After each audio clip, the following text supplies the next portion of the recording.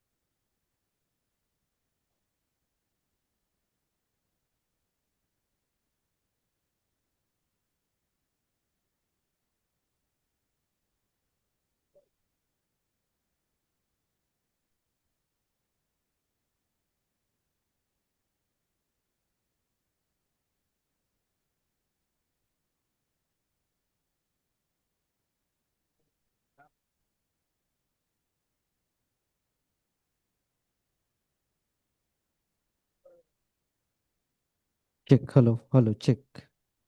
Check hello. बोलिए सतीश चा। Hello. Hello check. हाँ। Hello check hello. बोलिए सतीश चा। हेलो। हाँ आ नहीं रहा टेस्ट कर रहे हैं। है। हाँ ठीक है। Hello check hello. आपका कैमरा बंद है। कैमरा बंद है। हाँ नहीं दिख रहा है।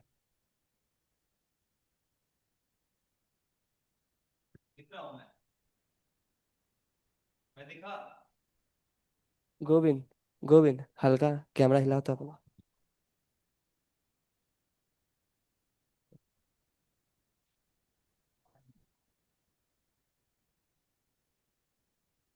चला। हाँ नहीं आप तो हटिएगा। भेज दिए भेज दिए। आया उधर से। अभी आए थे क्या बोलते थे, वो हम बोले तो सर।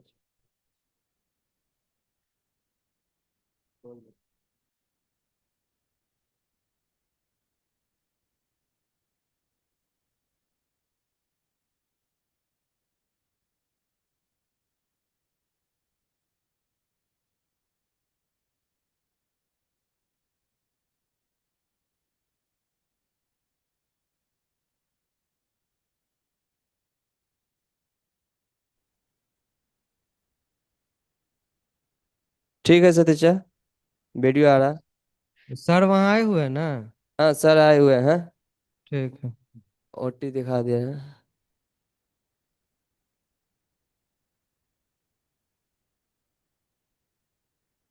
क्या हुआ?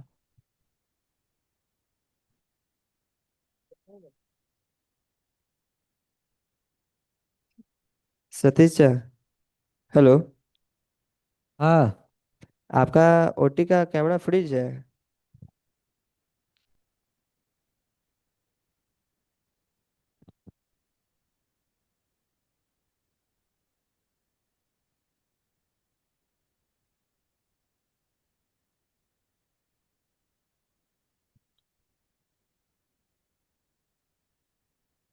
हेलो ठीक।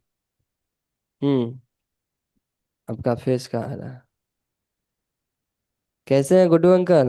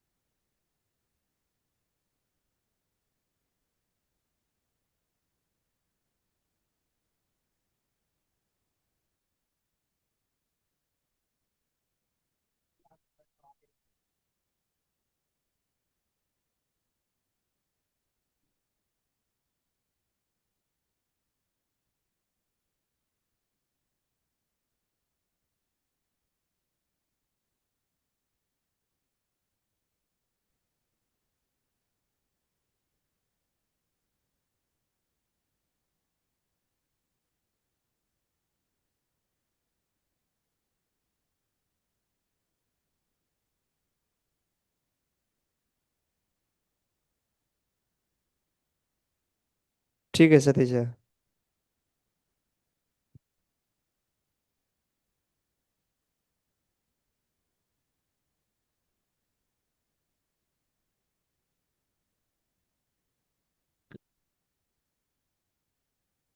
Good morning, all.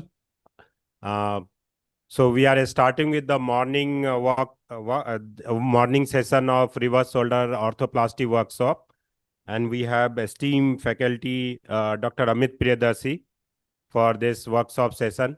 Those who are sitting in the back come with their plate to the front. And Dr. Amit, you are ready? Okay.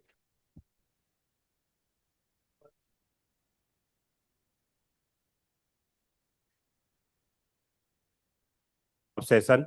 Though.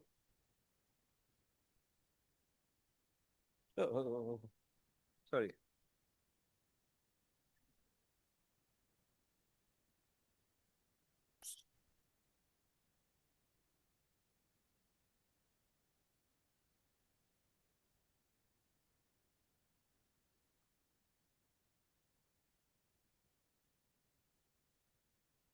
इसे चेंज कर दोगे?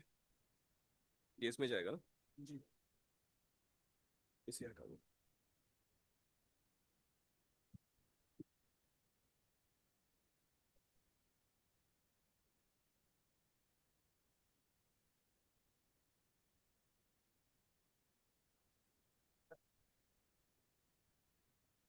Hi, good morning.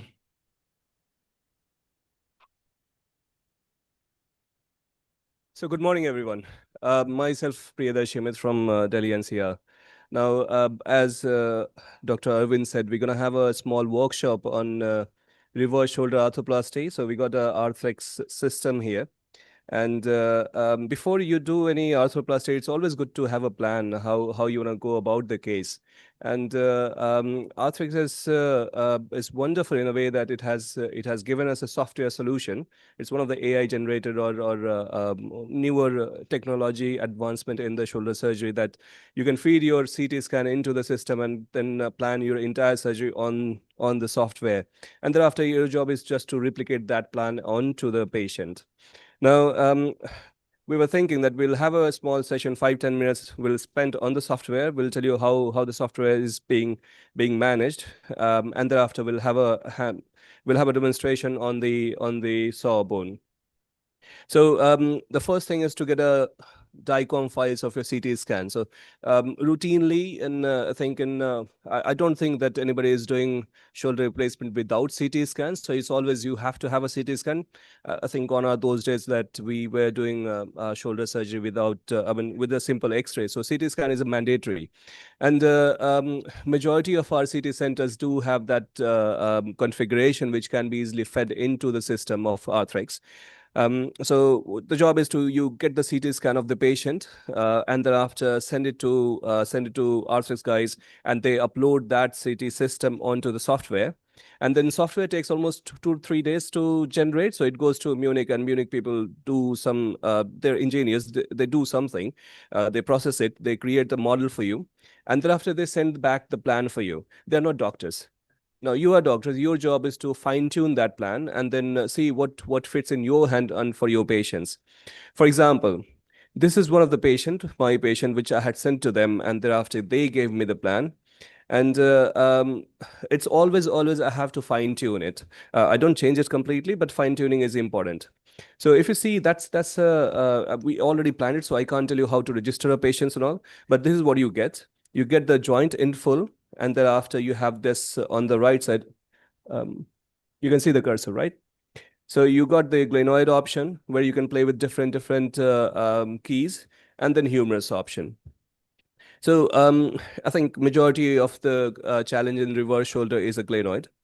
Um, so these are the option on the left. So on the left side of the screen, you get the different measurements. So what's a native anatomical parameters of the glenoid is, like your inclination, like your version, and thereafter you can also judge how much is the bone loss. And on the center, it gives you a 3D, which you can turn and see if your implant is sitting properly. And on the right side, there are multiple keys where you can change it. For example, implant option, you got MGS base plate and then different. You can change the pose to 28 screw. You see this changes. Usually the glenoid comes in two sizes, 24 and 28. 24 is the most commonly used. And if you got good bone, then the screws are better so that you can get the compression of the glenoid base plate. And then augment, full augment, half augment, lateralization. If you want to lateralize the base plate by 2 mm or 4 mm, you can change entire thing like you do in your video games and all. And then central screw, you change that, everything changes. Then you got the implant controls. You can change the version. If you see, I'm changing the version. It's going more anti-verted and then retroverted. And the inclination, I'm changing up and down. And thereafter, I can see that how is the seating and maximum thing. The most important thing, once you get your version correct, once you get your inclination correct, you want to have a seating of almost 75%. It should not be 50%. You want to have the seating of base plate on the bone at least 75%, because less than that, there is a chance of loosening. So if suppose I'm lateralizing it, this AP, if I'm lateralizing it, I'm going inside, but I'm eating up a lot of bone. And that also is not favorable. You don't want to eat the bone. You don't want to go into the cancellous bone. You want to stay on the cortical bone. So it's different philosophy than the other implant fixation. You don't want to have a cancellous bone underneath the base plate. And then if you come out, you see seating is reducing. So it's 45%. That's not going to work. And then you can also change your glenosphere standard and then lateralized screw trajectory also, you can say. I think I'm done with this planning. So in the same way, it's already planned, so I can't show you everything. The system has not allowed me to do that much. So in the same way, you can go onto the humerus and change your parameters and see what humerus fits better. I think in a nutshell, that's how you play with the system. So on an average, I'll play around 2-3 hours, or maybe I'll come back next day again, play and see what's better for my patients. Once I have done that, I'll confirm the plan. It will go back to the Arthrix lab, and thereafter they will create a PDF of what I have planned: my glenoid size, my base plate size, my glenosphere, my humerus stem. And then another interesting thing about this is your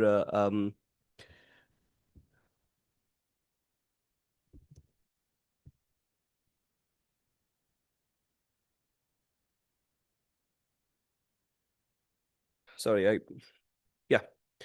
So another interesting thing in the Arthrix, I would say it's the most interesting thing in Arthrix system is your 5-prong jig. That's called 5D calibrator. Now, the trick in the glenoid positioning, glenoid surgery is like you have to have your guide where exactly where you want it. Now, out of a big surface, you can go in this direction, you can go in this direction. Your point may vary if you're not guided. Your inclination and the version, everything can change based on your way, where you want to put your guide wire. So this is the guide which will make sure your guide wire exactly same as you have planned. So this is called 5D calibrator. So it's got 5 prongs. It's reusable. It's autoclavable. So every patient, you can use the same thing. So it's one of the PSI you use in knees, PSI, patient specific instrumentation, but it can be reused. So it doesn't cost you additional money. So it's one of the interesting thing in Arthrix. So I think that's how you do. And I think we are good to go on the Sorbonne, right? Any questions regarding the BIP? I mean, okay, so software doesn't allow trauma patients in all the, I mean, different softwares are there. Some of the people have to push hard to get the trauma case onto the system. Sometimes they do it, sometimes they don't. For me, they don't. I mean, um, but trauma is different. Now, you have to have your CT scan. You can easily assess your, yeah, you get a CT anyway. It's just,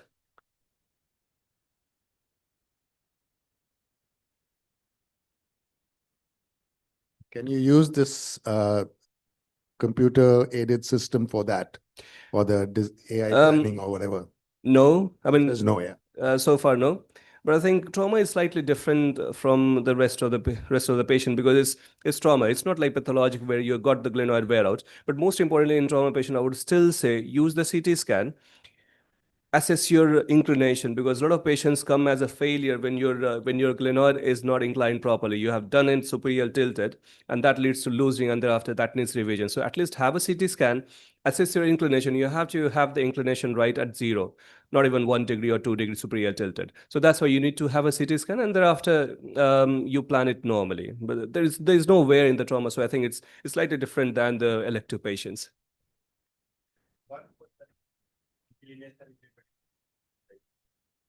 For the retroverted, initially you have to accept whether you will accept the antiverted or retroverted. So naturally, it's retroverted, and it's a 10 to 15 degree or 7 degrees a normal retroversion tilt of Indian or worldwide population. Now, initially, when we started, we are not looking at this inclination per se. We are more concerned about the version. So we've always wanted to have a normal version.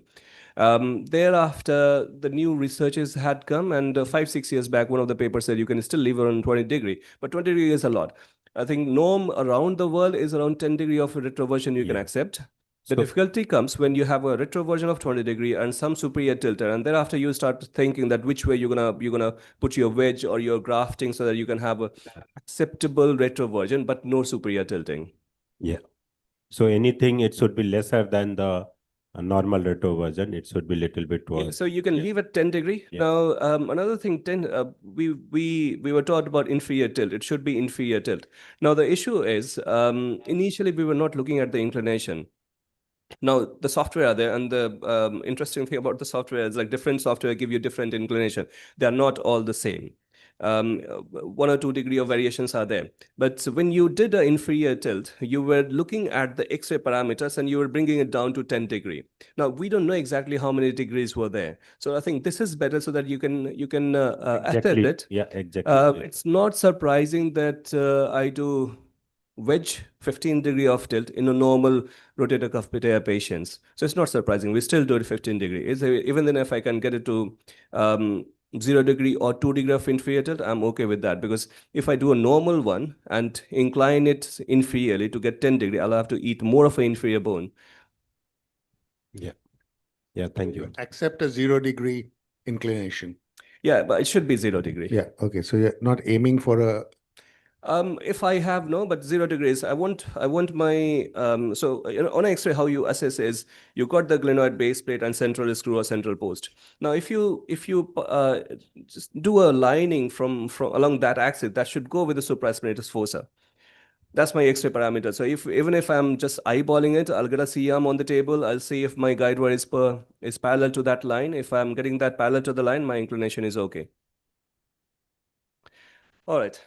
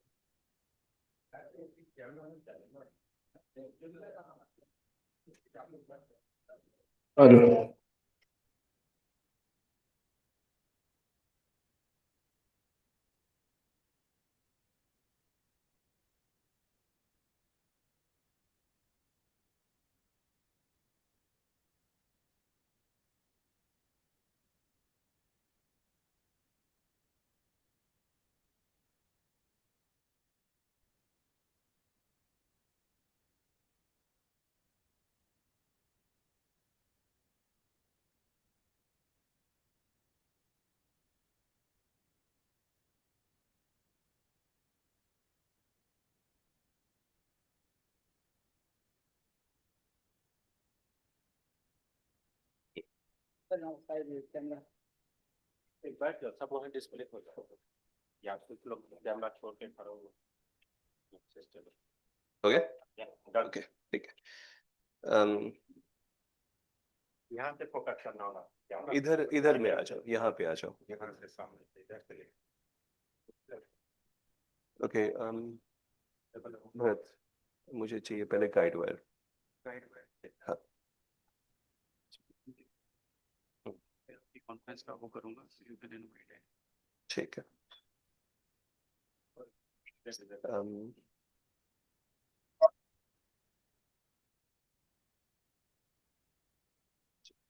इसमें drill लगा देना, जो first drill है.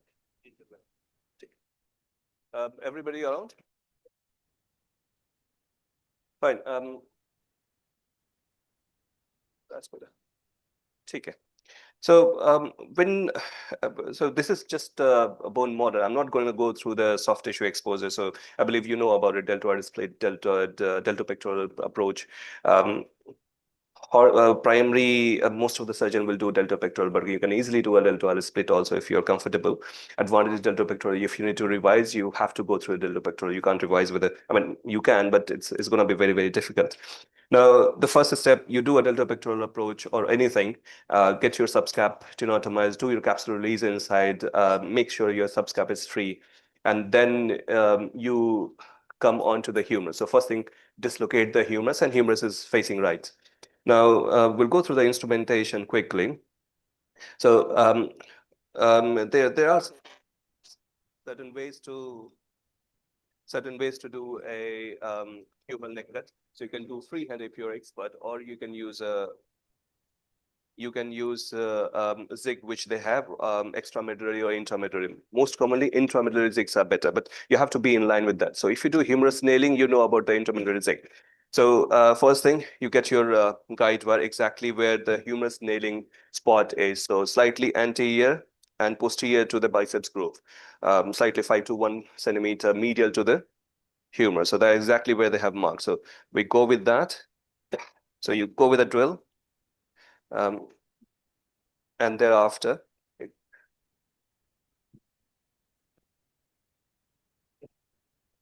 so exactly where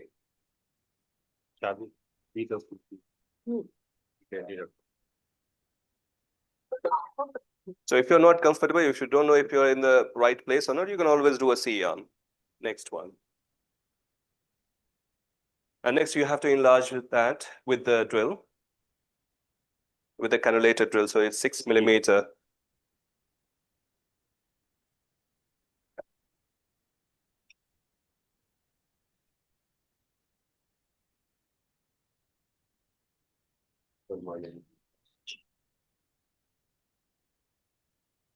So go straight.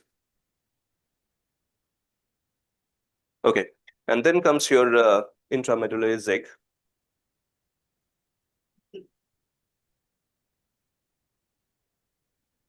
It's got a stop here, it will stop. And then after, reaming अभी करा रहे हो या बाद में कराओगे?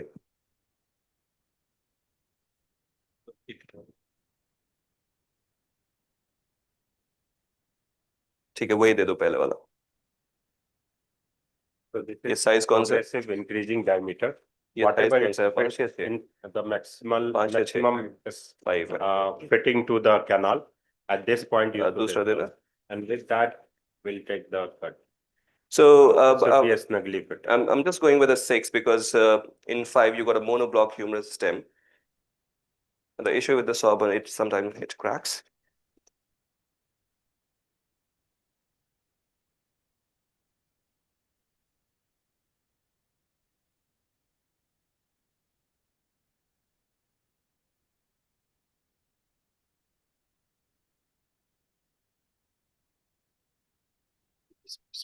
ये बोलती ये इसमें ये उल्टा लगा है. इसको लूज करो यहाँ से. ये उल्टा लगा है. लूज करो इसको, लूज करो, टाइट कर दिया तुमने. हाँ.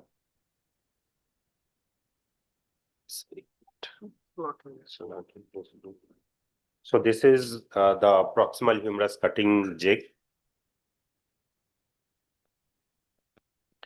Now, so for me, I do anatomical neck cut. What do you do? Yeah, it's anatomical. Exactly, Always anatomical. anatomical neck. How you decide the cut, sir? So, I mean, in osteoarthritis, you'll get different. There's a left one, right? Or one. Right. So it's anatomical neck cut. One of your eyeballing, you fix this jig at the level of this anatomical cut because most of the time it's completely visible in front of you. Okay. So this is Put on how the appointment. this will sit Yeah, with yeah. the help of jig, and then you Okay. will be passing 2K wire through that. Now, another important thing, if you're good experienced enough, you don't need these two. Yeah. These are your version guide. So how much version you want to give in your humerus head. So you can go with fixed version like 20 degree or 40 degree or 30 degree. Mostly it's going to be 20 degree and 30 degree in between that. But if you're going for native version, you just ignore it. Wherever it fits nicely, wherever you think it's going to cut posteriorly at the right angle, you can go with that. So how you decide these two, sir? Then So this jig basically help at the time of placement of a stem. So that is the main purpose of this.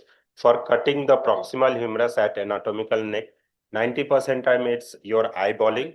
You can see this jig is getting flush with the proximal humerus at the level of anatomical neck. The main important thing about this, yeah. So the system is slightly different. You got your inlay stem and onlay stem. Now, when your inlay stem, when it's going into the metaphysis, inlay stem where your metaphysis goes inside the bone. Onlay is when your supporting thing is sitting over the neck, over your gut. Now, when your inlay stem, when your metaphysis is going inside the humerus, this has to be perfect. Because if your version changes, the final version is going to be different if your neck cut is different. So if you're using inlay stem, you have to have retroversion right from the beginning. And if you're using onlay stem, you can cut in any way you want. The stem is going to go inside. It doesn't depend on your metaphyseal integration. So I think that's the difference in the system here. What is the idea for a revert? So debatable. So I know. What you follow, sir? So for me, it's 20 degree. 20 degree of fixed version, so I'm not a native version. But I had done 0 degree, I have done 10 degree, never done a 40 degree. But some people are doing native version. So I think doesn't make any difference in the long run, but this is what you follow. So once you have that, you go with your 2 or 3 pins. And this should be parallel to the forearm.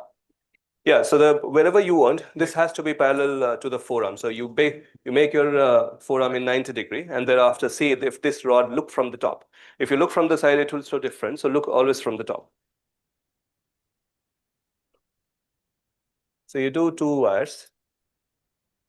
Your wire should be in this zone. Okay. So then now the option is either you want to take this off now or you want to leave it for some time. I tend to leave it for my half cut just because. Oh no. You want more pill? No. You want more pill? No. Sorry, we'll just do neck cut based on this. I haven't So done you want more pill? No, I'm okay. I'm okay. Then take. So I'll just go in. I'll do the neck cut and then where was it? So you'll take neck pin cut over this or Cut over this. wire? No, over this. So this will guide me. I forgot which one was that. So Just keep it there. for over the neck cut, you have to take this check out. Yeah. No. It's a jig based. So Do you do this for the fracture? fracture this version? No. For the fracture is already broken there. Yeah. Your proximal humerus is almost distorted there. Yeah. Does that this? Sorry. Yeah. निकालना पड़ेगा. चलो. Yeah, definitely. It's this stem works in simple stem also. So Arthex gave you the longer stem also. You can use that also. Only thing is that this many a time if communication is more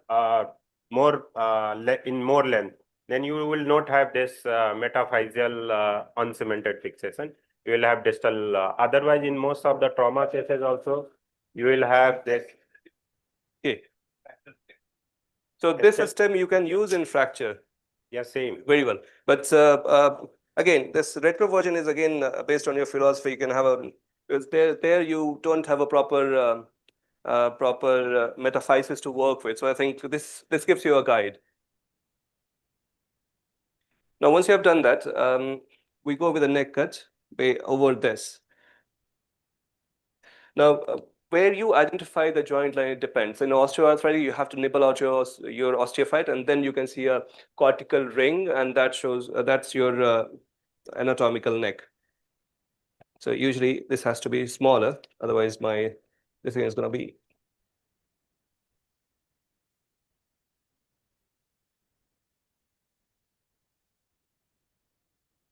Take it out.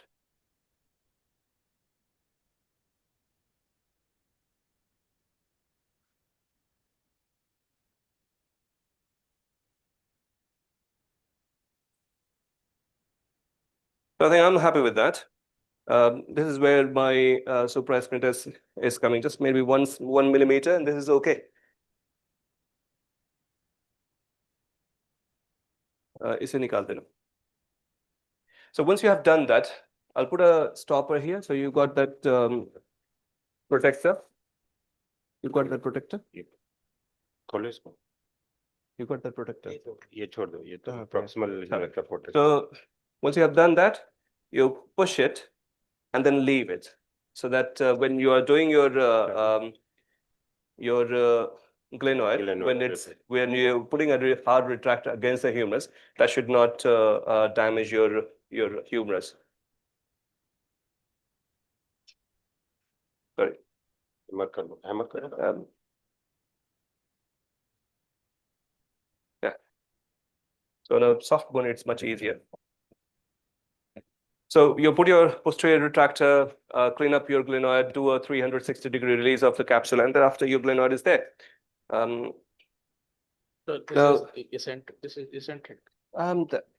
There's a bone model. I mean, so you have to have your exactly in the center. You're right, and you want to cover this cortical bone also, because this is what you are after. That you don't damage that with your retractor. So next, your glenoid is there. Glenoid का guide देना, MGS का. इसको नीचे कर दोगे आप?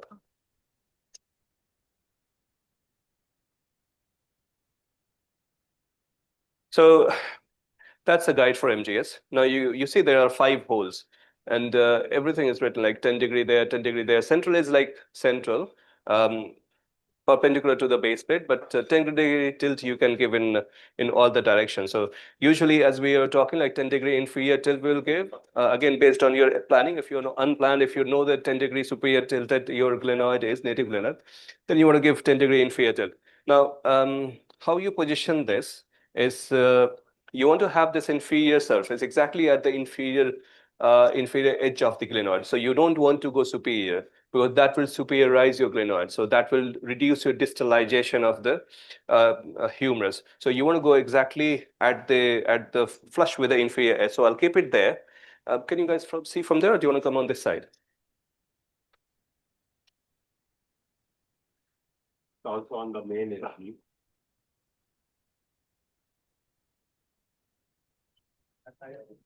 So guide wire.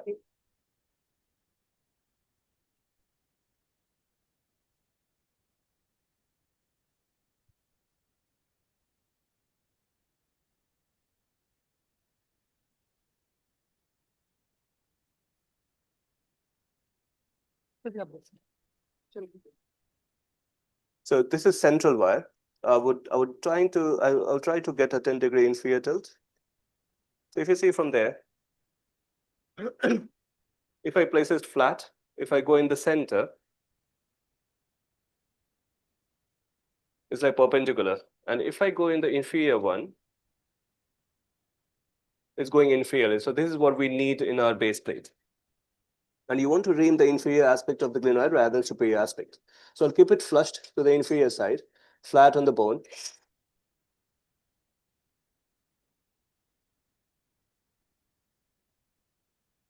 Key.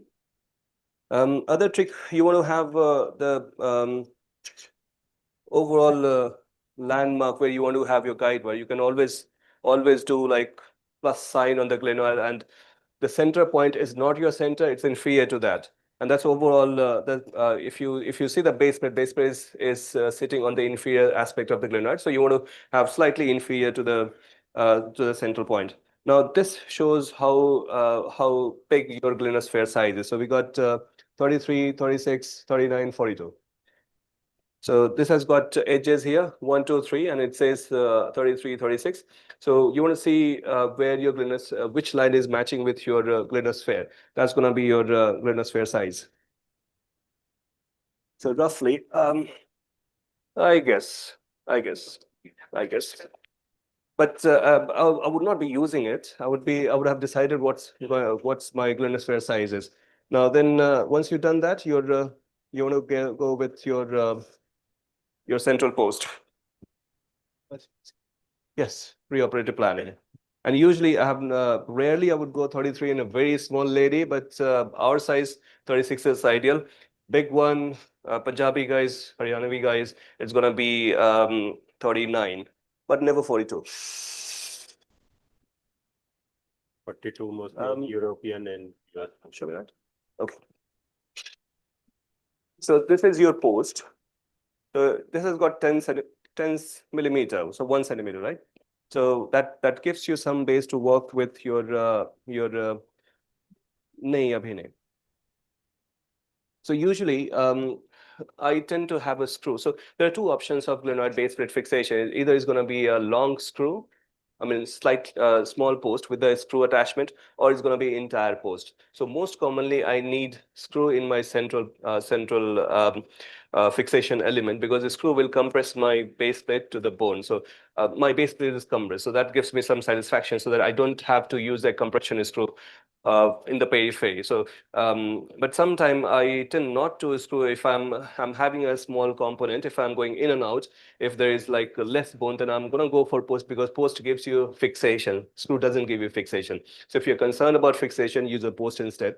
And if you're using a long post, these are the drills you can further drill with. So it comes in 10, 15, 20, 25.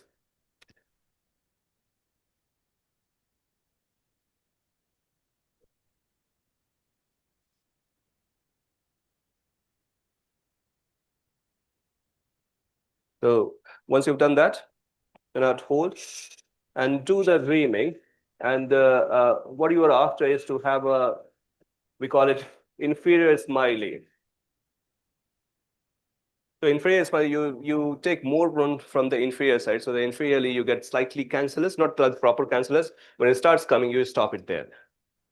And then this one is for your glenosphere reaming, so that you 36. Okay.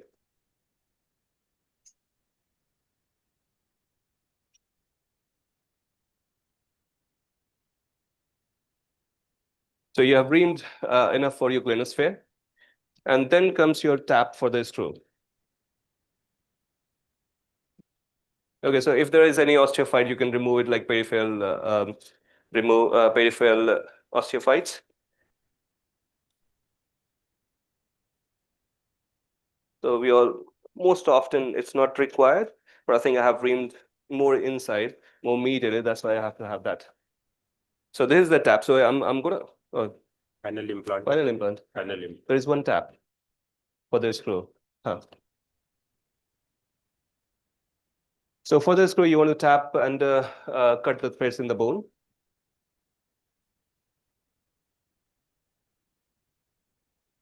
Should be in the hand. In the hand. You can go directly. In the hand. This The handle.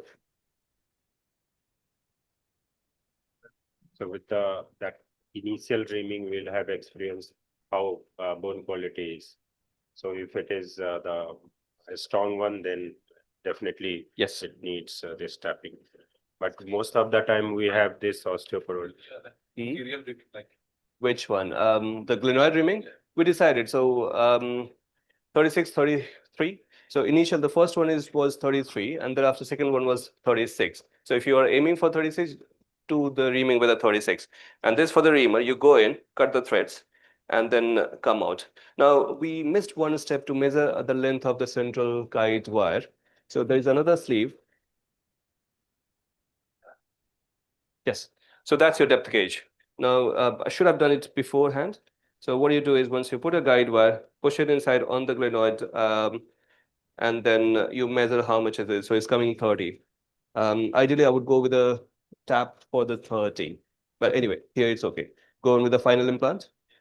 ये हो गया? अच्छा, ठीक.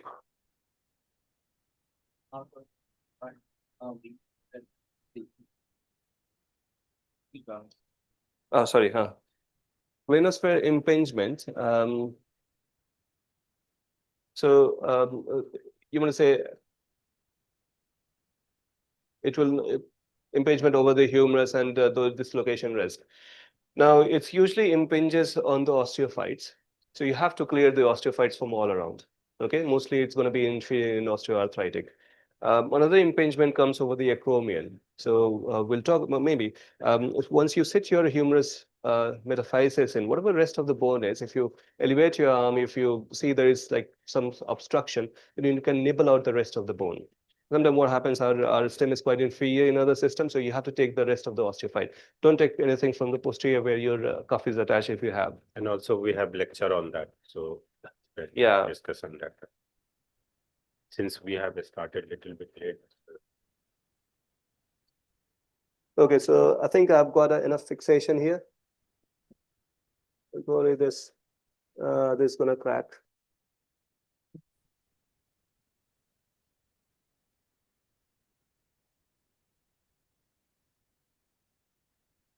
So I'm gonna have a glenoid fracture here now. No, leave it, it's gonna crack. So screw करने के बाद पंच नहीं करते हैं. हाँ. Then you're doing a peripheral fixation. So what we have to do is like if you've got a central compression screw, you don't bother about putting a peripheral compression screw. You can easily go with a locking screw. So the study have shown that you have to have a locking screw in the base plate to prevent loosening. So if I've done a central screw, nice fixation, I'm just going to lock it with the 2 screws and leave it. If I'm used a post, then I want to have a 4 peripheral screw, 2 locking and 2 non-locking. Drill देना screw के लिए नहीं. So there are 2 things, post and screw. So central fixation element. Now, if I'm locking it, I'll go with the inferior one first, and there's like variable angle. So once you lock it, you can change the direction by 15 degree in each screw. So inferior one, I want to go along the lateral spine, lateral scapular border. So I'll go slightly inferior so that I can have a better bone. And then this is like multiple laser marks are there. It used to be color coded. I think color has faded now, but it shows what's the depth. So as soon as you have a giveaway, then after you stop. So I usually count 1, 2. So I've gone through 1 and then 2. So my length is going to be second one, which is coming up to 25 millimeter. So this is, you have to see what the reps are giving. I have already planned for a locking screw. I'm getting a cortical screw, non-locking one. So I'll change that. So please give me locking screw. Okay.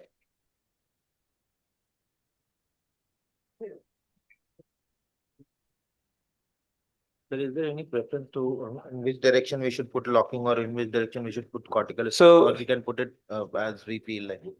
So again, if we are just planning 2 locking screw, I'll go superior and inferior because you want to have a good bone. Anterior posterior glenoid width is not much, so you're not going to have a good amount of bone in the anterior and posterior. So I'll ignore this. Sometime in a small patients, very small glenoid, I'm not able to get even 4 screws. So I'll just leave it at 3 screws. Can you finish? Yes. So that this will be preferably in which area? 3 screws. So it's usually the anterior one I leave. Hmm.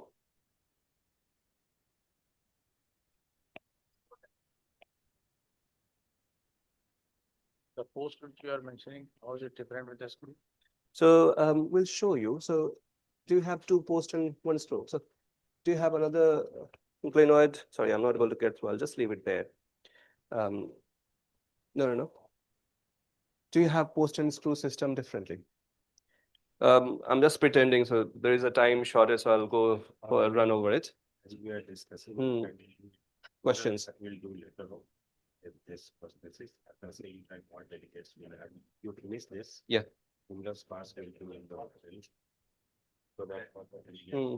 exposure also is they can perform the record more than अभी boss को Okay. ये glenoid complete कर लेते Hmm. then we'll go to the lecture then फिर इसको so that ठीक है। मिल गया और भी होगा नहीं, ठीक है। जो हम लोग पहले डिस्कस हाँ। हाँ, ठीक है। So once you have done that, next one is to have the glenosphere. So glenosphere inserter.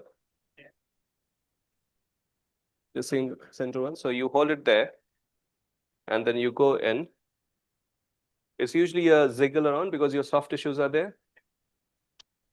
And thereafter, pusher. So when you put flat, and then push it, that will fix it. It's not coming out. And thereafter, you have the central screw. Nahi hai? So ye wala. So you put the central screw, and this is important in the way that it will prevent the glenosphere from uncoupling from the base plate. This is also not the central screw, it's slightly bigger, but pretend that this is the central screw for the glenosphere and the base plate. So I think once you've done that, you come back onto the humerus and then start with your metaphysis and broaching of the humerus. So I think we'll pause here. We'll have some of the lectures, and thereafter we'll come back. Thank you. So thank you very much. Is there any philosophy behind putting post? Thank you, Dr. Amit, for this great So the elaboration of fixation is meant to glenoid preparation of reverse shoulder orthoplasty. This is very emerging topic and very great surgery, changes life of a lot of patients. So now we are shifting to the main conference. So may I request Dr. Johnson to say some words? Question is. So good morning, everybody. Welcome to the second day of the Bihar Arthroscopy course. As you can see, it's not just arthroscopy, but basically reconstructive surgery for the shoulder and knee. Today, we're going to concentrate on the shoulder. As you were all here yesterday, we had 6 live surgeries, 4 panel discussions, and multiple lectures. And I hope you sort of got some messages out of the whole day's program. And today we're going to concentrate on the shoulder, basically on shoulder instability, a little bit about trauma and reverse shoulder arthroplasty as well. And of course, arthroscopy is going to be a major part of it with rotator cuff injuries, etc. So all the best, and I hope all of you will benefit from the course today. Thank you very much. And with that, I will hand it over to the who's doing the announcements? Acha, Raju. Very good morning and warm welcome to second day of 9th Bihar Arthroscopy course 2026. Now we are going to start new session. The name of the session is shoulder instability session, and this session will be chaired by Dr. Manoj sir. Kindly come on the dais. Dr. Manoj sir, SN sir Rao sir, Umesh sir, Madhusudan sir. Kindly come on the stage, please. And Abhijit, sir.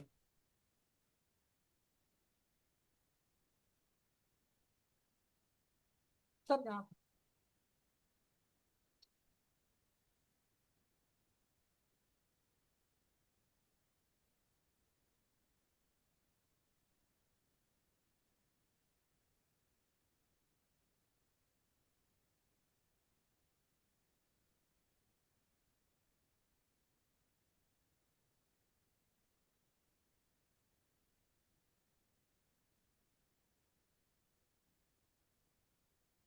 Now I will invite Dr.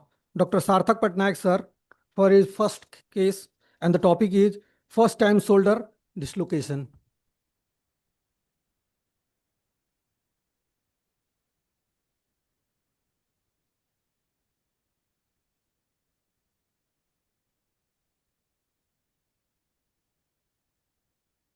Good morning, everyone. Myself, Dr. Sarthak Patnaik. I'm from Bhubaneswar. Thank you, Arvind and BSc, for giving me this lovely opportunity. So, first time shoulder dislocation, this is quite a common thing which we see in our postgraduate days and also in our clinic practice days. And as we all know, the shoulder joint is the most frequent large joint dislocation, and the incidence around 1.7%, and the major cause is traumatic. And we are all anxious to, treat a shoulder dislocation starting from our postgraduate days till our practice days. Yes, once you get too senior, then you tend to see that, okay, the juniors to take care of it. But what you need to understand before you ask your junior to reduce it in the ER or OR, you know, you should understand the epidermis and the mechanism how the shoulder got dislocated. You have to take a proper imaging to understand what all pathologies are related before reducing the shoulder joint, and decide early whether stabilization any procedure is required or it can treat it conservatively. So as we all know, the peak incidence among the teens, which is around 30% and is common mostly on the contact sports or in the overhead sports, and was mostly while playing a basketball. Sometimes we get surprised that the patient says, I was trying to give a smash badminton and my shoulder got dislocated. So it's mostly seen in higher among the young athletes. So the preferred management, what we all think, is to find out what age, x-rays and all these things. So the recurrence rate, as we all know, depending upon the age, the 72% takes place in age around 12 to 20 years of age, 56% in 23 to 39%, 27% among when the patient is more than 30 years of age, and 10 to 50% when the patient is 45 to 50. So this is very important for our practice, and especially some of our relative comes and we need to take a robust decision. And the thing is, the mechanism, as you all know, abduction, external rotation, anti-translation, and leads to dislocation.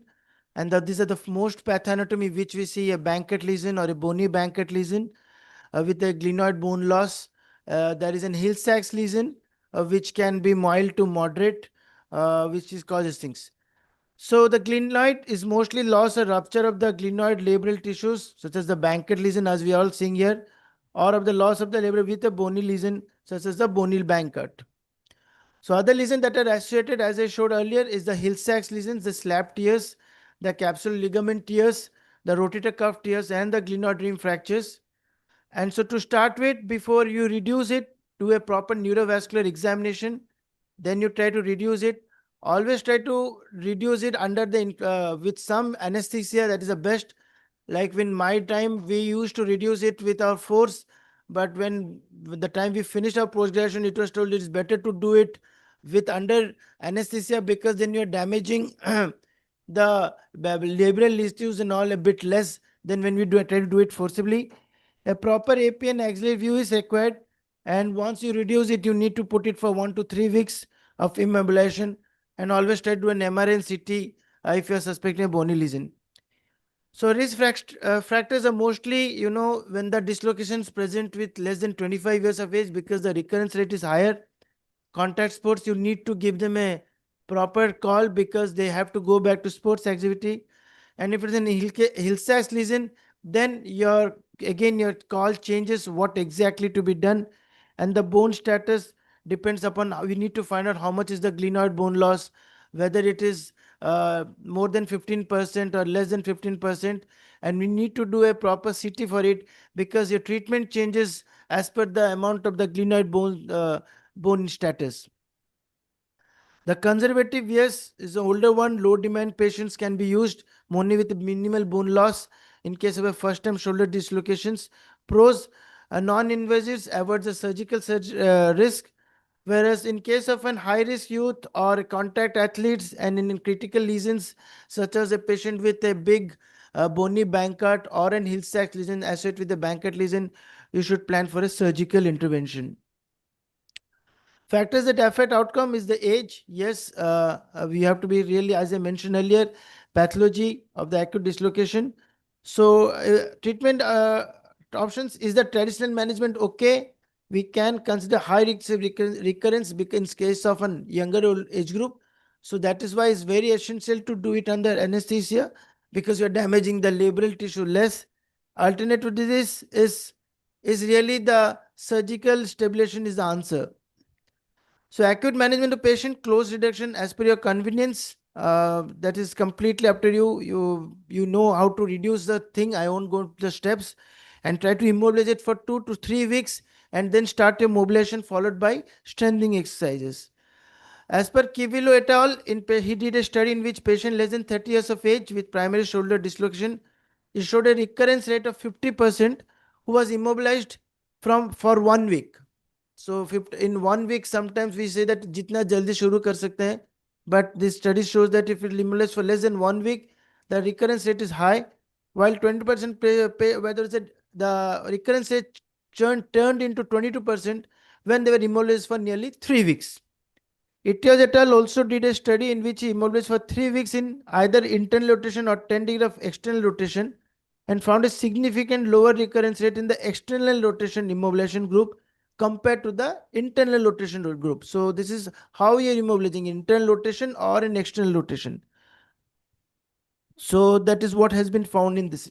So immediate surgery, this is unacceptable because high risk of, in case of a high risk of recurrence in younger athletic problem, and recurrent instability causes significant and progressive soft tissue and bony damage.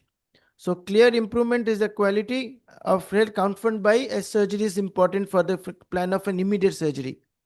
Arthropathy was more prevalent in patients presenting several dislocations.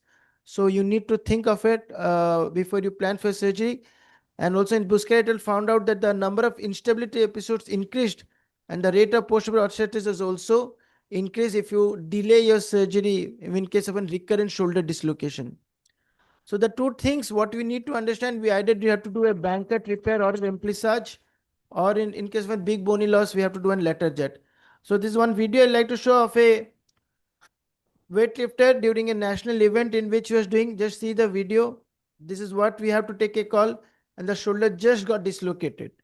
So in this type of patient, you can't wait. So an immediate CT to rule out whether there's any bony loss, which is you need to see the glenoid index and find out how much amount of bony loss is that. My take up is if it is more than 15%, I'll go for a letter jet procedure. And if it is less than 15%, I'll go for an arthroscopic Bankert repair. Positioning is the beach chair position, and you need to do an evaluation of anesthesia before the thing to understand what is the anterior door and the laxity about complete, if it is a pan-labral lesion, which helps you do this. Then the portal placement which is very important. You need to do a proper portal placement, that is the anterosuperior and the anteroinferior portal, and the needle verification is required. So once you put it, you try to see where my needle is reaching. Am I reaching to the position where I would like to put my anchors? So the anterosuperior portal, your needle should be still at least till 4 o'clock. And when you're putting an anteroinferior portal, it should reach till 6 o'clock, 7 o'clock portal position. And once you get this, you can put your portals and go ahead. A diagnostic arthroscopy is really essential because it helps us to rule out if there is any loose bodies, the frail, any fibrillation, any cartilage damage, and also the Hill-Sachs lesion, because it's very essential to, to take a call whether I need to put 1 screw or 2 screws for the remplissage. And once you do this, you need to put the anchors. The proper anchor placement are mostly at the 5 o'clock or 6 o'clock at the lower mostly try for 6 o'clock, which you can do easily if you're coming through the posterior portal. And you try to target around 5:30 to 6 o'clock as the most inferior portal, followed by 4 o'clock or 2 o'clock other portals. So this is the thing. And this is how you should look for the bumper effect with proper lateralization of the humeral head, and immobilize the shoulder for around 2 to 3 weeks once you repair it, and mobilize. If you're not repairing it, keep it immobilized for 2 weeks, and then start with the mobilization of elbow and then other exercises. Thank you. Thank Thank you. you, Dr. Sarthak, for your excellent presentation. Our next speaker is Can in this case. So Sarthak, what is the red flag sign in first time shoulder dislocation? Because most of these patients get managed with definitely with the immobilization, then followed by exercise, and they do good in future. But some cases having this red flag sign. So what are the red flag sign for you that you may think that this patient have something else along with this? So we have to look for that. Other than this weightlifter with very high end athlete. In normal persons, you should always think like that. One is what is the laxity, what is that sports he's playing, what is his activity is very important for me. Then I would like to say like the X-ray image, is there in Hill-Sachs lesion or not? And bony Bankert at the same time. Bony Bankert is one of the most important things, because you need to see the X-ray very carefully, which is, and if you're in 1% of doubt, get a CT scan to rule out the bony Bankert. Yes. Other than this, when you reduce the shoulder, And even after 2 to 3 weeks, patient is having this apprehension type of thing. But in the X-ray and CT, there is no bony band cut. Such kind of patient may have pan-labral Labral lesion. lesion, yeah. Yeah, so this pan-labral region you can appreciate in patient, those who need prolonged immobilization. They have fear of this taking out the immobilizer. So this kind of patient, you have to rule out with MRI. Sarthak, Sarthak, can I ask you one question? Yes, yes. What is your timing of MRI scan in first time dislocator? So I always do it after 10 days, sir. Most like knees. Any reason for that? So just to reduce the inflammation in the whatever the fluid is collecting due to the traumatic death, just to reduce that. I put them on cameral fort and all, put proper ice packs and immobilize. And once after 2 weeks or 10 days, I do the MRI. Sir. And if you want to do a first time dislocator Bangar's repair, what is your timing? I will do it once it's proved in MRI, then I can ask the patient call and what, as I depend upon the patient. But if it is in high demand athlete, I would like to do within 1 week to get it again. Mostly a labrum lesion, Bankert lesion. Okay. Dr. Sarthak, one question. Hello. If patient Let us finish. Let us finish. Huh? We are running short of time now. My comment is first you reduce the dislocation and send the patient for 3D CT so that you can appreciate everything. This may help you in further planning. Then next one is first time, ideal technique of arthroscopic Bankert repair by Dr. Jay Prashant and Mahesh Kumar.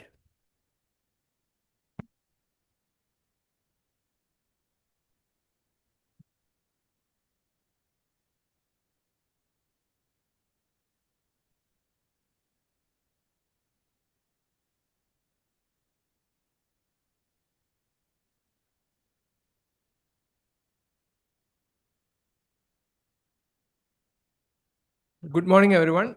I'm Dr. Jyoti Prashant, coming from Kerala, Kannur, and thank you, Arvind sir, for giving me the opportunity to present over here. My talk will be on arthroscopic Bankert repair, how we can do it, and actually my topic has been made simple by my previous speaker, Dr. Sarthak, and I'll just run through the pathoanatomy of the Bankert lesion, that is detachment of the anteroinferior labrum from the glenoid rim, and disruption of the capsulolabral complex, and there is loss of bumper effect and often associated with the capsular laxity and may coexist with Hill-Sachs lesion. So these are the important things, and these are the things that we should correct in a Bankert repair.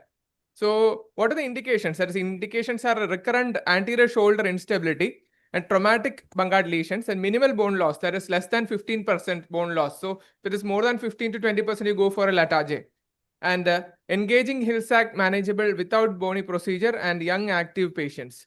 So contraindications are definitely the significant bone loss, more than 20%. You obviously go for a Latarjet, and large engaging Hill-Sachs, which require another bony procedure, and chronic capsular deficiency or laxity. So pre-op evaluation, everything has been dealt by my previous speaker. Positioning I often do a lateral decubitus, and both can be done, the lateral or B-chair position. And the lateral gives better access to the inferior glenoid.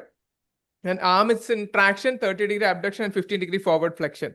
Adequate visualization of the antero-inferior labrum. So portal placed are the standard portals, as you know, the standard posterior viewing portal, the antero-superior portal, antero-inferior portal, and the spinal needle localization is as critical as my previous speaker told. And portal should allow perpendicular anchor insertion. That is the most important thing.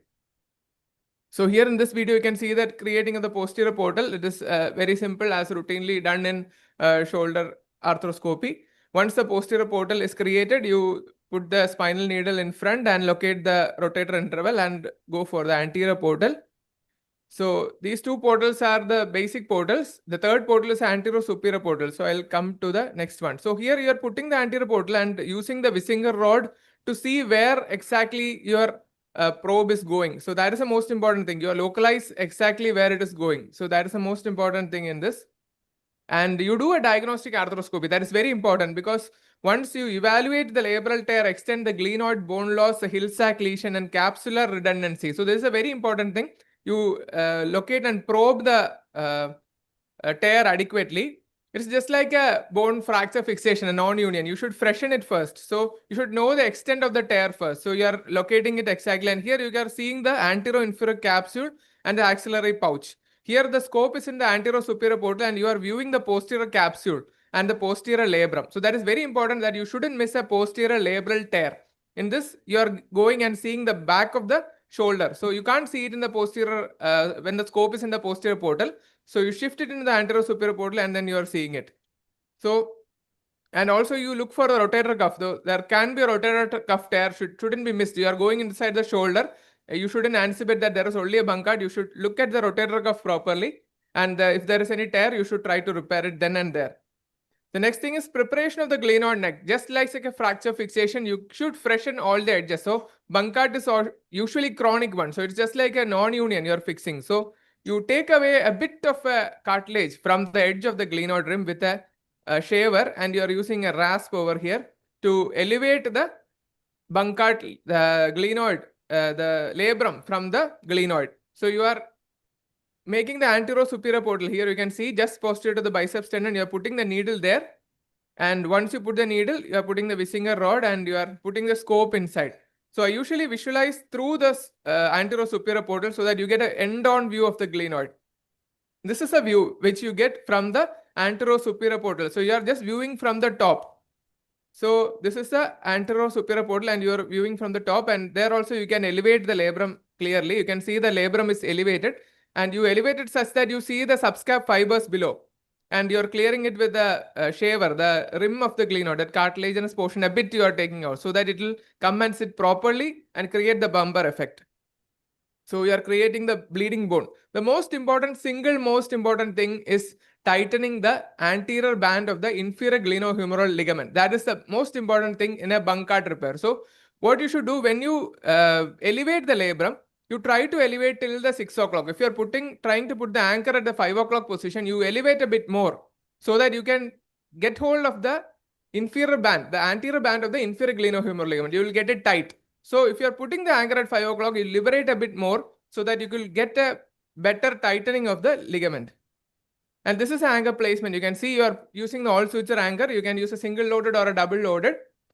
So here it starts at 5:30 to 6 o'clock position and progress superiorly. Ideally, through literature, minimum 3 anchors should be put in a Bankart repair. Minimum should be 3. There is nothing less than 3 anchors in a Bankart repair.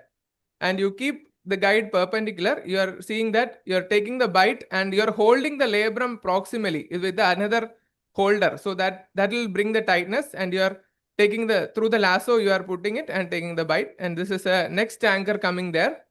It is 3 to 4 millimeters apart. This anchor is a double loaded one. Here again, you are taking the bite with a lasso and you are putting the suture knots there. So the knots are being tied.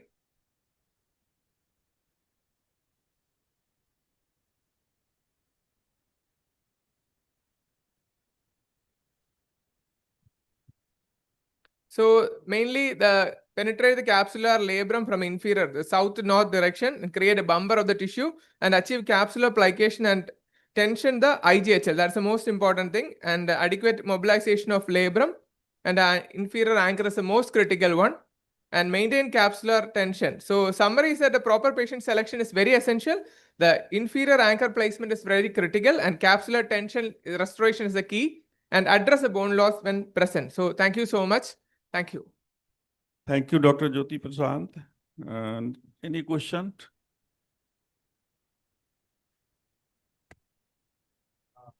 Difficulty in doing arthroscopic Bankart repair is taking the proper bite in the inferior part of the labrum, including anterior band of the IGHL into that. So what are your technical tips for that, particularly for the beginner, so that they will have very good bite into the IGHL as well as inferior part of the labrum? Yeah, actually, the portal position is the most important thing. While you position the portal itself, you should put a Visinger rod so that you know exactly where your scorpion or the lasso passes through. You can even take a bite from the posterior if you want. Because sometimes and another thing is you should always release more.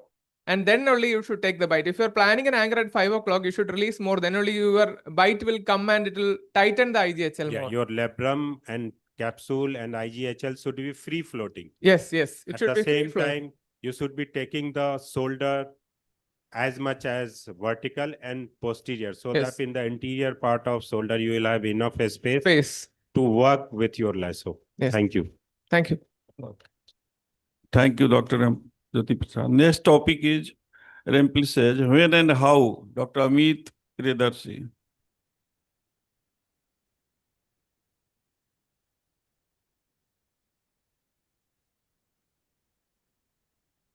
So thank you again and good morning again.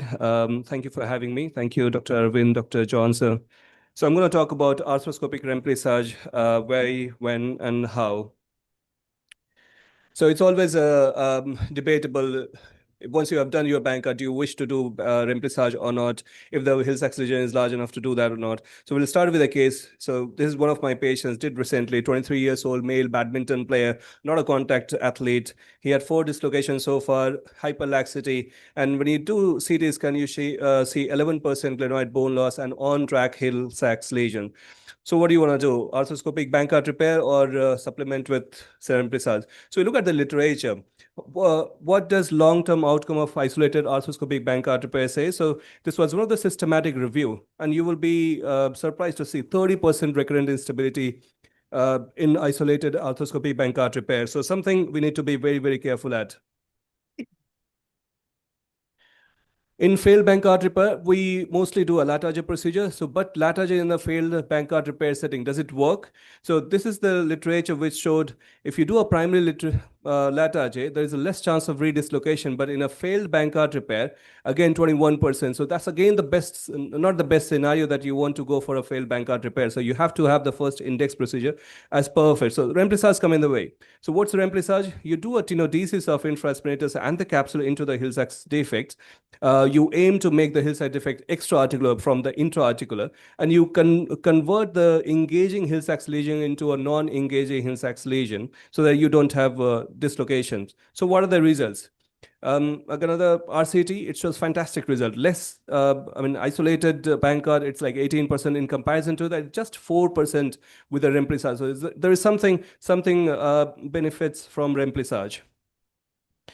They compared primary and revision setting. If you want to do arthroscopic remplissage along with the Bankart repair in a primary setting, it's a 0% recurrence. And in a revision setting, if you do a remplissage at the next time in a failed Bankart repair, it's not a very good option. So something we have to keep in mind, that why not do the remplissage the first go rather than leave it for the next step. So when do you want to do remplissage? So there are a lot of authors have given track concepts. So there's like glenoid tracking, off track, where you want to have a remplissage on the first go because it's dislocatable. On track, some people say is leave it, and then the next concept comes as peripheral track. If the track is low towards the periphery of the Hill-Sachs lesion, there you want to do it. Or the near track if the distance to dislocation is less than 8 millimeter. Some people will get confused. If you're very good at reading your MRI scans and with mathematics, I think this will help you out. So coming back to my patients, so we decided that considering risk of dislocation, we decided to go with remplissage. And if you ask me my indication for remplissage, most often I'm doing remplissage if I see a Hill-Sachs lesion.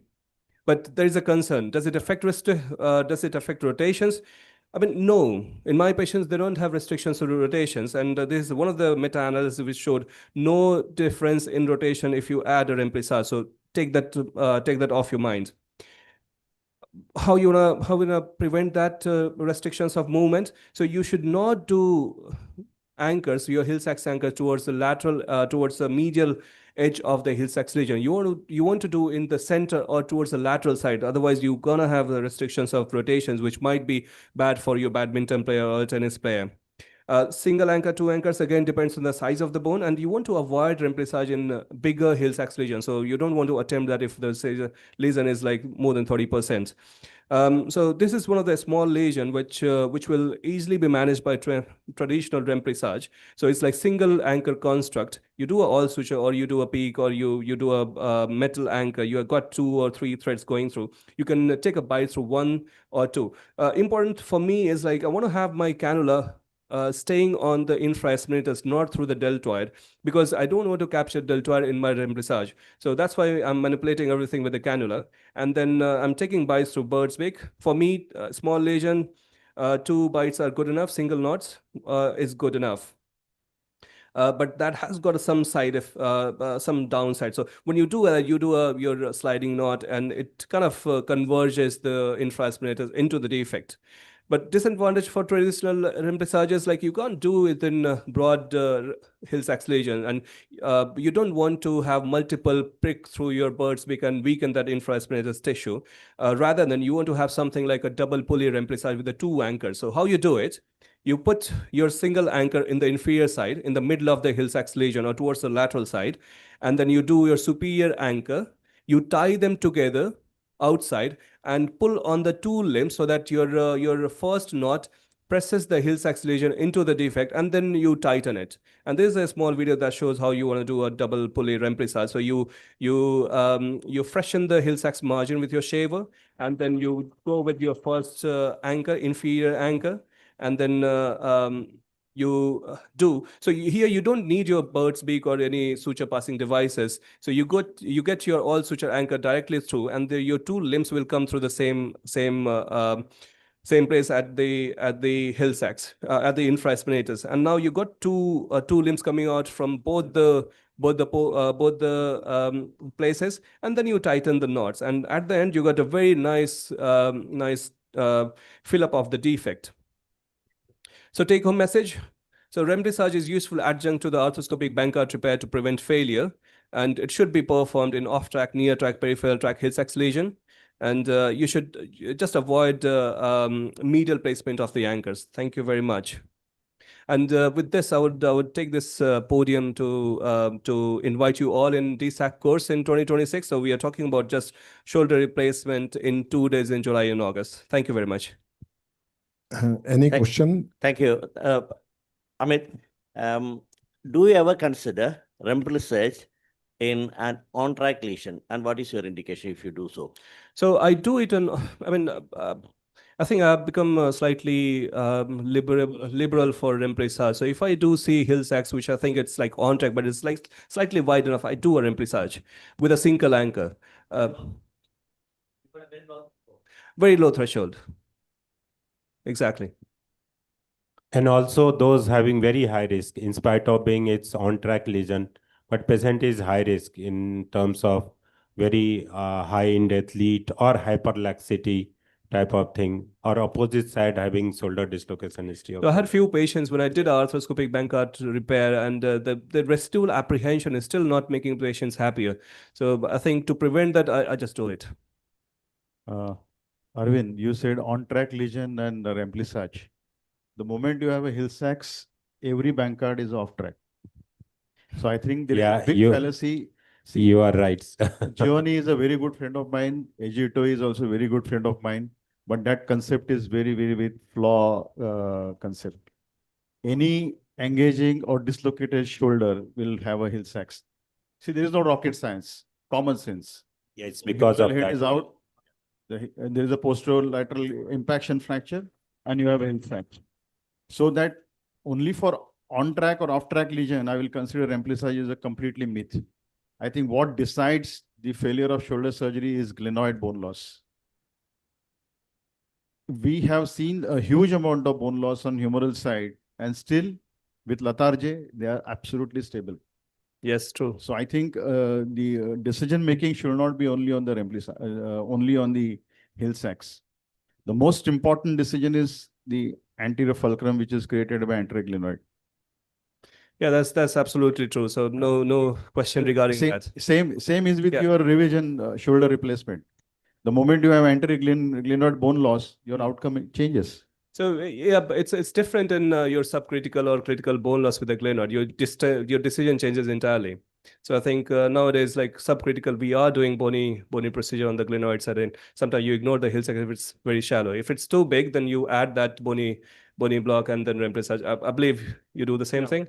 But same time, I'm not saying remplissage is out of vogue. Remplissage has a limited role, but that role is such a limited that you should have a very good feel. There is remplissage fill, and you said you put only one anchor. One anchor is a failure in remplissage. You have to have minimum 2 anchors so as to fill the maximum infraspinatus inside that bone loss, so as to take the good effect. So that is a wonderful paper by Dr. Young-Ri, which describes the remplissage fill index. And unless you have a very good remplissage, you will never get that full extra rotation what people have suggested. Yeah. See, every dislocation is a bipolar lesion. It's only the extent of hill sacks. So that's why probably people will have a very low threshold for remplissage. Probably there are people doing remplissage, not even visible hill sacks as well. Probably the concept of because of the concept of bipolar. Yeah. Just one question to Roshan Wade, sir. So you said 2 anchor is always necessary, but many a times it's shoulder dislocation with very small heel sacks, and you just want to protect your future dislocation, particularly in high risk patient. So you don't have too much of a space for anchor. So many a time you go for single anchor, but you said at least 2 anchors should be needed. So please, your uptake on that. So I think all of us know that whenever you do Bankart repair, first you do remplissage. You know why? Yeah. Because after that, taking first you pass the all these anchor, take the bite, but you don't close the knot. Why? Because you don't have 2 advantage of that. One thing, you can pull the shoulder little bit posterior, that was going anterior. At the same time, you first take all the bite in the labrum. You don't have you unable to see the heel sacks properly. That is because that heel sacks goes out of the track. Out of the track, yeah. Once you repair the Bankart, heel sacks goes out of the track. So that means it's not needed to do that heel sacks. So there is a difference between non-significant hill sac and significant hill sac. Significant hill sacks is more than 1.2 centimeter length and more than 0.8 mm depth. That is a significant hill sacks. See, minor hill sacks, you cannot do it with 2 anchor. In fact, it's not needed to do any remplissage there. Thank you. Thank you, sir. Thank you very much. Morning, everyone. Next topic by Dr. Tapish Shukla, sir, on arthroscopic bony Bankart repair technique.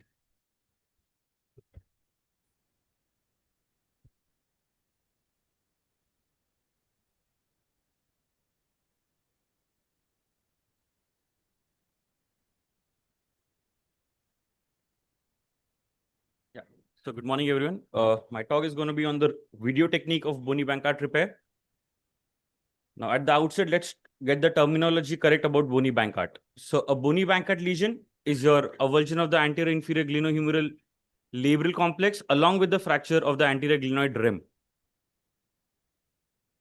So you have to have an episode of dislocation to terming the glenoid rim fracture as bony Bankart. This is your bony Bankart. However, take this case as an example, a 37 male with a roadside accident.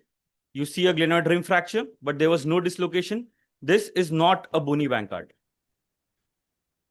Now, how do you diagnose it? Now, take this example, a 32 male with acute shoulder dislocation managed conservatively. Then a CT scan was done. It showed an anterior glenoid rim fracture, which was highly undisplaced. Now, looking at this picture, one would like to conserve this. However, if we do a 3D CT scan, we see the same glenoid piece as being very much displaced. So if you look at the picture at the right, you are pretty sure that this is going to need some kind of surgical intervention. So a 3D CT scan is must in such cases. Now, why is it important to fix it? Because we know Nakigawa et al. Has shown that the fragment is going to start getting resorbed. And initially, what you can easily manage with an arthroscopic repair might turn into a boneless situation, which might need an open lethargy later on. So the fragment will resolve, fix it as early as possible. Positioning, I use a standard lateral decubitus position for all my shoulder instability cases. Just make sure that you're using some kind of lateral traction so that it elevates the humeral head up and you get a very decent space to do your work. Always make sure that the body is tilted 10 to 15 degrees posteriorly so that glenoid is parallel to the floor. Now, the initial few steps are going to be same for the 2 types of technique that I'm going to be demonstrating. First, we have established our posterior viewing portal. And now we are supposed to establish 2 portals in your rotator interval. They are going to be high anterior and low anterior portal. You have to spend some time on this so that your low anterior portal is positioned appropriately so that you can actually take bite and you can go as low as possible.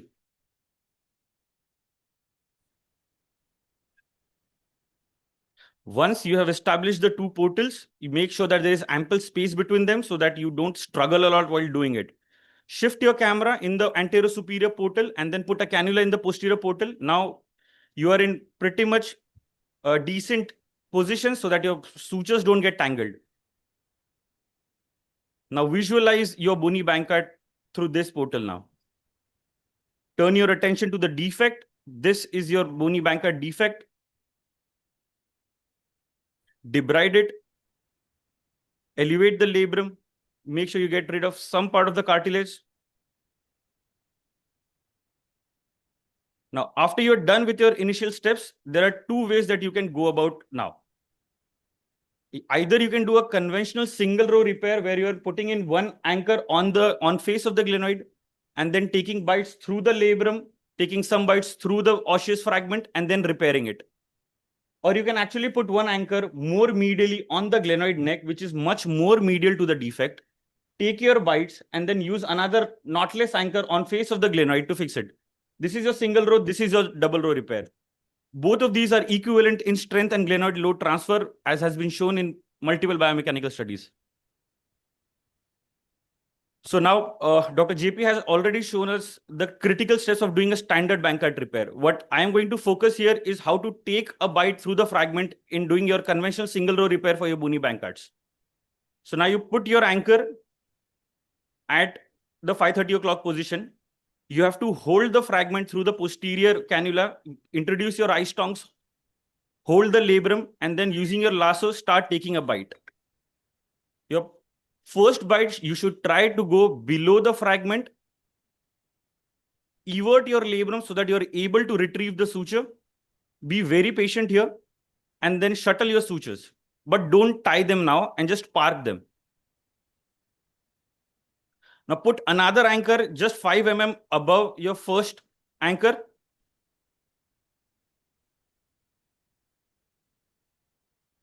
These are double loaded anchors. Again, pass the sutures. Now this is the most important step. Now you have to take the bite through the osseous fragment.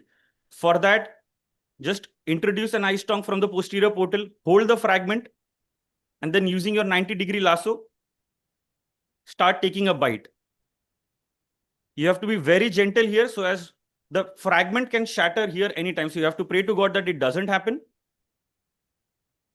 If you go slowly, you will be able to pierce the fragment like this.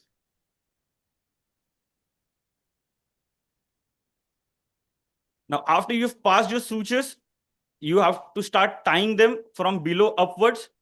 And for the labrum above, I always use a knotless anchor and then finish my repair. So this is your final picture after the remplissage was done and your bony Bankart repaired. Another way to do it is the double row repair. Now for double row repair, you're going to put an anchor on the medial. So this is your glenoid rim. This is the defect. And I'm putting the anchor on the glenoid neck.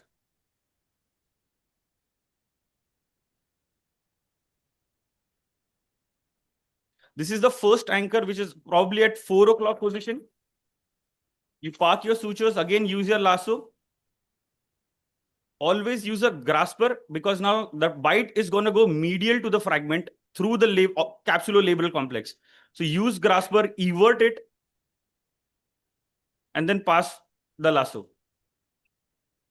After you've passed the sutures from there, you don't tie it up.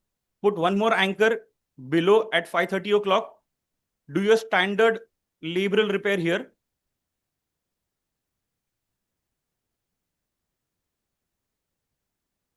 And then tie it up.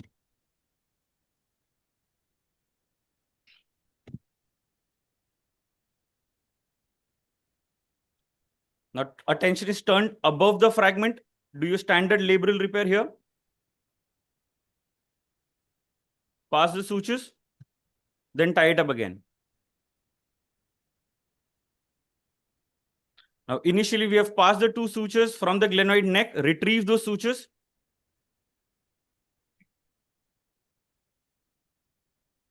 and then put a knotless anchor and finish your repair.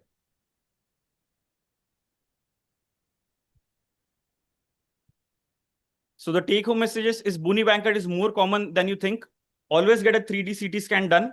A simple 2-suture conventional or a 4-suture double row repair doesn't matter. However, it matters according to the size of the fragment, but the biomechanically both are similar, and you have to fix early to prevent absorption and need for future lethargy. Thank you. Any question?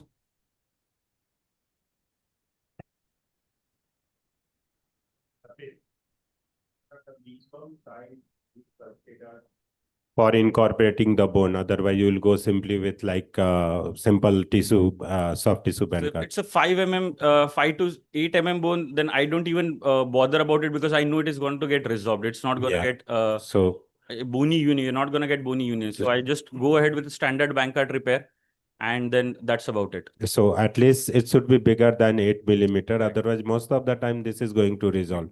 So putting so much of effort for a small fragment is not worth. We can go with the simple soft tissue bony Bankert repair. What is your comment?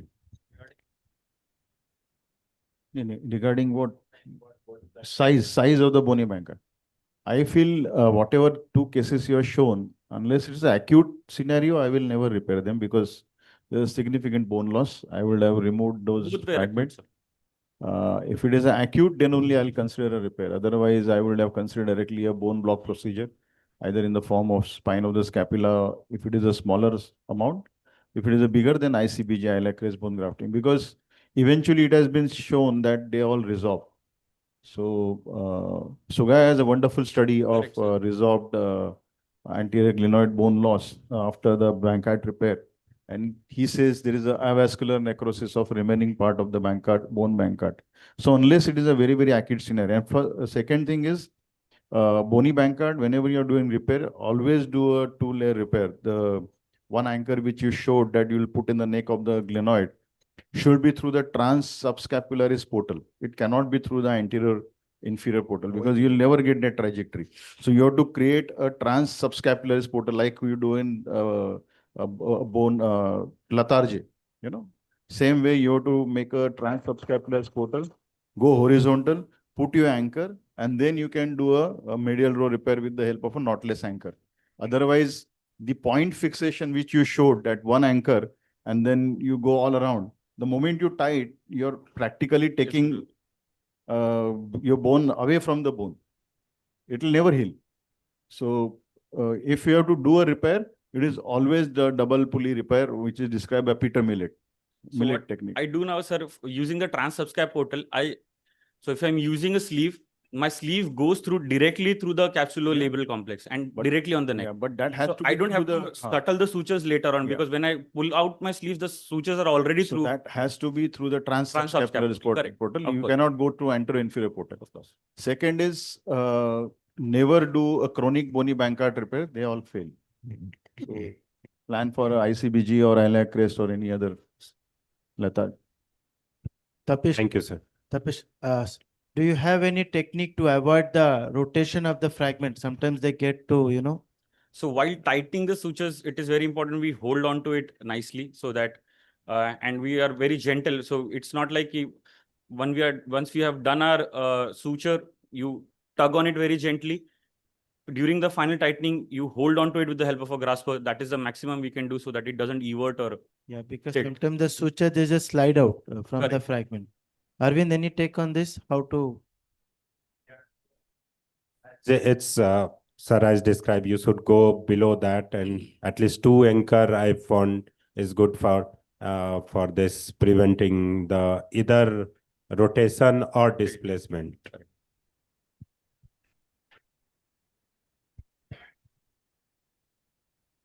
Next topic, arthroscopic lethargic procedure by Dr. K.R. Pratap Kumar, sir. Yeah. No, wait. My apologies to Arvind because I was initially given the bond block for glenoid. So I just prepared that Arvind, I'm sorry that I just changed that topic a bit. I told you it's going to be ICBG. Yeah, okay. Thank you. Yeah, it's a hot topic because whether lateral or free graft. I think more and more people are moving to free bone graft. No, it's not. It's not. Oh, okay. And it's a hot topic. When do you replace the bone, or when do you do a bony procedure? What percentage of a bone loss? All these things are hot topics, and we don't have a consensus yet. Every day it is changing. When you do for instability shoulder, it's anatomical repair is either a Bankard's or a replace the bone loss.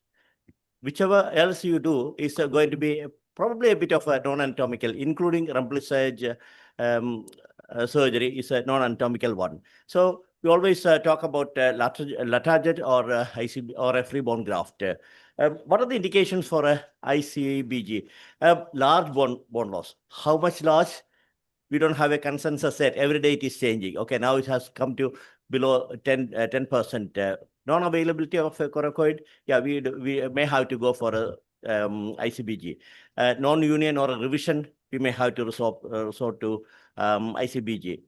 My specific indication is epilepsy. Okay, in epileptic patients, I don't want a triple effect on that, my graft.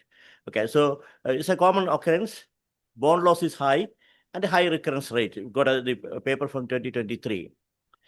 What the literature shows is that 50% of shoulders with the seizures will have a recurrence of a seizure and will have a recurrence of instability. So glenoid bone loss, previously we thought about a 25%, then 20%, 13%, 15%, 13%, now it's 9%. So we don't have a consensus yet. But depending on the patient profile and the situation, you may have to define. So all patients are not the same. So what are the options? So it's an iliac bone graft, clavicle, acromion, distal tibial allograft. Somebody is going to talk on that. Osteochondral allograft, cadaveric graft. All these things can be used. But my preferred technique is iliac bone graft, which we get enough of it. Okay, so we'll get at least a 2.5 centimeter of a free graft, and it's a good, and you can use it as a congruent arc. It has got a nice arc situation. So what are the complications? We've got all these complications, reoperation rate, non-union, fracture is less chances. Okay, so it's almost same apart from the triple load effect. Return to sports is almost same. And we don't have any rotation defect or anything else. This is 231 patients, so it's a large cohort. And the reoperation rate is only 6%. Okay, and the recurrence is fairly low. Hardware complications you can get depending on what hardware you use. I use a screws for this. Okay, so this is a typical situation where we consider iliac bone graft or a free bone graft. Okay, so these are a few steps for a mini open one, which my common procedure, and then I will show you a part of the arthroscopic procedure as well. Okay, all these steps. You can define your anterior part of your iliac, the glenoid. You can define your congruent arc, and then you can fix it with the cannulated screws. Okay, I use as a 4 mm cannulated screws. And then finally, everything will be fine. Okay, so that how it looks like on the X-ray. Don't comment on that X-ray because it's a projectional change. Okay, so that is you can see that there's a bit of a change, and so I had to revise it to go into more medially. So that was at the end of the day, 6 months down the line. Okay, so this is a arthroscopic free bone grafting. Okay, Kirsty's have got a good quality video presentation from KNS. So what we are doing is you are defining the anterior glenoid. Okay, that's very important, and you are taking the fibrous tissue of the. When there is a recurrent dislocation, there will be a lot of fibrous tissues which is adherent to the anterior glenoid, and you will be mistaken. Okay, so you need to release all these things and make sure that the fresh area of a bone is prepared there, so that your iliac crest bone graft will sit very nicely. Okay, so these are the steps, and you use what you use is you take a nice suture from the labrum, so that initially it will act as a traction suture. Okay, so you can retract it, and then you will get a nice area on the anterior glenoid. And when you finish it, you can use the same sutures to use it as a repair procedure, to use it for the repair procedure as a sutureless anchor with a suture. So that will be, you will replace the bone, and then you will have an anatomical repair as well. The choice of fixation is yours. I prefer screws. I'm finishing it. Okay, yeah. So finally, it will look like this. You can see that it's nicely sitting. It's a sort of close to anatomical repair. So take-home message is when you get a larger anterior bone, glenoid bone loss, you need to consider replacing the bone. Okay. Consider always it's a bipolar, which we were discussing, and epilepsy is my indication for that. Make sure that you are properly trained to do these things, and it's not a single man show, it's a multidisciplinary team approach. Thank you very much. Thank you, sir. Any question? Sir, my question is, sir. Yeah. So what is your preference? Open or arthroscopic bank? Given a chance, I will do a mini open one. That's my mini open. Yeah, mini open one. Oh. So it is a combination of both. Yeah. Initially, I will do a arthroscopic assessment, and then I will do a mini open. That is my preferred technique. But somebody wants, okay, I don't want an open one, then I will go for it. All arthroscopic one. What is difference between reabsorption rate between open and close? Reabsorption. Okay. Reabsorption is the same, because the resorption depends on your Would's law. Okay, there's no stress on the graft. So resorption is irrespective of your open or arthroscopic one. That's a biomechanical one. You don't have a weight bearing on that yet. See, if you look at the graft, 50% of the graft is going to be resorbed in 1 year's time. That's how it is, because of in line with the Would's law. So why not do open lethargic? Why to do arthroscopic? There's no correct answer for that. Whichever way you are trained and you are confident to give a better result for the patient, I will prefer that. So that is the message I want to give to every juniors as well. Don't swallow your pride saying that, people will think that I'm an inferior surgeon by doing an open. No, that's not like that. It's never like that. Whichever you can give a better result to the patient, that is the procedure we should be doing. Sir, I think cosmetic considerations are there. Yeah, it is there. It is there. That is why people nowadays, what happens is people go to the Google and then come back to you and they demand a surgery. Sometimes you may have to disagree with them, but if it's possible, you will go with them. You'll have a mutual discussion and then you will go with them. Oh, thank you, sir. Thank you. Thank you. Now I am calling Dr. Siddharth Agrawal. His topic is AC joint injury. Dr. Siddharth.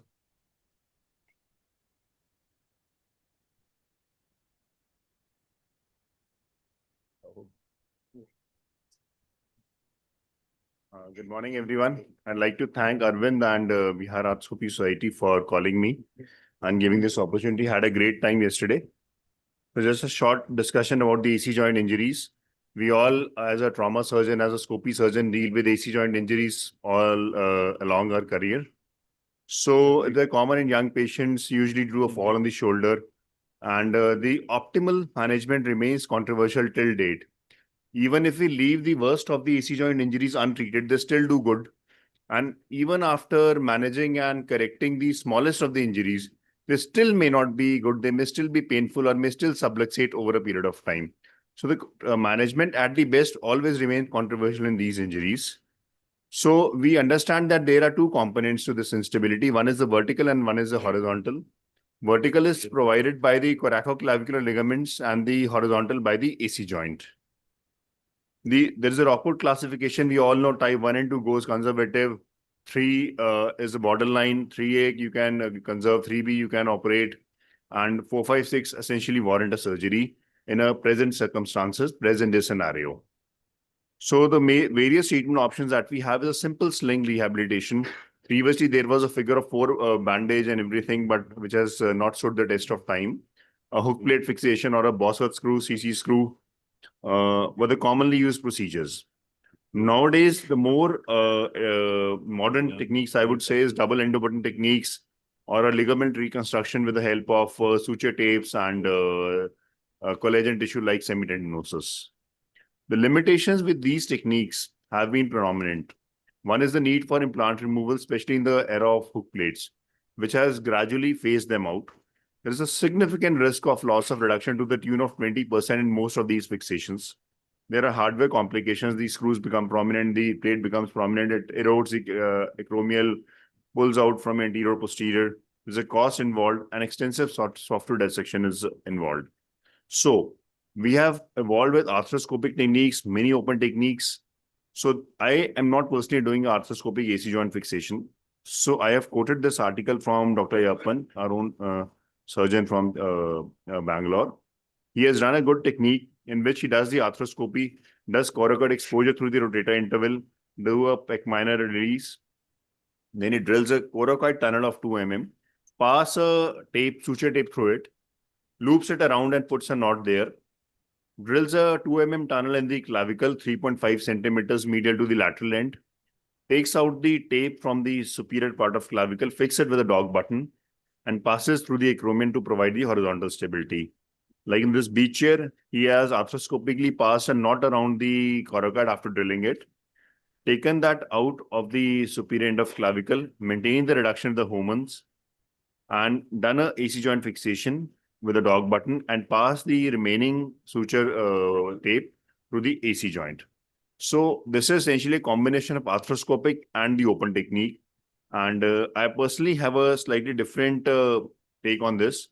I feel there should be a minimally invasive technique with no need for implant removal. So what I am presently doing is a percutaneous suture-based suture button technique.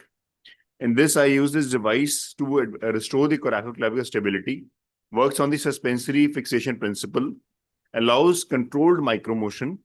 That is a characteristic of the AC joint. And it's a very minimally invasive technique, hardly a centimeter of the incision. So I take the patient in the B chair. It's totally under image intensifier. I take a 1 centimeter incision on the clavicle, 3 centimeter to the lateral end. First, I identify the lateral end of clavicle. The coracoid in line with the coracoid, that is around 3 centimeter medial from lateral end. I put a 1 centimeter incision in the middle of anterior to posterior border of clavicle. Place artery forceps to just have the direction idea. A guide wire is passed, the standard beach pen 2.4 mm, from the center of the clavicle in anterior to posterior plane directly to the center of the coracoid. We have to just maintain a central placement of this guide wire, drilling over the guide wire while looking on the C-arm, and you can even hold the guide wire by artery on the backside of the drill. The creation of the clavicle and the coracoid panel in one line, and we have to maintain the the reduction of the clavicle by manual force or lifting the elbow up so that the direction is the final that we desire. Pass this device. This has a plunger at the distal end to deploy the endo button, and the second one is deployed at the top. They are joined together by adjustable loop. So one of the button is deployed at the inferior end of coracoid, which is seen in the C-arm. Then we deploy the second device at top of clavicle and do the gradual tightening to confirm a stable and a comfortable reduction in all directions. So this is what we practice with a 1 centimeter incision of the top of clavicle. And I have done around 16, 17 cases of the last 3 years. And I'm pretty happy with this. The sent for publication, let's see. The post-op rehab is an arm's length for 2 to 3 weeks, early pendulum, gradual range of motion to full range of motion at 6 weeks, and return to sports after healing at the around 4 months of time. The pulse and pitfalls. The biggest thing is accurate tunnel placement has to be in line with the coracoid and clavicle. You can't err in the anterior-posterior plane of clavicle. You have to avoid over tightening because you have adjustable loop. The more you tighten the key, it will keep on reducing and even over reducing, which I have had in one or two cases, though it was clinically not bothering the patient. Maintain of the reduction while you're doing the fixation, drilling and everything. And it's all C-arm based and the image has to be right bang on. This is a case series. The patients are happy. So technical note about the chronic AC joint injuries, we consider them every case which is more than 3 weeks of injury. So we clear the AC joint, prepare the clavicle with 2 drill holes for the 2 ligaments, passage of the semitendinous graft, do the AC joint fixation after the remaining part of the semity is there. And that is how it nearly looks like at the end. So this is all about, in short, about the 2 basic techniques for the AC joint injuries. Questions are welcome about any of this. Thank you very much. Thank you, sir. Questions? Siddharth, it's a nice technique. I recently started doing the CM technique. It's so easy, and but only one of my procedure failed because that was a type 4 under procedure. Okay. Yeah, and I didn't augment it. Okay. That was the procedure. But if it's type 5, it's an easy procedure. It's a very easy and procedure. Half an hour things are done. I think 10-15 minutes, and the only catch point is the accurate tunnel placement. You don't have much chances, maybe 1 or maximum 2 chances. If you fail in that, you don't struggle, open it up and do it. Till now, I have not required to do that, but yes, that is the fear in my mind that only 1 chance or maximum 2. I had to open one. Okay, and secondly, the overshooting of the guide wire has to be taken care. You have to hold the guide wire so that it doesn't overshoot and go inferior to the coracoid. So in your patient series, did you ever have the subluxation or superior migration of the clavicle, like a slight failure? It's progress. Slight failure, you can say maybe. Well, it's not completely, like 2-3 millimeters. Is it giving way because you're not reconstructing the ACL ligament? When you are doing the surgery, patient is in supine position in an anesthetic environment, and you are maintaining the reduction. So in the post-op X-rays that you see is generally a bit slightly different from the intra-op picture in any of the AC joint injury that you do, be it reconstruct, be it open, be it arthroscopic. Maybe 1-2 mm as you always see. So for me, practically patient remains comfortable. Maybe you can have minimal 1/3 thickness, superior displacement, but otherwise the patients so far all the 16 are comfortable. Like in Sir's case, grade 4, he recommended that we should use a fiber tape across the ACJ. Do you think in all the patients it should be done, or you can just go ahead with I've not done any stage 4 in this technique yet. Type 4 are relatively not very rare seen. So I have not handled any type 4 with this technique and never never thought of reconstructing the ACJ along with the. Sir, that is in chronic I have done. I do chronic AC joint and open. This is only for acute, less than 1 week. Patient presents acute, yesterday's injury, 2 days injury, and we just offer 15 minutes procedure, 1 day stay, and the patient is also happy. Okay, ek tanka lagega, chal jayega. That is what we offer. We don't offer for anything more than 7-10 days. I don't offer this. I prefer it as an AC joints. If they get operated, they get operated with 1 week, or they get operated late. It's unlikely to have a subacute AC joint. Siddharth, you're drilling through one portal, right? Yes, sir. Vertical down. Single point. But if you see the orientation of clavicle and the coracoid, it's not in one plane. Right? So yes, sir. Because the ligaments, the CC ligaments, they're attached anterior to the coracoid, and the ligaments are at the base of the coracoid. So practically clavicle and coracoid are not in the one plane. Yes, sir. So how does, when you reconstruct this, so it goes non-anatomical, right? And how does it work? Like you're creating a anterior pull for the clavicle when you tighten up the tightrope. We are not reconstructing. We are just reducing and holding and let the nature. Yeah, that is what I'm telling you. So you're creating My target is base of coracoid, sir. I'm targeting the base of coracoid in line with the clavicle. So you drill at a base, which is very small. My target is the base of coracoid. The width is around 1.5-2 centimeters. In that center, in the base, that is what my target is. In case I keep my hand up, I end up hitting the scapula. I did in one case. It is too superficial. End up hitting the elbow or even end up missing it. So the critical is. So why I'm telling it is because worldwide reports, if you use a tight rope and do a reduction like this, eventually at some time they will give it up. So there are multiple series which are presented with the failure of tightrope when they are used in acute AC joint dislocation only for reduction purpose. Yes. So I feel from there the world has moved towards the more of a reconstruction work for AC joint. Sir, So primary repair for AC joint, since it is not in one plane and tightrope breakage is a very, very common complication, it's been completely given up. We are targeting the middle of, conoid and trapezoid ligaments are there. We are targeting the middle of that, isn't it? So yeah, so that's why it's, yeah. Sir, with the few cases, I realized I can actually go along the scapula. It's easier to target that. Try to keep your hand and move along the scapula so that you hit the base of coracoid. If we try to, get to the middle of that, it's very difficult to control where you are. It's all blind. That plane you are not seeing on the CM also. So my target has been the base of coracoid. And secondly, as sir said, there is a tendency for clavicle to pull anteriorly with this technique. So when you target the base of coracoid, your clavicle is relatively seated posteriorly.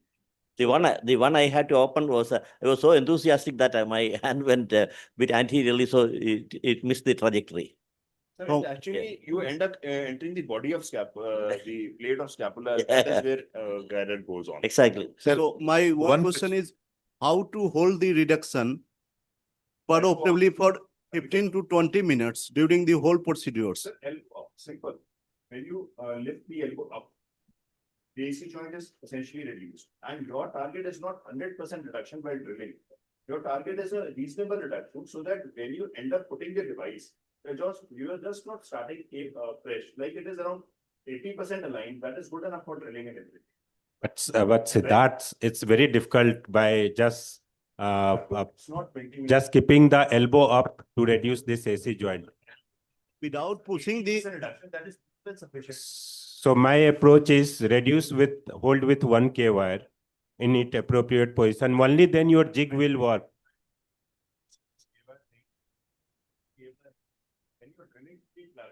No, you don't have to go too much far. That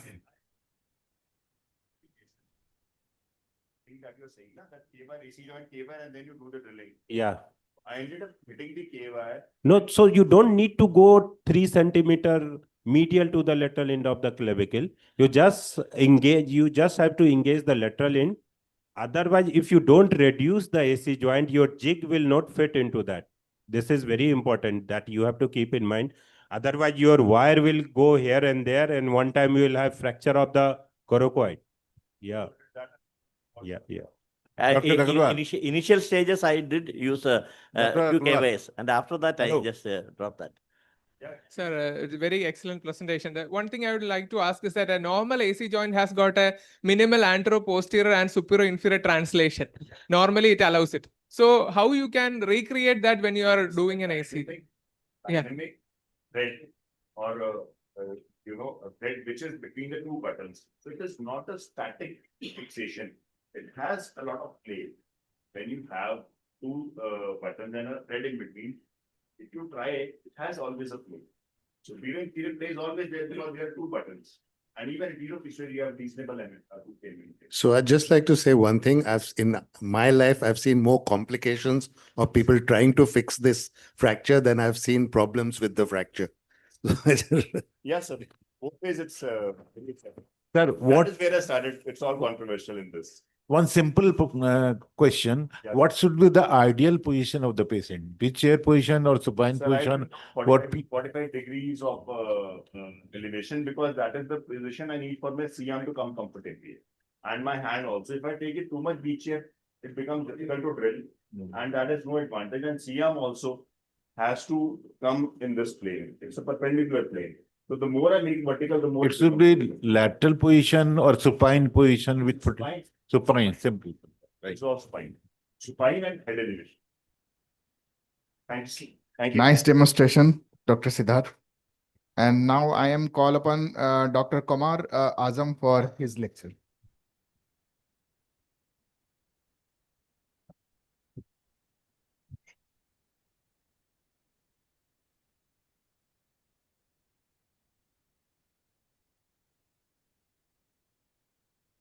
So good morning to all of you once again. And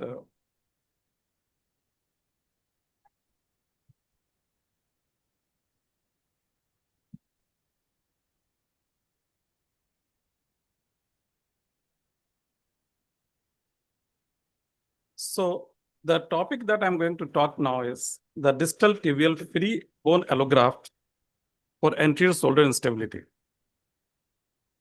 There are times when the decision is very easy and straightforward, but there are times when the glenoid bone loss is 10 to 20%, and there are subset of patients who are young, athletes, bipolar lesions, epileptic patients, and Batten score is more than 5.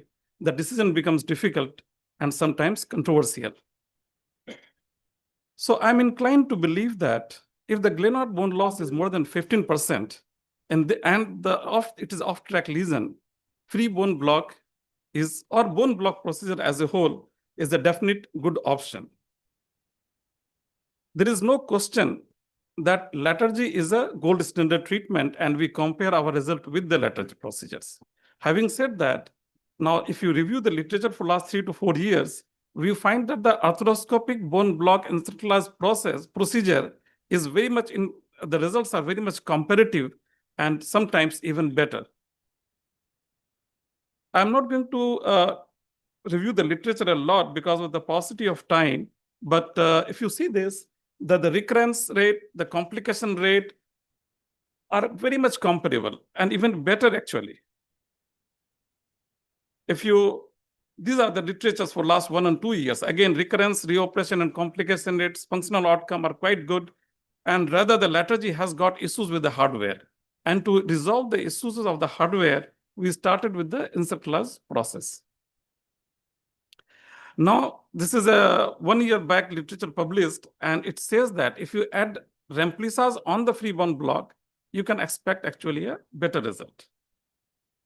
So why do I prefer bone block procedure over lethargy, though we have been doing open lethargy for quite some time, is that it has got a fast learning curve. Unlike the arthrolethargy, you do 5 to 10 cases and you know the nuances of the surgery. It addresses the capsulolabral part, and thereby the bone goes behind the labrum or the capsulolabral tissues, and the chances of arthritis is reduced. In case of arthrolethargy, those who love doing arthrolethargy, nerve is always a concern. And it's, at least early complications with the nerve is well-known factor.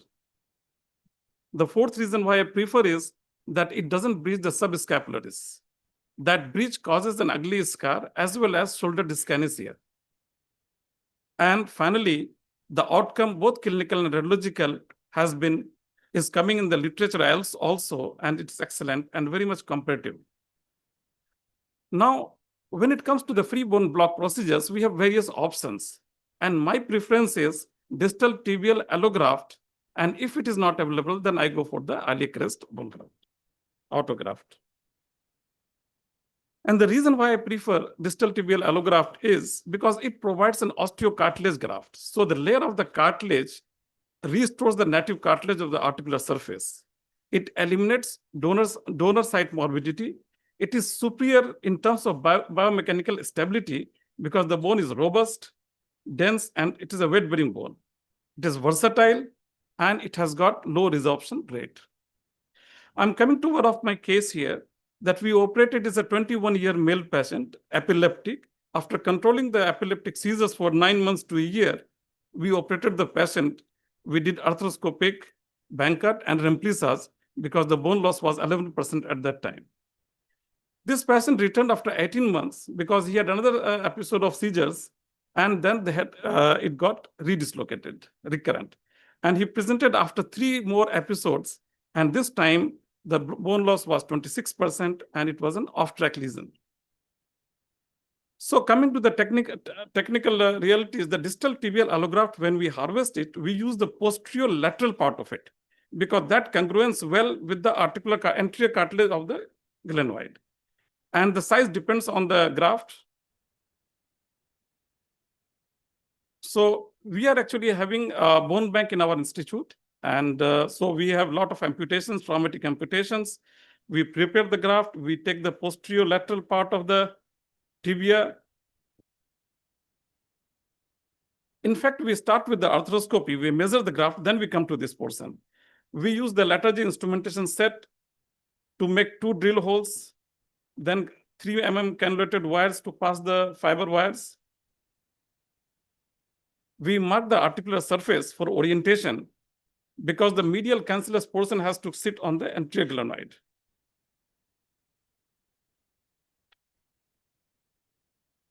Next, we are doing arthroscopic.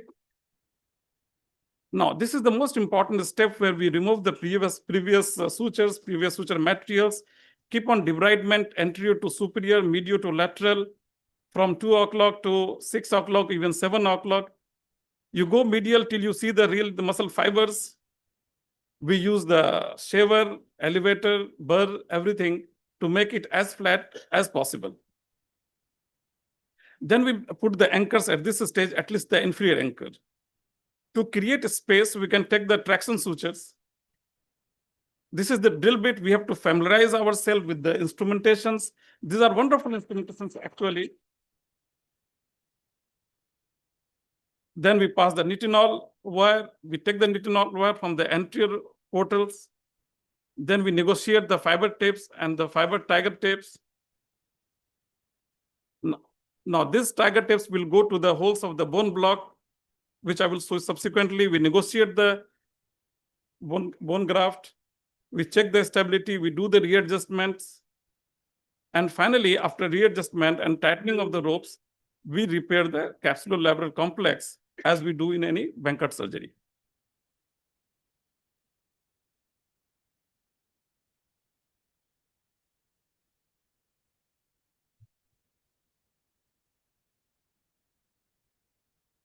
So the bone is now extra-articular.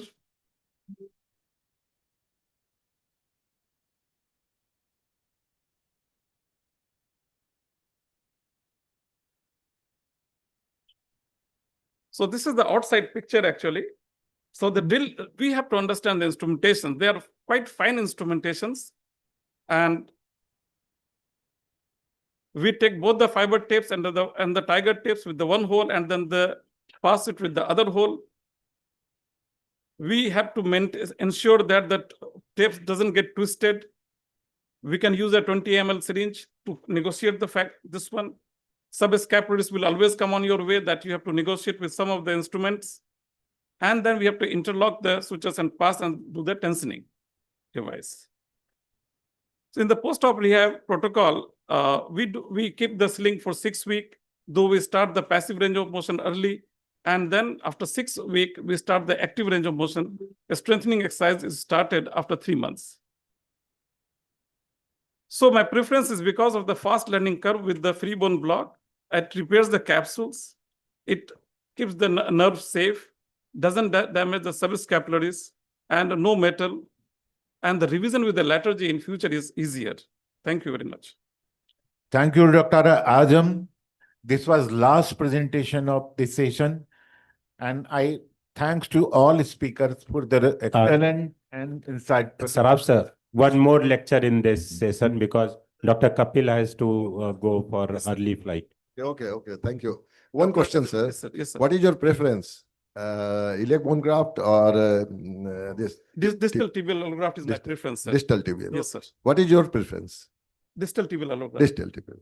Dr. Azam, if you are putting osteochondral bone graft and you are putting it extra capsular, Yes, extra, yeah. What is the benefit of osteochondral part? No, basically it prevents the arthritic part. So it is always in flush with the articular. Why not the plain bone graft? It is just actually making an. Is the chondral part remains outside the capsule. Yes. So what is benefit? Yeah, I mean, by putting the bone graft, which is flushed with the articular surface, we are My making question an is, why not the plain bone graft? to prevent the arthritic part. No. If you are putting the osteochondral part extracapsular, Yes, then yes. what is its benefit? It is not going I to- understand your question, but what I know is My second question is, yes. If you are putting the bone graft, then why without the damaging the subscapularis, you are going to put such big bone graft? No, we are not going to through the No, subscapularis. you have to take the incision in the subscapularis. No, not at all. It is going from the anterior inferior, this one, the anterior portal actually. You don't have to, because you tilt the bone graft, you make, if you have seen the preparation of the graft, we make slightly trapezoidal in the initial part, and you can negotiate it with. The technique is, if you thoroughly put your finger. It's very difficult. No, sir, it's not difficult. I'll tell you, it's not difficult. Rotator interval, you have to actually make the rotator load enlarge. You have to put your finger. You have to feel the subscap, no doubt, from the entry, because it is going to get tilted a bit. And you can negotiate it. Of course, it takes 5 minutes time, but then it's not that difficult. No, but his first question was very valid. Why use an osteochondral bone graft when you're going to make it extra-articular? And that is where the paperwork started. If you read the series by Jody Baer and Steve Burkhardt, as well as Brian Cole from USA, they suggested only the allograft, not the osteochondral allograft, distal tibia. And the latest publication by Buddy Soy and other group is that the allografts are not well accepted. In fact, Hiro Sugai also presented one wonderful article on this use of allograft in this thing. The primary reason why allograft doesn't take there is the constant load. The lower part of glenoid is in a compression mode, whereas the upper part of glenoid is on the distraction mode. So whenever you have any allograft on a compression mode, usually the allograft doesn't take up. That is why the autograph came in picture. I'm just answering your question. And that is where the autograph came in picture, and people started using the old Offreth or Eden hibernate procedure, either take a iliac crest or use some other graft. So allografts is not a favorite thing for compressive forces. They usually tend to loosen out. No, but when I reviewed the literature, the resorption rate of this one, and when you do the surgery, because we have done with the iliac crest as well, the cheesing effect is always there if you use the distal clavicle or the spine or even the iliac crest. So when you use the distal tibia, you really feel that you don't need any other instrument to prevent the cut through of the. So that is because you're using the other system. You're using the circlage technique, right? Yes. Circlage technique is known for giving complication. If you use the button technique, it will never cut out. There is two techniques. No. I mean, when I review the literature, there are always some pros and cons actually, and they are different, but they are not significantly different. Thank you very much, sir. Thank you, Ajam sir, for his nice lecture. Now I call upon Dr. Tejashvi for his lecture on posterior shoulder instability.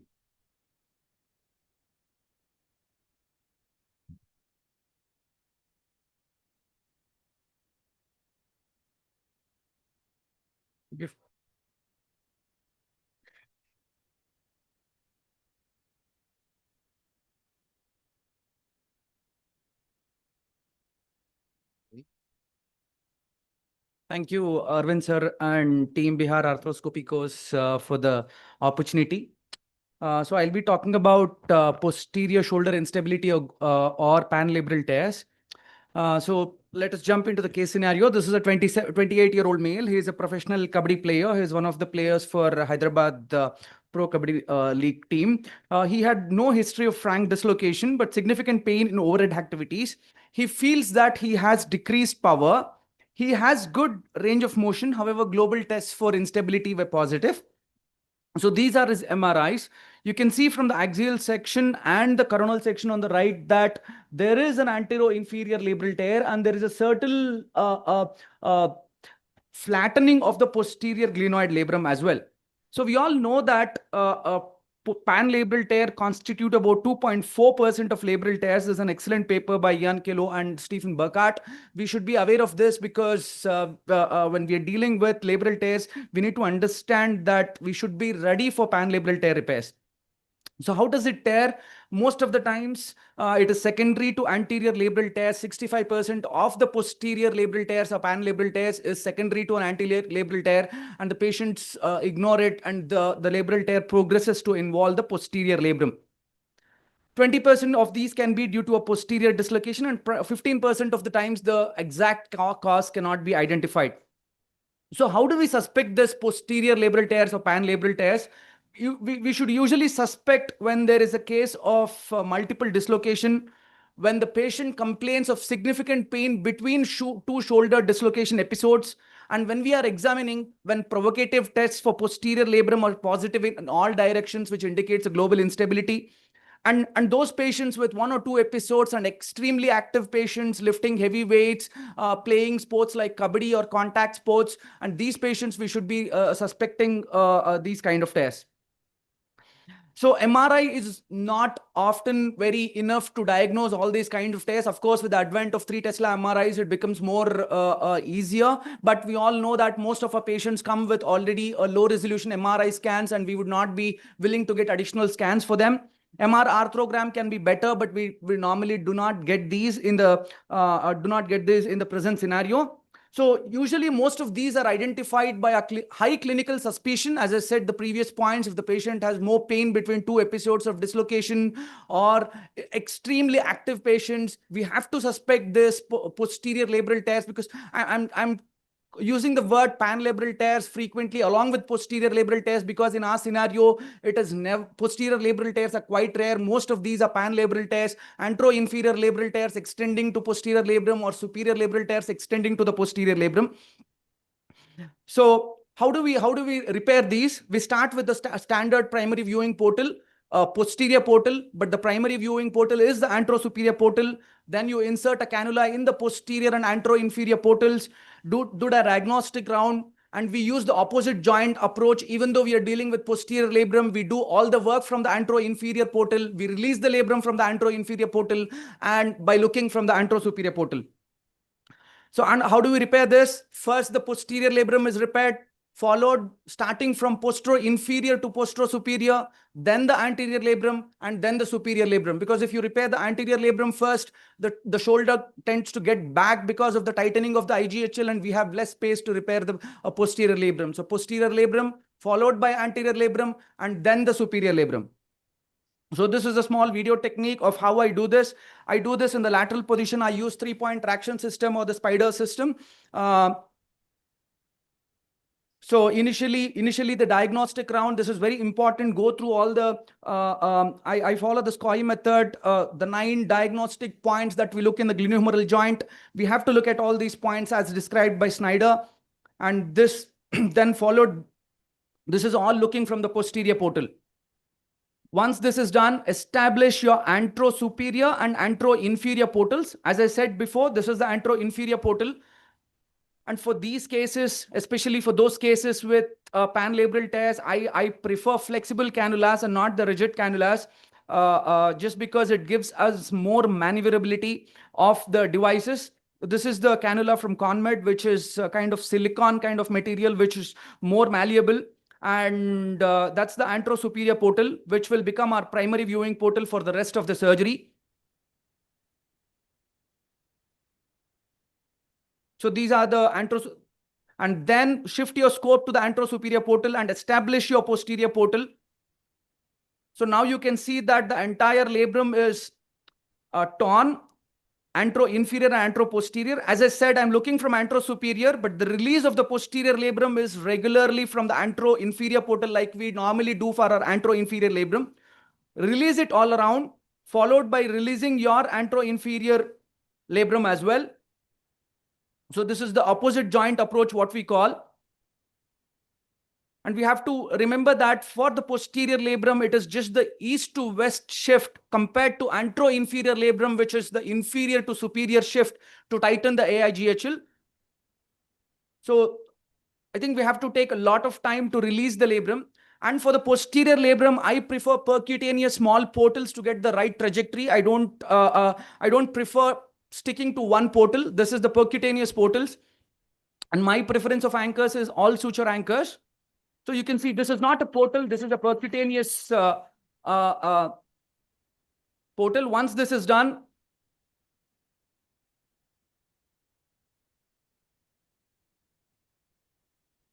so use your adequate sized, normally the opposites curved lassos from the posterior portal. And tying is done from the posterior portal. So the number of anchors depends upon the size of the defect and the size of the labrum tear. So repeat the steps. And here I tend to use different curved lassos. This is a crescent lasso. And for the inferior labrum, if you saw, for the inferior part of the labrum, if you saw that I used a left curved lasso for a right shoulder. This is the third anchor on the postero-superior labrum. So here, as I said, if the labrum is not good, you can involve a little bit of capsule, and we're not looking for the inferior to superior shift, just east to west shift. That is what we are looking at, and then finish your antero-inferior labral in the usual fashion. But here, I think it's very important to shift the inferior glenohumeral ligament superiorly and get the inferior to superior shift. And this would be the final picture. So in this case, it was a posterior labral tear followed by antero-inferior labral tear. So rehab pendulums for 2 weeks. The next 4 weeks is to regain the range of motion, active assisted and passive. Strengthening usually starts from 12 weeks. The goal is to get full range of motion by 3 months and start strengthening by 3 months. So return to unrestricted activities is usually from 6 to 9 months. Thank you very much. Thank you to all speakers for their excellent and insightful thought. Thank you to you all.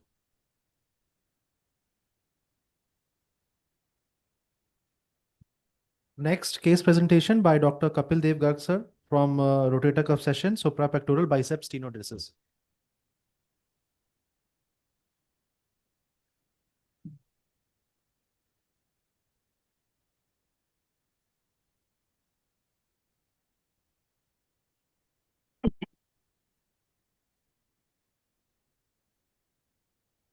Hello, good morning. So I am presenting a case of the slab lesion with the biceps tear. So my patient, 29-year-old male, right hand dominant person, national level volleyball player.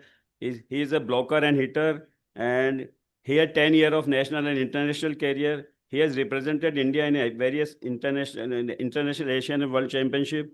He presented to me with right shoulder pain 1 year, since 1 year, on and off character, and it was aggravating while doing overhead activity like hitting and blocking, and symptom was reduced when he stopped playing.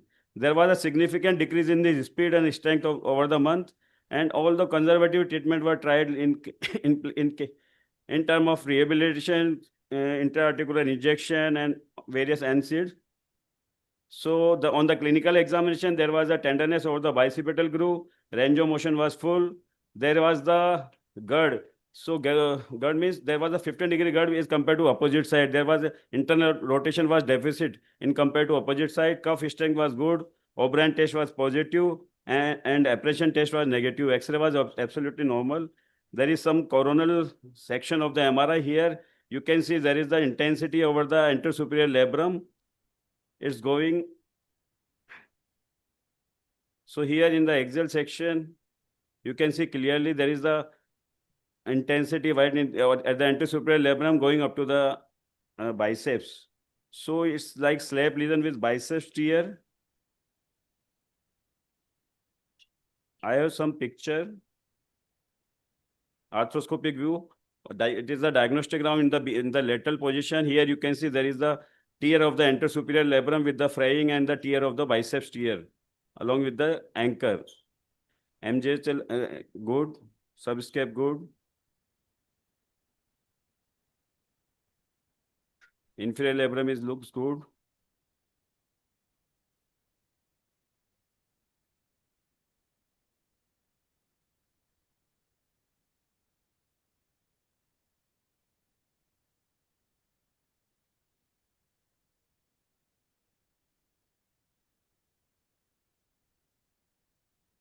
Now from the anterior porta, you can see there is a good attachment of the posterior labrum. Glenoid is also good.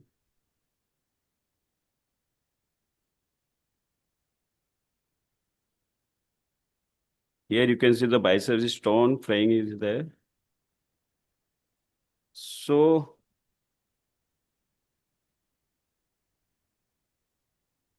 sorry. So what is the treatment option available as the conservative treatment? So doing the slap repair alone, doing the bicep stenotomy, or do the bicep tenosis. So considering his age and he is the sports person, I did arthroscopic slap repair along with the biceps tenosis suprapectoral.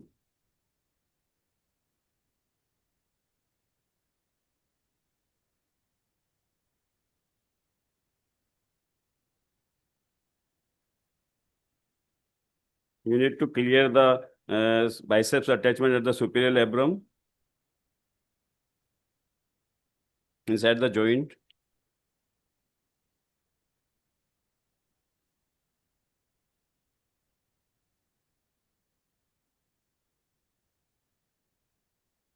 Now go to the subacromial space, do the thorough debridement, do the bursectomy, find out the bicipital groove. And you need to identify the GT along with the bicipital groove.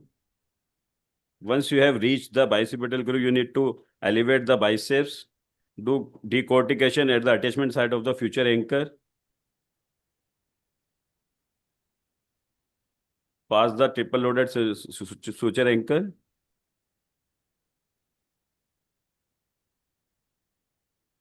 Here you can see biceps is very lax and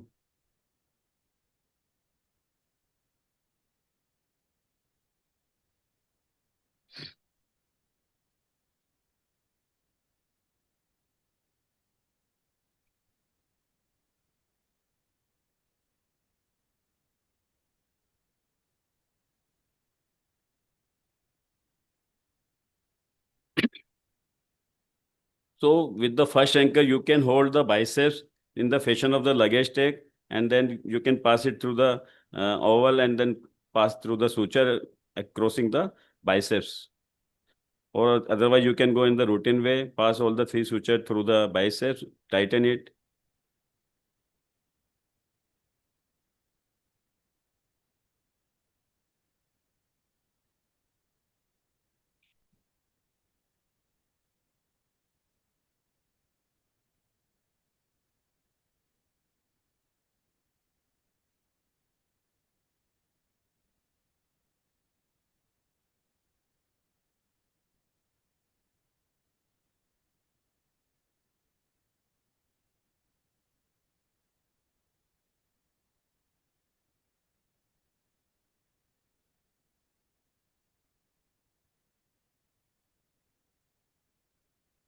Cut the thread.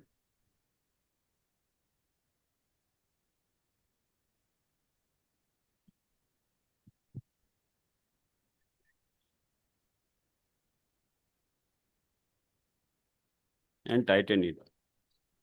Then you need to go to the articular side and do the tenotomy at the attachment of the superior labrum, and then pull it up.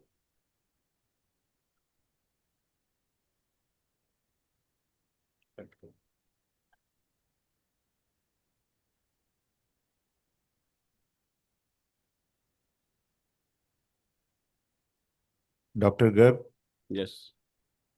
Finish. should I ask sir. one question? What should be the ideal indication for bicep tenodesis? What should be the ideal indication? We need to consider his age, his profession, because my patient was. Sorry? If the biceps is grade 3, grade 4 tier in the younger age group, patient profession is, if he is the sports person, if you are doing tenotomy, there is a high chance to develop deformity and the muscle, there will be the less strength of the muscles. So you need to go tenosis in the younger age group. If the patient is older age, sedentary lifestyle, you can do biceps tenotomy and leave it alone. Tenotomy in the older age group. You know.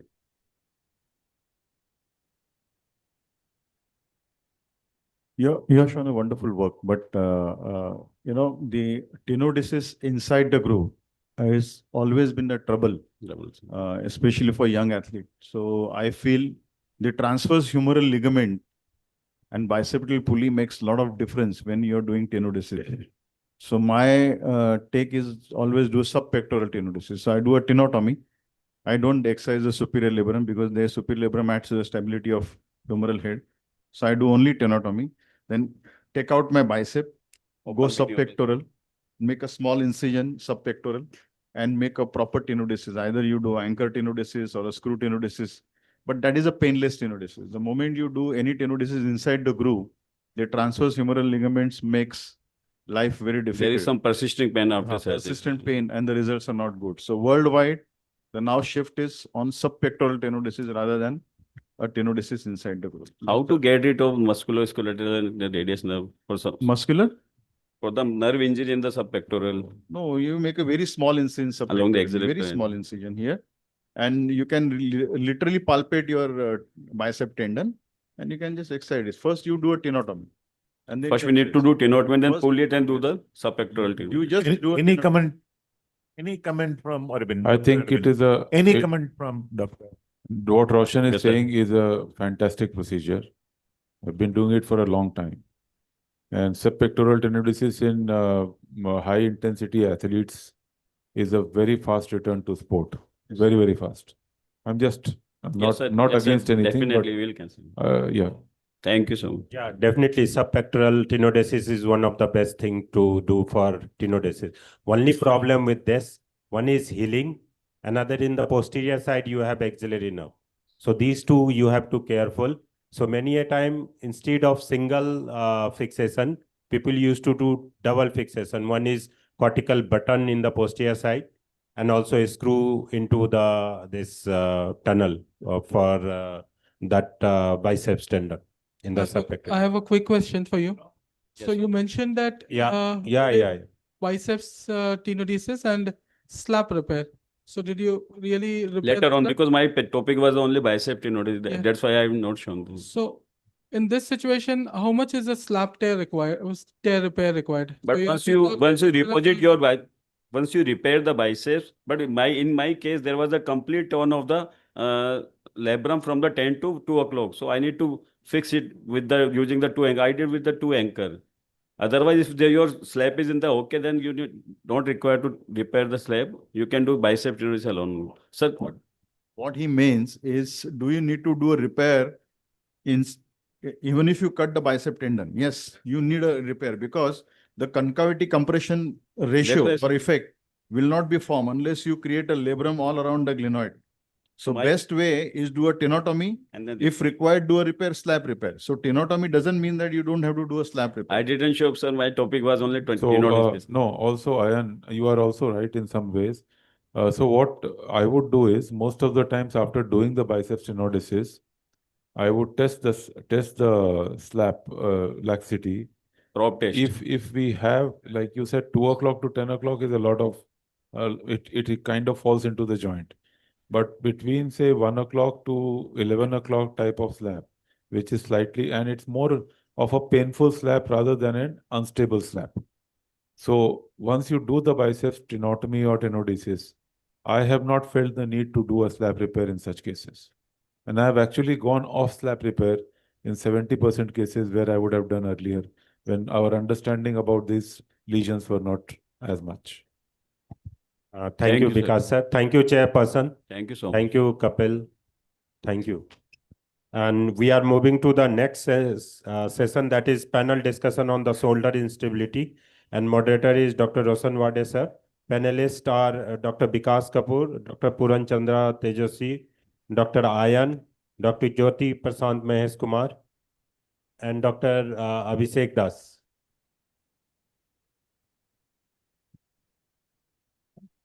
So this is going to be a very, very quick type of a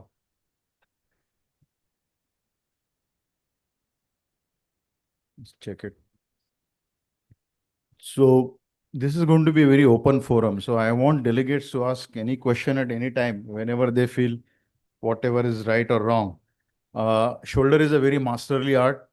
you need a lot of concentration, and the concentration will come with the effort. And once you have a very good effort, you can do it. And I'm very sure all of you agree that the position is either beach chair or lateral, or something else, nothing else. Only beach chair. How many of you do beach chair? Oh, majority beach chair amongst the, and how many do beach chair in beach chair? How many do lateral? So lateral, I think, for instability, yeah? For instability, okay. So majority do lateral in instability. Porter placement is same like what we do in clinical practice. We'll move on directly onto the, how about the positioning of the portals? Is it the same way what I shown here, or you have some different ways? Lateral position? Same way. So orientation becomes very easy. How many of you use pump? And how many use that kind of underwear? Pump proof underwear, waterproof underwear? No, okay. So let's go on to the case presentation.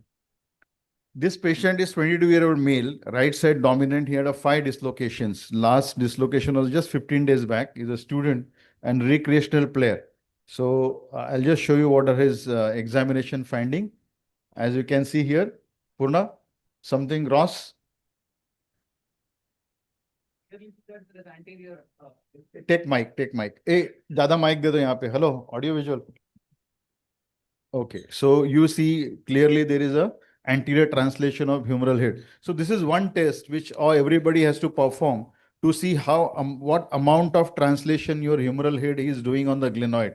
So that can be done under anesthesia. Everybody does it, or same way, Vikas? Anterior translation? Most of the time, the patient is anesthetized and positioned. So you go after dripping. Always go after dripping. Okay. So that is Vikas's approach. He always goes after dripping. But they have been examined and sent on WhatsApp. Okay. Roshan, when you are doing that translation, you need to, under anesthesia is already going to be a bit increased. So you need to compare it with the other side. Okay. So anybody has difference of opinion on MRI? MRI is straightforward. As expected. You want to do any other investigation apart from MRI?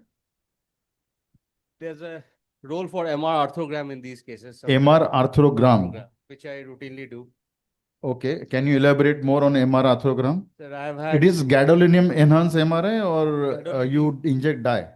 No, gadolinium. Gadolinium. Gadolinium dye in the joint and then do an MR because the pickup rates are much higher. You will miss about 25% of the cases of Bankart lesions if you only go for MRI. And I've had that scenario. So according to you, Bankart is more of a radiological diagnosis rather than a clinical diagnosis. Clinically, patient comes with recurrent shoulder dislocation. My patient had 5 dislocations and the MRI shows Purna, that you agree with him or you disagree? Disagree. I respectfully disagree. Respectfully disagree. Yeah. Not aggressively disagree. According to me, there is no, with the advent You're a of Hyderabadi, Tesla- remember. You're a Hyderabadi. You have to be respectfully disagreeing with him. Sir, number one, I would more rely on my clinical examination. And number two, with the advent of 3 Tesla MRIs, I think the role of MR arthrograms is questionable. JP, in Kunur, there is no 3 Tesla MRI. Will you do MR arthrogram for 1.5 Tesla MRI? No, sir, I will not do a 3 Tesla MRI because as you told, there is no 3 Tesla MRI anywhere around. And I will not do an arthrogram also because clinically I rely more. And when I'm going to do a surgery, obviously I can see what all the things are there. And I'll go for a bone analysis, a CT I look for a bone loss. Okay. Sir, Vikas, you do CT or MRI? I would do CT. After, yeah, of course. With this MRI also. With this MRI also, you will do CT? I'll do a CT. Okay. Anyone disagrees here? So my indication for doing a arthrogram is when I'm thinking of a slap tear. So I just do a saline infusion MRI. With this MRI, you think there is a slap tear? I see a linear intrusion. You call this a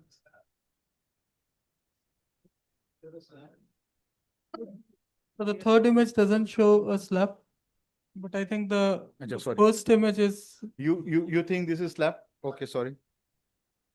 क्या हो रहा है? Possibility it always exists. But with the How many among the delegate feel this is slap? How many don't feel this is slap? Okay, very good. So that's the answer. And as JP was suggesting, I did a CT scan.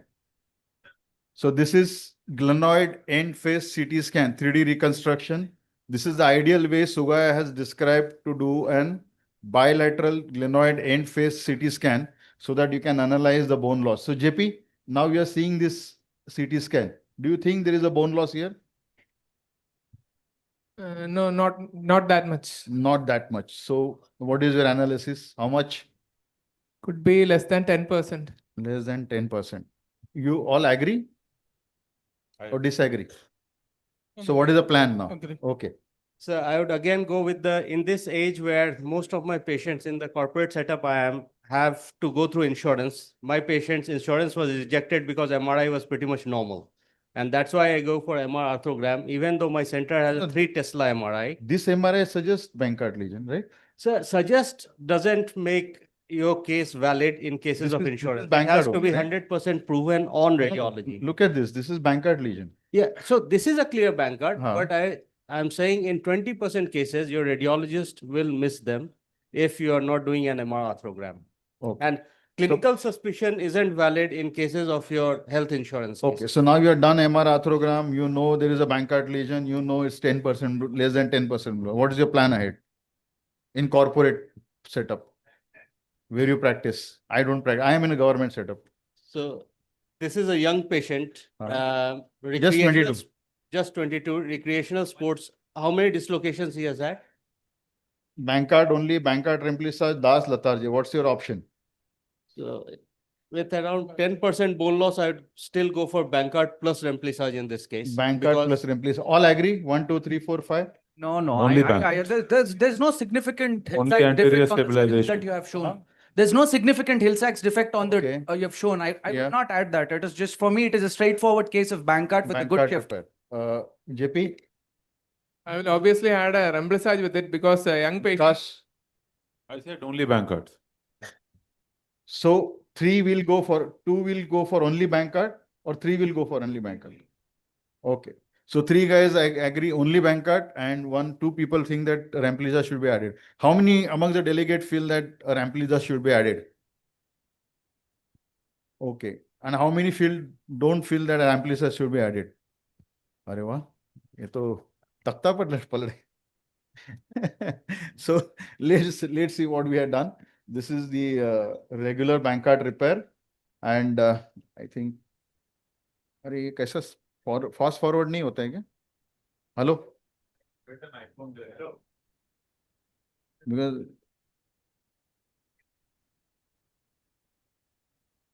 can you do fast forward here? नहीं आ रहा है नीचे.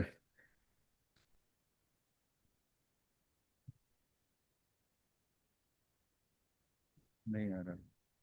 Presenter view है इसके लिए. Okay, निकाल दे presenter view. So ordinary Bankart repair is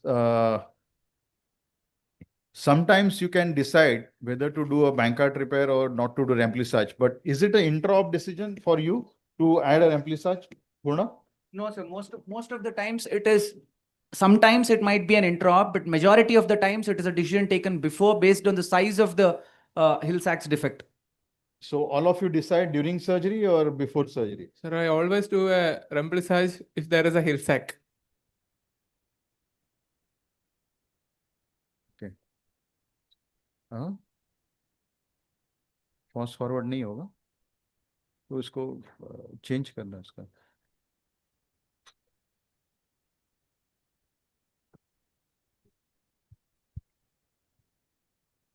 No, cancel collaborate. No. Anybody knows how to change the presenter view here? So whether to do remplissage or not to do remplissage is probably a intra-op decision, and it's very difficult to keynote में नहीं होता है. ठीक है. Okay, we'll proceed with that. So quickly I'll show you what we have done. Simple Bankart repair, and I decided to add remplissage because it was a defect which was very significant. Initially, I underestimated it to be 10%, but then I realized that it is a significant defect. So I added remplissage to this patient. How many anchors commonly used for remplissage, Purna? 1 anchor, 2 anchor, 3 anchor? Again, it depends on the size of the defect. If it's a small one, 1. If it's more than 15 millimeter, I use 2. So only 1. How many of you use only 1 or Small one, double loaded single anchor. If a bigger one, more than 1.5. 1 anchor, how many people? Raise your hand. Small One anchor. agents, one, yeah. 1 anchor. One Triple double loaded loaded. anchor. And 2 anchors. Big Anchors lesions. rarely. Big lesions. Okay. So this was a lesion, as you can see here. This is the Bankart. Then we decided to do an remplissage in same patient. I think. So you can see there's a big defect here. Although radiologically we have seen a very small defect. Sometimes what happens is patients come with the old MRI and they had a dislocation later on. So you never know. Although we decide that we will not do any procedure, but then we'll end up in this kind of situation. So always keep your remplissage handy whenever you are planning a Bankart repair. It's a very simple procedure and it will give you a wonderful outcome. So this is what has been done, the remplissage, and we'll move on to the next case. Again, 27-year-old male who had a dislocation around 3 months back.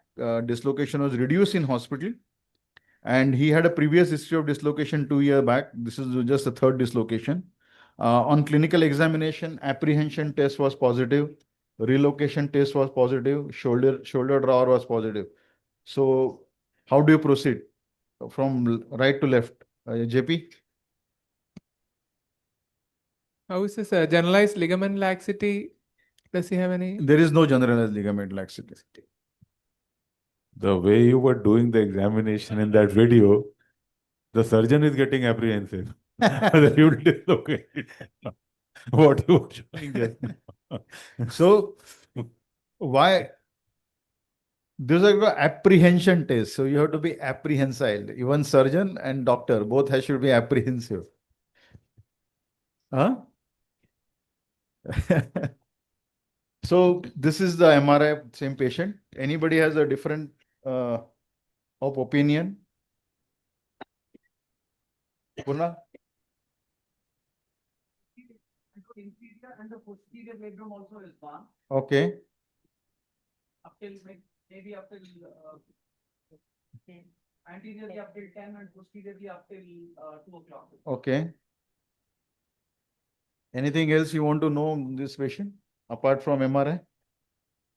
See the CT scan. CT? JP? Patient wants to come to Kannur. Yeah, sir, the end phase view of the glenoid bone loss, is it? I'll give you everything, don't worry. Yes. I know what you want. So this looks bit more than 10% it is given. So how many will decide on the end phase view, the bone loss assessment? How many of you decide on end phase view? All of you? About delegates, everybody checks end phase view. And this is a very, very important take-home message that never rely on any other investigation but the CT scan in decision-making in instability, because that can be a game changer. MRI is a good way of assessing bone loss, but sometimes MRI will give you a very false positive result.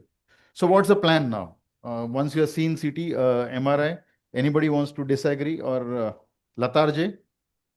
In lean patient, bone block. Bankart with a remplissage. Bankart with remplissage. All of you agree Bankart with Is he a remplissage? contact sport athlete or any contact sport He's a athlete? thrower. He's a thrower. Still go for Bankart with remplissage. Bankart with remplissage? Yes. Amongst the delegates, just scratch your head. Bankart with remplissage? All of you?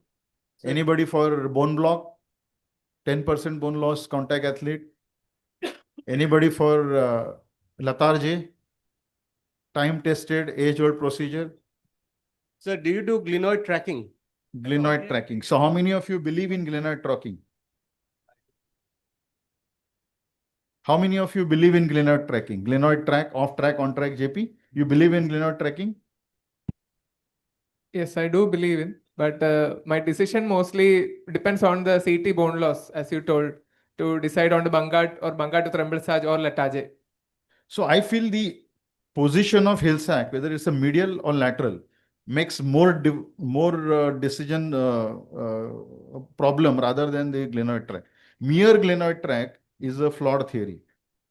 So for a long time, I believed that just end face glenoid will solve all the problems by doing either a But- latter J or maybe a Bankart with remplissage. But now there's a case for doing latter J along with remplissage as well. Roshan, In a big off-track case where there is a glenoid bone loss as well as there is a big hill sacks, I do a tracking. So and if you see, I'm putting one anchor and then I realize there is a big bone loss there.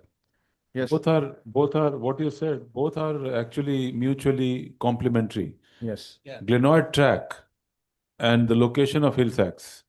Now, the glenoid track becomes smaller if your location is medially on the hill saccs. So both Just are. a minute. I'm taking spine of the scapula here, which is not a very common place to take a graph, but I'm taking because the defect is small. Yes, Vikas, go ahead. Glenoid Sir, track and Sir, a glenoid track will decide only whether you are doing a remplissage along with a Bangkat.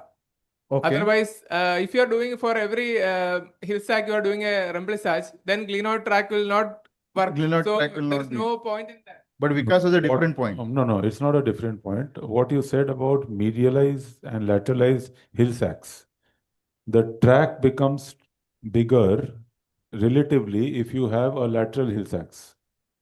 And if you have a medial hill sacks, the track effectively becomes smaller. It is a relative motion. Okay. It is not just one motion. glenoid which is deciding. Yes. I think one has to understand that you have to create a very good glenoid for humeral head to stay back. And that is where the success of Latarjet lies. That once you extend the bone little bit more, very little bit, not more. If you put a bigger size bone, then it will land up in arthritis. If you put a smaller size bone, it will not land up in arthritis. So once you want to extend that bone, and the best way is by doing this kind of procedure, just put some bone anteriorly, either a distal clavicle or a spine of the scapula, because they match that much of glenoid. ICBG is a very big block.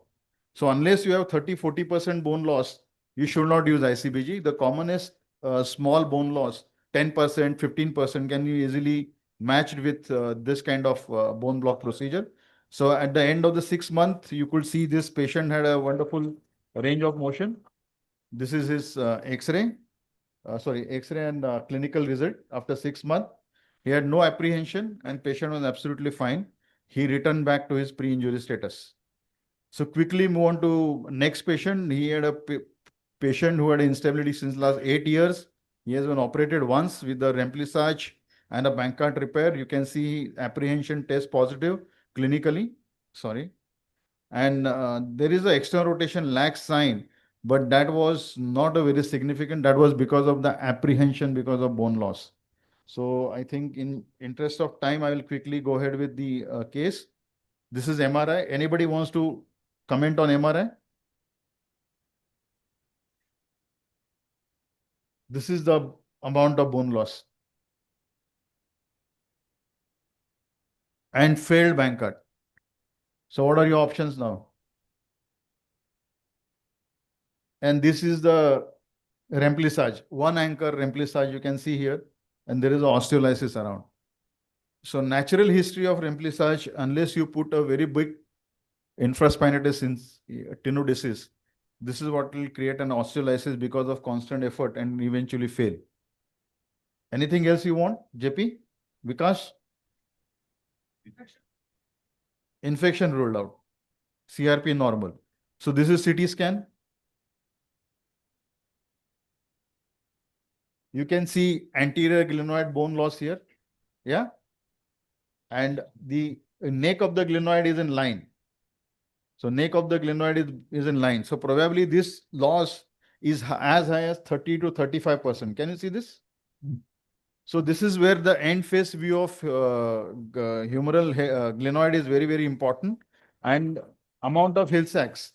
Since morning we are discussing, this is almost big 2.8, 2.6 centimeter long hill sacks, lengthy hill sacks very close to the tuberosity.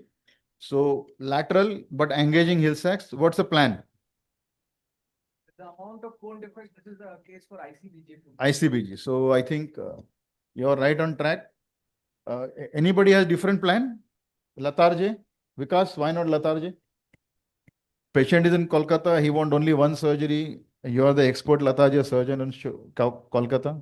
Other surgeons were absent that day. No, I'm not an expert Latarje surgeon. I am a horses for courses surgeon.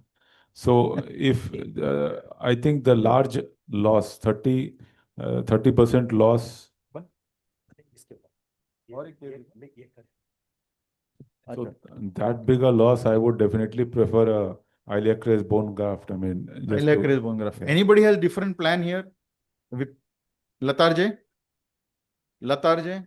How many people for Latarje? 1, 2, 3, 4, 5? Or we are in minority.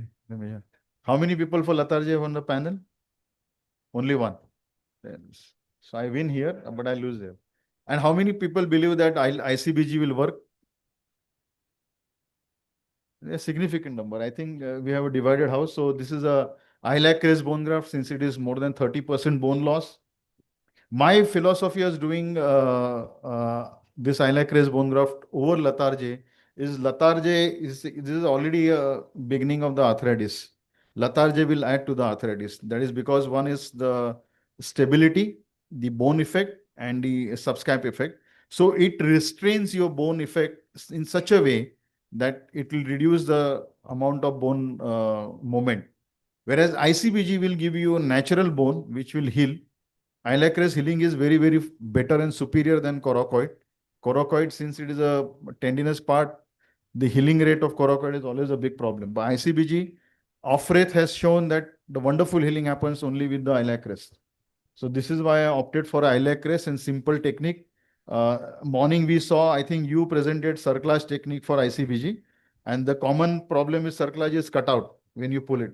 If you use it with button, then it will never cut out. So this is where we are. Then I always repair so that I can make that. Somebody was asking using why to make extra articular, right? You are asking. So this is how we make the bone extra articular by repairing the remaining Bankart. So first I have put the bone, then I repaired my Bankart. So my graft is now extra articular and I can get a better outcome. So this is what has been done. You can see the remplissage has been done plus iliac crest bone grafting. And this is his result at the end of, I think, 6 months. He was absolutely fine, stable. He could do all his activity. Sir, out of interest, how was his infraspinatus when you did the... Infraspinatus was absolutely fine, no problem. Initially, I thought there could be a problem with infraspinatus. Quickly, I'll show you a posterior labral tear. This is the posterior labral tear. I could not show you the clinical... One question regarding the healing of the bone graft. What is it? Healing of the bone graft. Bone graft. Bone graft heals. That is because one is compression effect. Second is this is a fresh iliac crest. Iliac crest is a very, very vascular graft. Whereas coracoid is not a vascular graft. The coracoid is, in my opinion, coracoid is vascular graft and the iliac crest is... There is a pedicle, but the vascularity is very compromised at coracoid. The vascularity comes from the scapula, not from the musculotendinous bone. Whereas iliac crest is a vascular graft. It takes up. Sir, I think if we create cancellous surfaces, any graft will heal. It's just that if we put more graft, the extra graft will resorb as per the Wolff's law. Okay. Thank you. So we'll wind up here. Thanks a lot. Thank you, Roshan sir, and thank you, Chairperson. Dr. Deepak Joshi is ready in OT for arthroscopic Bankart and remplissage. Rama, you can have question in between. Joshi sir. Hello, Arvind. How are you? Good morning, sir. Doing fine. So, the moderator of your live surgery is Dr. Amit Priyadarshi, Dr. Swetab Rai. Hello, Shatab. Hello, Amit. And Dr. Pratap, sir. So, good morning, all of you. So, if I am audible, then young male around 24 years of age, having 2 episodes of dislocation. He is a player into the throwing activities. So he's had 2 episodes of frank dislocation, reduced both the times in the hospital. Operated for an ACL by Arvind around 6 months back.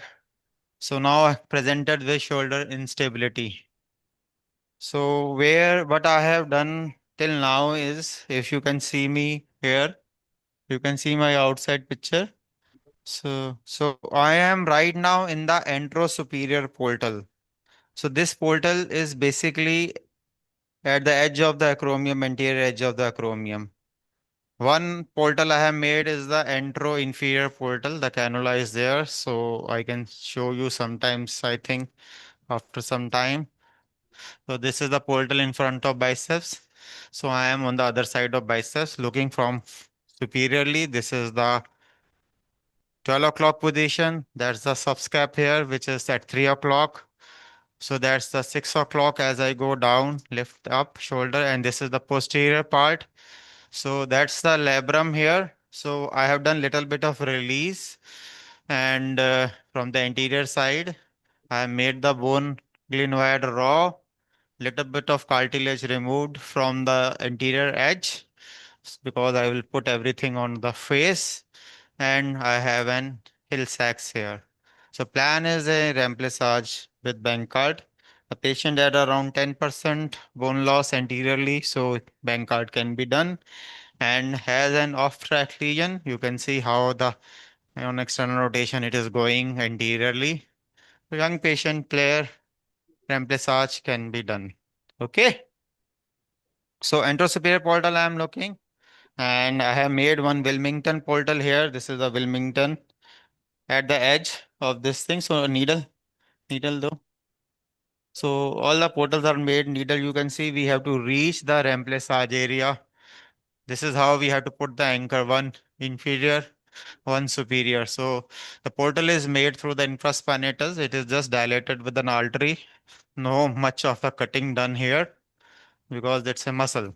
So we are doing basically a capsulodesis. That is what we are trying to make the hill sacks extra articular. So that's the principle of the remplissage. So both way the remplissage is done, it is done. Yeah. Right. So it can be done. Sometimes we do a Bankart repair, and then again we come and see if we can see a good amount of exposure. We do a remplissage at then. So this is a pre-op plan because an off-track lesion planned. So the remplissage anchors are to be placed Deepak? first. Deepak? Yes. It's Pratap here. Yes. Hi. Can you demonstrate tracking for the benefit of juniors here? You want the track of this thing? Yes. Can So you hear? you can see how it is going. वो just थोड़ा सा traction ऊपर उठाओ. Yeah. हाँ, traction हटाओ थोड़ा सा ऊपर करो और एक्सटर्नल रोटेट करो. You can see it's going. That's the edge of glenoid, isn't it? Okay, it's the edge of the glenoid. Yeah. Okay.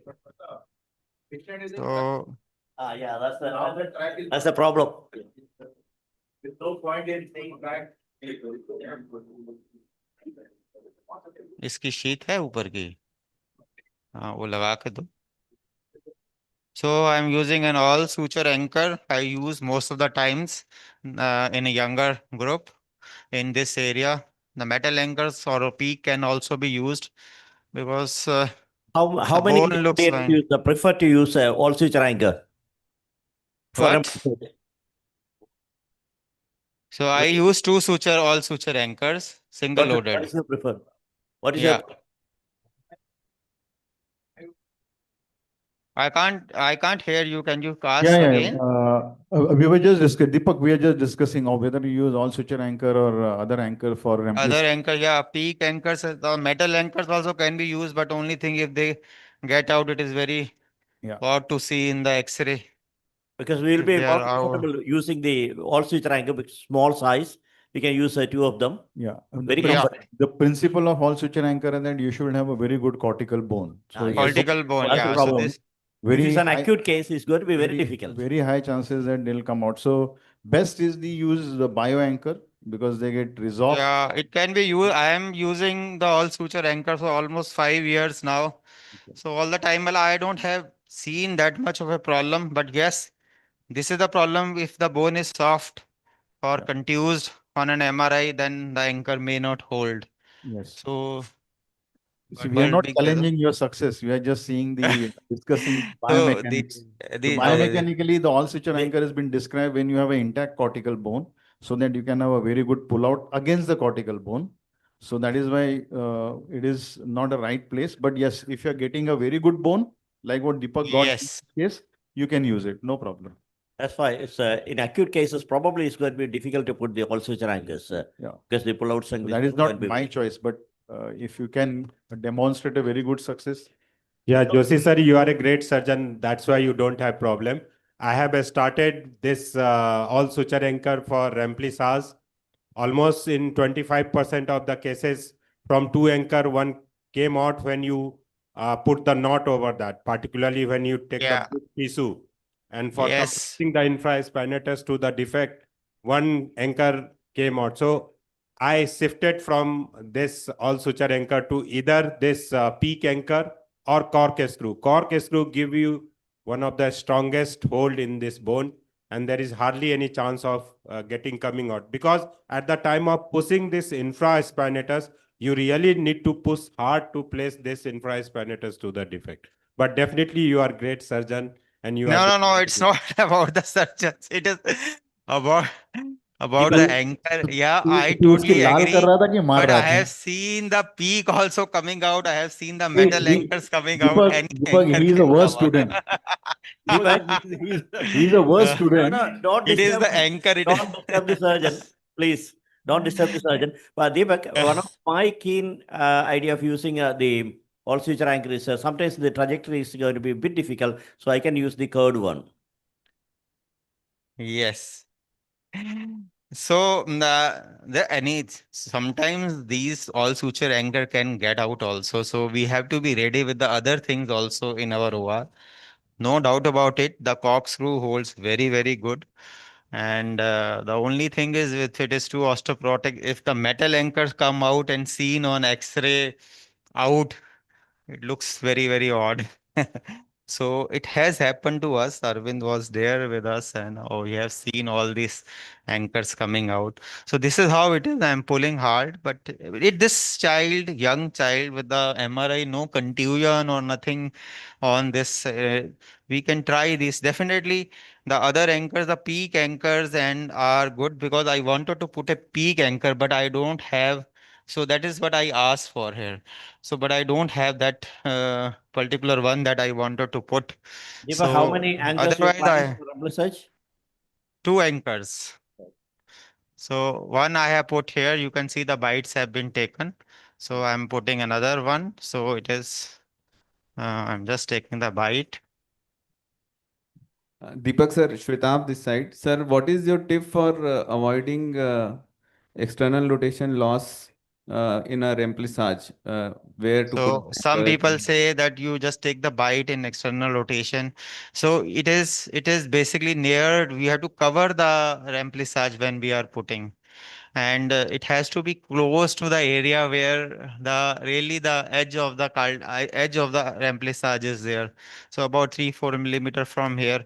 Otherwise, uh, uh, the bone remain exposed.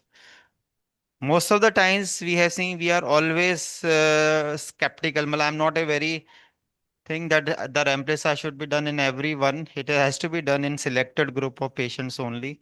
The other thing is that so many patients we have done, so it doesn't, the rotation generally doesn't have an issue. So that's what I have seen.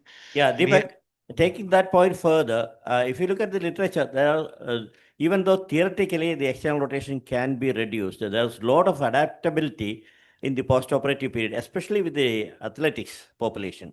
Yes, That's how yes. we are getting around the external rotation loss. So it can be rehabilitated. Rehab is very important. So Yeah. this is you can Lot see of the remplissage. adaptation.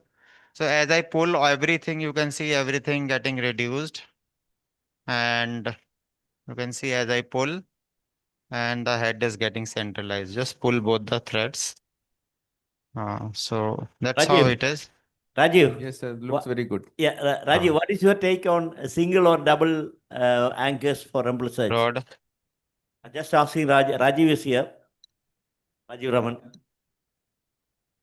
So depending upon the size of the lesion, as Purna also already told. So if it is large, normally I prefer double loaded 2 anchor. More than 1 centimeter, Yes. 1.5 Yes. centimeter. Okay. And close to the cartilage, because you want to make whole of the intra-articular defect extra-articular. So I think the concept is slightly changing. Some of the surgeons are recommending not too close to the cartilage rather than lateral placement, because I think the concern is the restriction of external rotation. If you are too close, if you're covering the wide Rehab area. them, yes, I do agree. If you rehab them Uh-huh. properly, I think none of these patient has loss of external rotation. It is 925 first or 6 months, but you rehab them properly, I think most of the patient gains full range of motion. Yeah, that's and now what- think and almost of 90% of my bank card cases we are adding Rempesis. Wash cannula then. And does it matter how much tissue are you getting into your bite? If you're going too medial to grab a good amount of infraspinatus, or you're going in line with the Hill-Sachs lesion? No, that's what I was Yes. telling you. If you look at the literature, the young population, especially with the sports people. So I am now on the posterior portal. I'm Yeah, looking okay. from the anterior. So that's how we do our bank card. That's how we have been trained. So we do all the bank card repair from the posterior portal only. So I've done all the remplissage part. So this is the anterior portal that we have made at the level of cannula. I have done all the release. So release is very important. Haath utha upar. So you have to see the labrum has to be released that much that the muscle is exposed and it floats. So that is what is it is floats at the level of the glenoid. So we need to have a tension-free repair, which is very important when we consider the repair. Suture retriever. It's getting on the, just discussing a bit more on remplissage. Does it matter if you are doing a contact athlete or an overhead That's athlete? quite a release thing. No, Anchor. what I was telling you was the adaptation is more with the athletes. Also. Your selection is almost same for both, Yeah, both the same. patients. But नहीं theoretically, पहले the anchor दो adaptation और is more. suture anchor दो उठाओ knotted.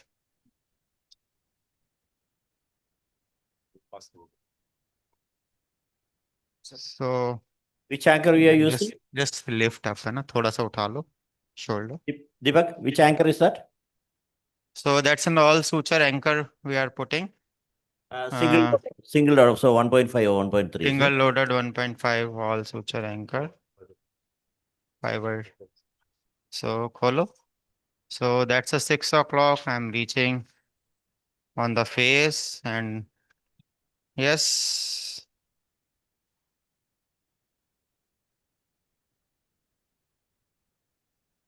First open the anchor, then remove the drill bit. So very important, the anchor has to be in hand. Otherwise we may lose the hole and we lose the anchor also. So that's how the anchor is going.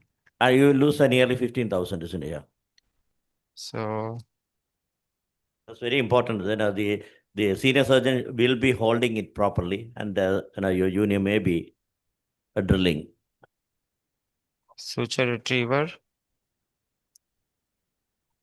So either you can put a cannula here. So generally I don't put. So nowadays to avoid overcrowding. So I just make a port and use it as a virtual thing. Yeah, पानी आए? पानी देखना? Pressure बना दो या तो कैसे है? I'm just sorry, just little bit of. Dr. Deepak. पहले उठाना थोड़ा. Yes. So there is a question. So do you always go on the face of the glenoid to put your anchor, or some? Yes, you will go always to on the always on the face. So it varies. Some surgeons prefer anatomical on the edge, but I always do on the face. Even if पकड़ो. there's like 10% bone loss in the glenoid and you're doing a bank card repair still. Yes. Is it the same for Dr. Roshan? How many in the audience believe in bumper technique? What is your take? bumper technique, bumper, See, recreating the bumper. recreating glenoid labrum on the glenoid is very important, and that will not be possible unless you put it on the face. The moment you put it on the edge or on the neck of the glenoid, it's a failure. Day one. So you believe in bumper? 100%. If you I can't, think majority of the if you can't get back the labrum onto the glenoid, it's day one failure. Hold. Deepak, what is your take? So it is basically you pull the labrum, hold it. I have pulled it up. So I have retensioned the ligaments. Then I have taken a bite below the anchor. So either you can use cannula or you have to use it as a virtual thing and you take both the lasso and the thread together. So that's what I am doing right now. So whenever you are pulling the thread, all the anchors for the beginners, so on the anchor. So if you have this movement, it means the anchor is offloading. So this should be done by the surgeon only or the assistant. One has to look at the anchor so that you don't offload. So this is for the all the beginners. उठाओ, डालो इसमें.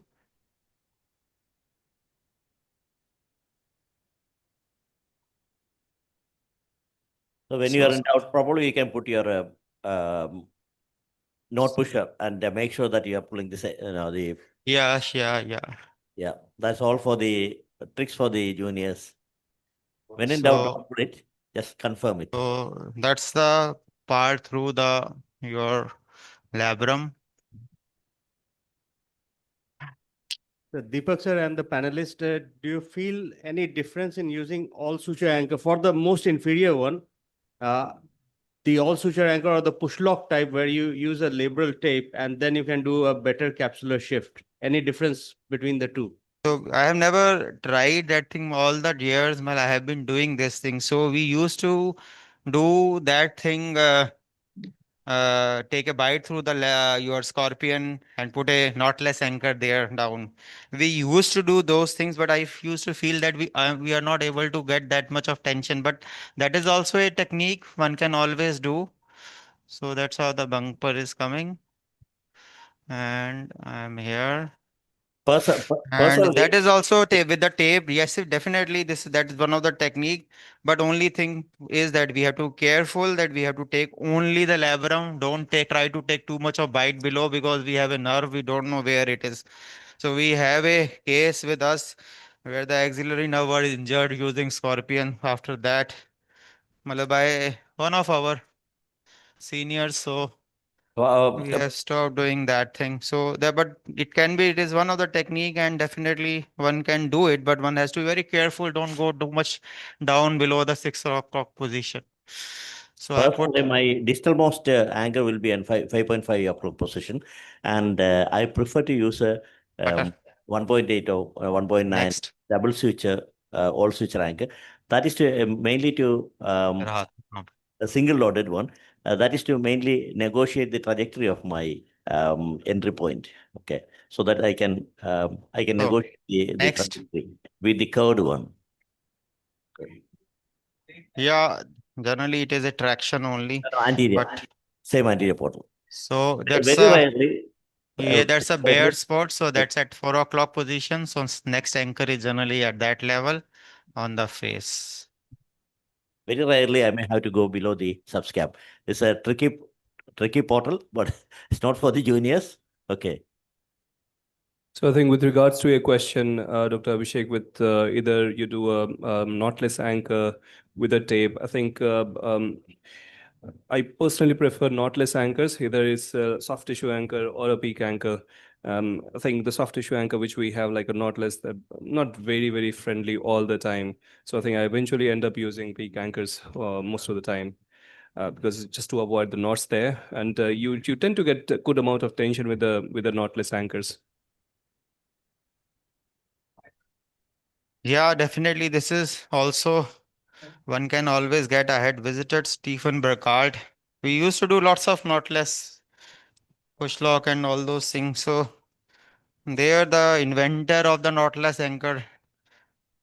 I visited him and he told that it is better to put a knotted anchor and so that's what he do always in all his cases.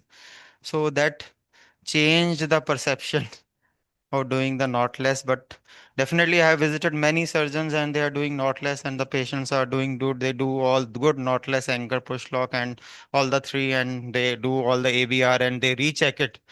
After doing surgery, they do all abduction, external rotation and recheck if the anchor has dislodged or not, and the tear is not extending further. So that's also is one of the technique, but this is how we have been doing for so many years. So Good thing is, sir, you got a very healthy labrum. Is it? yeah, Very healthy. labrum. Young patient. So what you can see is pulling with the suture retriever up, and I have to keep the suture.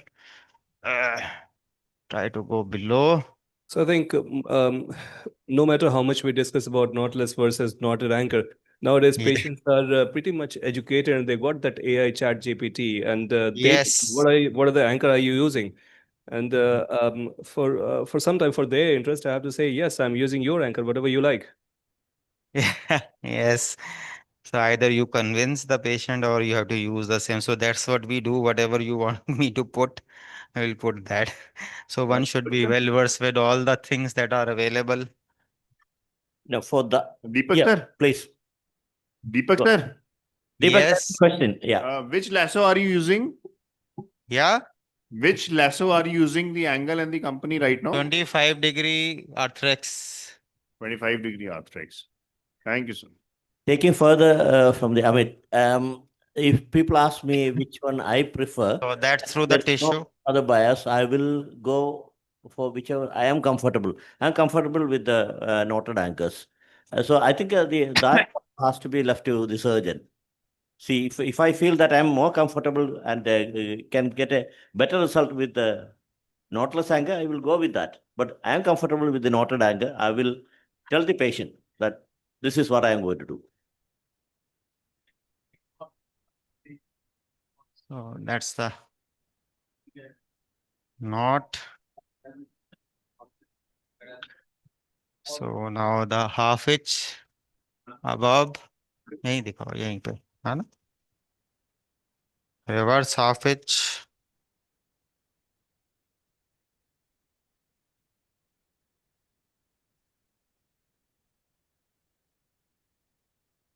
Deepak sir, Imran Akhtar here.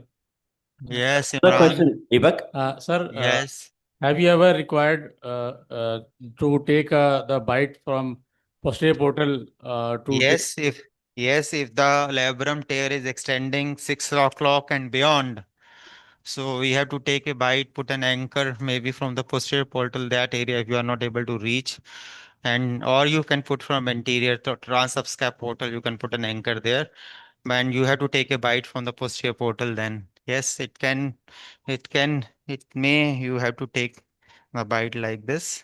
Thank you, sir. So I am putting the upper anchor. I can use a knotless anchor, है ना? Knotless fiber type. Okay. So 3 anchor generally we put. So that's a subsap, 3 o'clock position. So that's the bare spot, 4 o'clock. So the uppermost anchor at the level of 3 o'clock. Deepak, what is your take on number of anchors? Generally, not less than 3 unless until tear is very, very small. So sometimes even more than 3 also if the patient, but mostly most of the times, I'll say 90 out of 100 times, minimal 3 anchor generally we try to put. Yeah, that's very important. If you look at the literature, you got all funny things there now, using single anchor technique and sort of thing. Yeah, There is a definitely. Roshan gone. Where is Roshan gone? Oh, yeah. Okay, there's a Parag Pura, Munshi. yeah. Yeah, Parag Munshi, in one of the Mumbai meetings, he presented one anchor technique. He's a senior surgeon. He was a registrar to me when I was in UK. I was his junior, but I don't agree with what he presented. Single anchor. Okay, I think it's Amit. Single anchor. Suture retriever. No. It was a double dotted one. Yeah. Suture retriever दे दो. something which is clinging on. So I am just.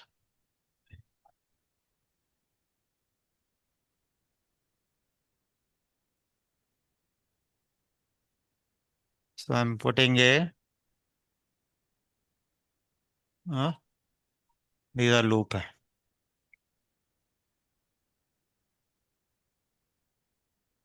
So, less so. Suture retriever. So I'm putting a knotless anchor, knotless. So I will take right now for the uppermost. Do you So use that's mattress the capsule. Yeah. Yeah, sometimes I use the mattress in the the inferior most if I feel the tissue is not that good. Okay. So sometimes I do take a double bite in the inferior or one can do a Mason Allen thing at that time. So Okay. to take a mattress and a single suture like you do in a rotator cuff. So with that you don't have labrum, just a capsule sort of a thing in the inferior area, then I do take a whole thing. Done. Probably one of the downside is you may not be able to recreate a bumper when you are using a mattress suture, isn't it? Yes. So we don't are able to create a bumper at that time.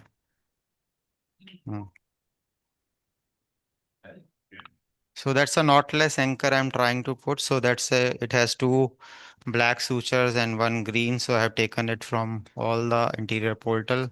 So this is how the leading suture going now through the capsule. So generally I put all these knotless in the superior. Inferior generally I always do the knotted one. Suture retriever de do.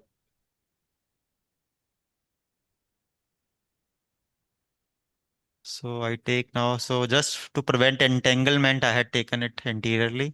So now I take both the sutures here. So now it has to go through the loop. If you can see, is putting through the loop. Yeah, focus karo. So, so this is an anchor designed by Dr. Burkhardt. So I had seen he had that time just Can designed. you enlarge the outer picture, please? Enlarge the outer picture. People to see. Dikhao. Okay, yeah, okay. So it is loaded. There is a loop here. Yeah. So you have to load into the loop side and then you have to pull the other thread. Okay. Yeah. Wasp is there. So just pull. So you can see it is going now. The thread has to go through the anchor. So you have to give a tug sometime. So you can see. So it has gone through the anchor and it has come out here. Okay. So, okay. So that's how now we just pull it, and just pull it. You can see and tension it little bit. Bas. Okay. And that's all. That's all. That's all. Okay. Dr. Deepak, you have nicely demonstrated this technique, but occasionally this anchor gets locked inside and you can't pull the suture out. So this is one of the drawbacks. But I think it is there is another, we have another anchor available like this. So I have faced with that particular, but with the Arthrex one, generally. So, but the only thing is when it reaches that part, so you have to use a tug. You have to just give a little bit of tug if it is not coming. So generally it then goes inside. So this is really one. Sometimes this can happen that it doesn't go inside. So one thing is that it has to be fixed very good, in a very good bone so that it doesn't come out. The other thing is when the thread reaches that area, just give a little bit of tug like you are flying a kite. So just give 2 or 3 tugs. So generally then the thread goes inside. So it has evolved, this anchor has evolved over so many years, means rod de do. Uh, so but I had the chance to visiting the inventor, I think in 2000. remember 17 or 18. So at that time it was just designed. So lots of issues then. Now from that particular time, the various changes have been done in this thing. So it's a costly anchor, definitely more costlier than the your simple knotless knotted anchors. And losing the anchor is always an issue. But this is, I think I felt that if the tug is given, probably the thing doesn't Pani dekh lena. So you can see the remplissage, whole thing has gone back. So, but it is visible, so hold. So now I am going to fix the remplissage, first the inferior anchor and then the posterior, the superior one. Okay. So a simple technique, same. Yes, the anchor can come out. So always fingers crossed. So sliding knot. Don't pull. So whenever you are this, you make a knot. Just push the knot. Don't slide it like that, like you do inside. So just go, and that's how it is. So it won't go further. So you have to feel the knot only here, but it's going inside. So you have to be. So that's one under.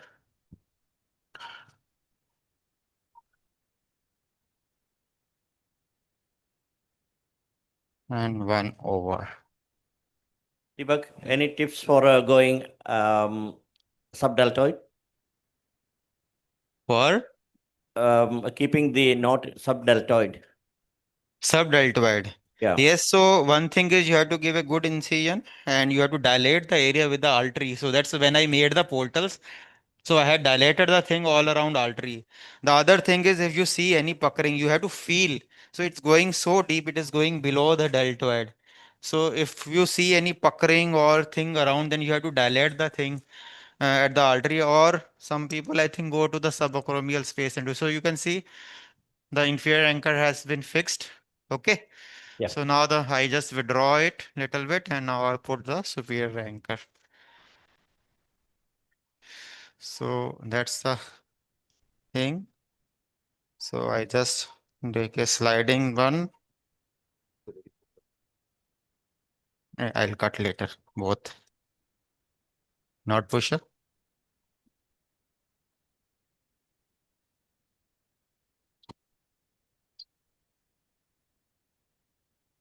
So that's how it is. Very nice.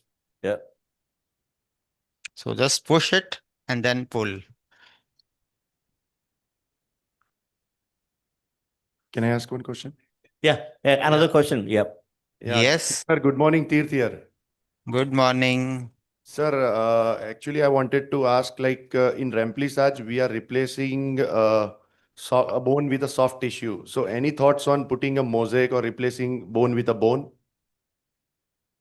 See, if it is too deep, it is a superficial your thing, loss of bone is, you know.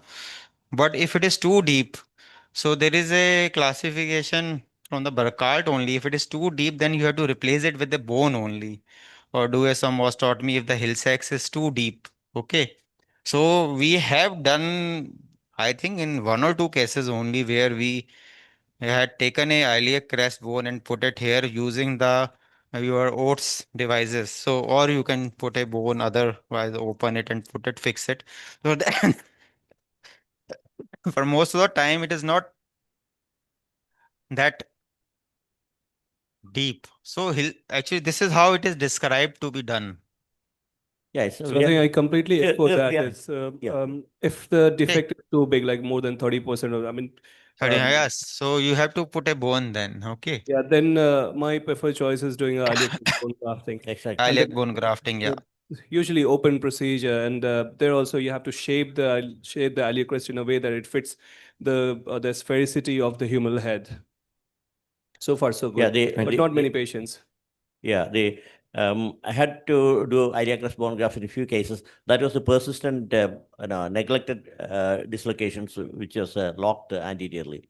So reduce the open reduction and then put the graft. And for remplissage, we are not replacing it; we are filling only, isn't it? So in shallow cases. Small shallow cases, yeah. Had there been any instances where you had to do arthroscopically in a deep, deep hill sex, you had done arthroscopic codes? No, when in doubt, you need to do a CT scan before and see. You should have a plan for that. How would the OAT fill up the bizarre shaped Hill-Sachs lesion? It's a longitudinal lesion in the Hill-Sachs, but OATS is a sphere, OATS, yeah. circular. Sorry. Yeah, you can do, you can put 1 or 2 mosaic if at all required. Thank you. So that's how it is. So I have one anchor here, one Yeah, very knot good. here. Yeah. That's a knotless here, everything covered. The head is central, you can see. That's a bare spot, and that's a Can you remplissage show the here. position of a long head of biceps? That's a long head of bicep. If I withdraw, that's a biceps here. So you can see that the head has gone up, isn't it? It's when you look carefully. Yeah. Thank you, Joshi you. sir. There is no pull out of your anchor. As I said, you are a No, it's not like that. trained lot Any of- anchor can pull out, even this anchor can come out. You There have is trained no lot doubt of about it. orthopedic surgeons. So anchor is not the surgeons, according to the surgeon. Anchor can pull out, any anchor can pull out from anywhere. So it's But just well that appreciated. Well because appreciated and Well appreciated. thank you very much, sir, for training lot of young surgeon like me, and many of your students are here in the hall. Yeah, thank you, Arvind. It is very thank you, sir. it is Thank you, very Chairperson. Thank you. Moving to the next session, that is rotator cuff session, and the moderator is Rabi. Mhm. And chairperson for the session, Pratap sir, you have to be on the stage only. Good morning, sir. Coming to the next session based on the rotator cuff, I would like to invite the chairpersons, Dr. K.K. Pratap sir, Dr. Ramakant sir, Dr. Amit sir, Dr. Anil Ram sir, and Dr. Jashwinder sir. Please come on the stage. And I would like to invite the first speaker, Dr. Til sir. Please.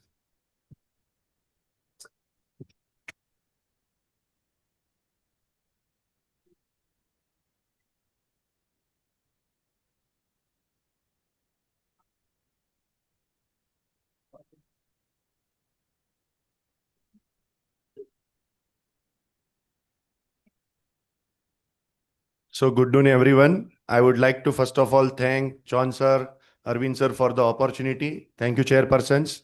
So let us discuss the first simple case with respect to the rotator cuff. At the outset, I would like to invite you to the IOA Con that is going to be held on 1st to 6th December in Ahmedabad. Please do come. So let us start with the history. She was a 61-year-old having a comorbidity of diabetes and hypertension. She was complaining of pain and difficulty in lifting the arm. There was a history of fall 2 weeks back, and she had pseudo-paralysis kind of situation. There was no radiculopathy, no sensory deficit. Jobs test was positive and drop arm was positive. The Gerber's lift off and external rotation leg sign was negative. And these were the MRI picture. So as you can see, the cuff is reasonably retracted. It is at the mid level of humeral head, and the tissue quality, it was kind of a thinned out cuff. So any thoughts from the chairperson, like how would you like to proceed? Or should I move ahead with the talk? Yeah, thank you. So, so it was, the plan was single row rotator cuff repair, and let us understand what does the literature say with respect to the single row versus the double row. Single row rotator cuff repair is always a tension-free repair. So it is always useful in such kind of situation. My personal indication for double row rotator cuff repair is a garden variety where the cuff is only just has got lifted off from its native place. So I would like to elaborate on the steps of the single row rotator cuff repair. So let us start with the positioning and the surface anatomy. So as you can see, I have marked the posterolateral portal. Whenever we are dealing with the subacromial pathology, my posterior portal is little bit lateral with respect to the conventional posterior portal, because I want to work more on the subacromial side. Then I have marked the posterolateral portal, which will be my viewing portal after the debridement. Then I have marked the 50-yard line, which I will let you know what is the significance of it.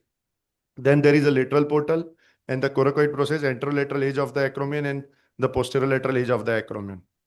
I have deliberately put the other picture because if you are a freelancer surgeon, then I think we need to understand this, that we don't need a fancy traction for the same. So as you can see, these are the portal and the important landmark. Let us start with the diagnostic scopy. So as you can see, we are starting with the glenohumeral scopy, and so this is the labrum, axillary pouch. We are checking if there is any glenohumeral pathology. So now I am on the subacromial side. My scope is still in the posterior portal, and I am trying to take the lateral portal. Now I have started with the debridement. So with the RF, you have to debride more than what you think is necessary, because during the subsequent steps, there will be an instrumentation. So it might happen that the soft tissue comes in between. So enough debridement is the key, because without visualizing, it is very difficult to perform the subsequent steps. It is not necessary that you go after all the tissue of bursa, because then it is a time-consuming procedure. Only debride whatever is necessary. Then debride take out the bicep if it is not required, and you think that you will be able to heal. If you think that you will be able to bring the cuff tissue to its native place. So I have taken the bicep because it was, as you saw in the picture, that it was frayed. Now I am trying to see the rotator cuff excursion. So with the grasper from the lateral portal, I am checking whether I can bring my cuff tissue to its native place or not.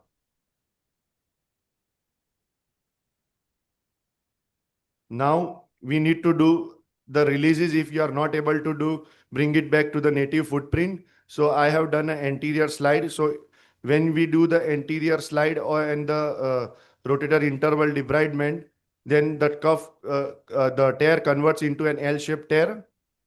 Now during this step, the viewing portal will be the posterolateral portal and the working portal is the lateral portal. Now, for any enthesis to heal, we need to improve the biology. So I have done the microfracturing to improve the biology and little bit of rasping, so that all the growth factors that comes into play.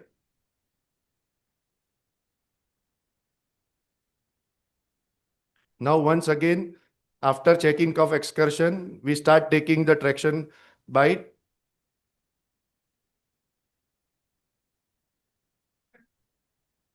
The purpose of traction suture is that your assistant will pull it to the native footprint when you are tying the knots. So the chances of suture pull out is very, very less.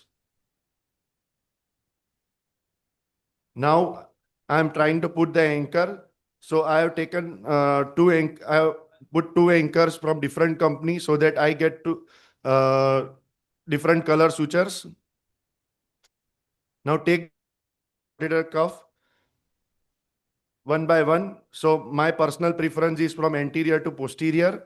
Once the bites are taken, the suture management is the key. So the significance of 50-yard line is anything anterior to the 50-yard line will go anterior. Anything posterior to the 50-yard line will go posterior. Suture management is the very, very key step in rotator cuff repair. It avoids crucial time. Yeah. Now, once you tie the knots, you can see the final picture of the repair. This is the post-op X-ray, and this is the range of motion 10 weeks post-op. So one slide on square technique. In this, the microfracturing is done. Once the knot tying is done, after that microfracturing is done, they improve the biology. So the take-home message is single row repair is having an easier learning curve, better reproducibility. It is better in hands of young surgeon. It is equally good compared to the double row repair. it is economical, and it has a less surgical time. So I would like to invite you to our third meeting, Ahmedabad Arthroscopy Conference on 17th, 18th April next month. So please do come and register for it. Thank you for the patient listening. Great. Wonderful demonstration. Do we have any questions? So all your rotator cuff are single row, or when do you do double row repair? Yes, sir. As I said, if it is a garden variety, like if the tissue is just moving away from its native footprint, then only I will go for the double. Otherwise, most of my repair goes for the single row. So do you use swivel locks, suture anchors? Like first take the bite with the fire wire and then lock with the swivel lock to anchor? No, sir. No, because you put the anchors, then take the bites, loaded anchors. Yes, always. Okay. Single row or double row with respect to you? Yeah, below 50 years. Yes, sir. In that case also, I go for the single row only. If it is a traumatic tear and little bit retracted young patient, then I might think about doing a double row. Thank you. Thank you so much. Any more questions till the time we upload the next presentation? So next we have a 45-year-old male with massive cuff tear. Doctor, he'll be talking on subacromial decompression. Okay, so Dr. Abhishek is will be presenting. talking on subacromial decompression. So, good morning, all of you. Good afternoon, and I'm thankful to Dr. Arvind and Bihar Arthroscopy course to allow me to present this an obsolete topic. Actually, the subacromial decompression, an obsolete procedure, or still there are chance of judicious application and technique. So first we need to find out what is that subacromial space is. I always say the shoulder joint is a double-decker bus, and the lower deck is actually the glenohumeral joint, and the upper deck is the subacromial space. And it is just like a sandwich or a burger. And it's very if I want to state an anecdote, we like poor husbands. We are sandwiched between lower bread is always our wives, and we cannot replace them and replace that one. And the upper bread or the upper part of the sandwich is actually so many things: our profession, our relatives, and our friends, and everything. So we husbands are poorly sandwiched. Similarly, what actually is that the rotator cuff is sandwiched between the lower side, the glenohumeral area, and the upper side is the acromion. So the initial old concept in 1972, जैसे needs ने कहा था कि because of compression and mechanical irritation of the bursa, actually the rotator cuff is compressed between a coracoacromial arch and the glenohumeral joint, and it subsequently leads to edema and later on the narrowing of the space and bursitis and all impingement, just like we poor husbands are getting squeezed between our wives and everyone. So similarly, this cascade goes on and narrowing the space, and it causes pain, a weakness, and we can treat it with rest, steroids, or physiotherapy or something. We have to make a balance between all that is called a work-life balance, and if required, the subacromial decompression. By 2010, it was a fairly fair idea that if there is a subacromial impingement, we need to go for a subacromial decompression. And if it is not done, it progresses to partial tear, then to complete tear, and we know what actually happens later on. Now, coming on to the causes of impingement, there can be primary, secondary, or the different causes. I will not go into the details, but the one thing which is very important is that whenever we take this idea of subacromial impingement, we need to think about that most of the tears which we find is actually on the articular side, and which doesn't match with the idea of subacromial impingement leading to partial tear or the complete tear, whatever. So most of the rotator cuff on the articular side. So here एक चीज समझनी पड़ेगी कि good wife is actually a myth. There is nothing like a good wife. Okay. Similarly, so acromion is actually not the culprit all the time. Most of the time it is the gradual wear and tear, and later on leading to tendinosis and the impingement. There can be other impingement, we all know, and after the yesterday's night long discussion with some of our seniors and friends, this kind of impingement do occur, and we need to refrain from these things. Okay. Now, coming on to the topic again. So, when we are dealing with a subacromial impingement, so we need to go for sub-tests, and these tests are fallacies. And coming on to acromiohumeral distance, again, acromiohumeral distance is usual, and it can be a usual occurrence in a normal healthy individuals. There can be complication to subacromial impingement also. So there is a very important, when we research the literature, there is a very considered trial that is known as FIMPACT trial from Finland. And this is a trial which is the only study in which we are comparing the subacromial impingement with the placebo surgery of normal shoulder arthroscopy. And it clearly says the subacromial impingement, subacromial decompression is no better, it provides no better treatment offer. Similarly, there is a Delphi consensus which clearly says the conservative treatment is the first line of treatment for a subacromial impingement, and the routine surgery is not advocated at all, even not with the rotator cuff repair. So there is a change of thoughts, and the subacromial impingement or the subacromial pain is used to be, nowadays it's thought to be a multifactorial. It can be nociceptive or neuropathic or nociplastic. And now the acromion morphology actually does not contribute to the impingement. It's very doubtful. Acromiohumeral distance is not the marker anymore. Myofascial trigger points are to be taken care of. Needs and Hawkins test might mislead, and tendinopathy may be a finding in asymptomatic patients also. So subacromial decompression surgery offers no better than a placebo. So initially, by 2010, the subacromial decompression was a routine procedure. Now it's not no more. So the take home is, along with the RC repair, we can do it for a better visualization alone. When to adjunct the repair, just with a patch or a balloon, we need to have a space in subacromial area. So we can add it subacromial decompression or a big spar or a type 3 acromion, or along with the arthroscopic adhesive capsulitis. So now the dictum is not obsolete, but overused in past.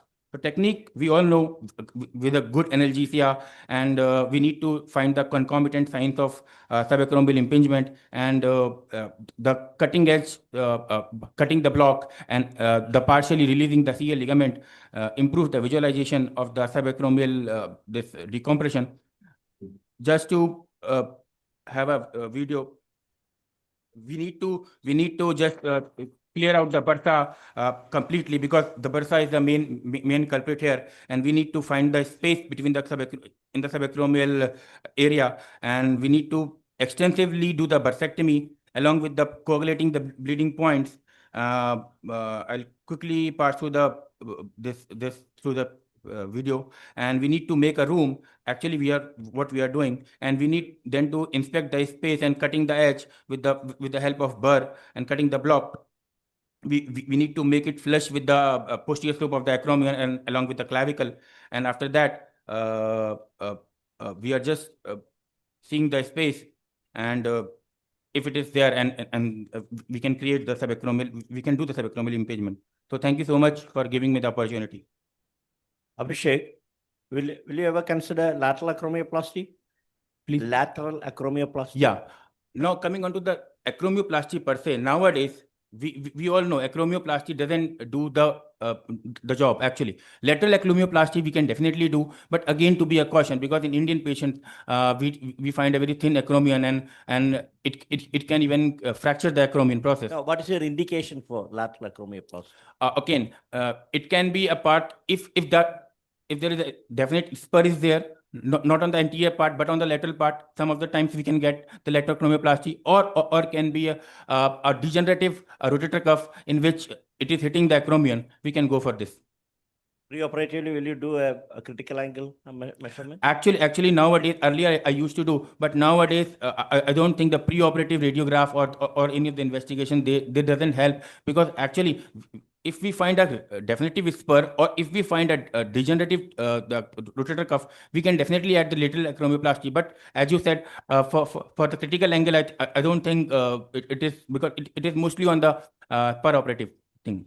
Yeah, because there is a lot of intra-observer changes, but still that is valid. Lateral, no, the critical angle more than 38 degree probably. Okay. Just two questions. So what's your current indication of doing subacromial decompression? or do you add any steroid after the procedure? Yes, sir, very good question. Nowadays, अगर आज मुझे subacromial decompression alone करना है, it doesn't work. Stand alone तो कभी नहीं करता usually. But in most of the cases of rotator cuff repair, if I need to add, especially for the visualization, first thing. Second thing is if I need to add some augmentation, like if I need to do a balloon or I need to do a patch along with that, then I need a room. So I do a cautious subacromial decompression first thing, and if I'm not augmenting it, I'll definitely add this steroid. Thank you. Thank you. There is an announcement. One is about the registration for Indian Arthroscopy Society. Now the second thing, those who want to get member, Dr. Udipto is here. He is helping for this registration. Yeah, and also this is Tatkal membership with lower price. Kal membership में थोड़ा सा price.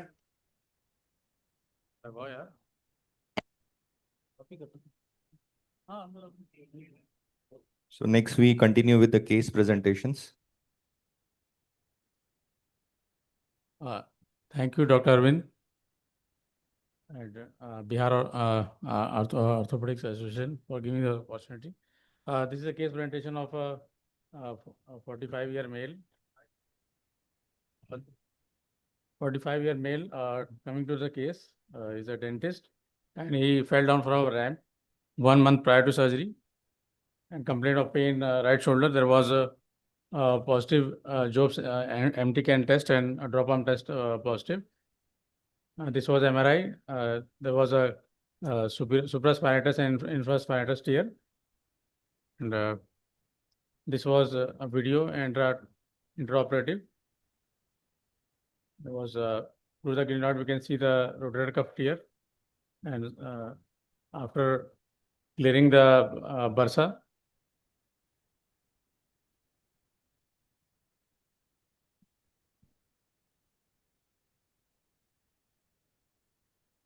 so pressing the margins of the tear, there was crescent shaped tear. This was freshened with the help of punch.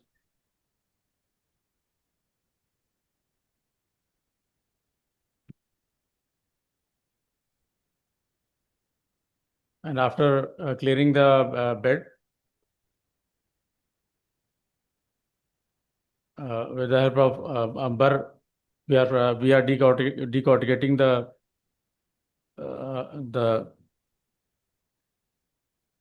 near to the we are localizing the anchor placement region.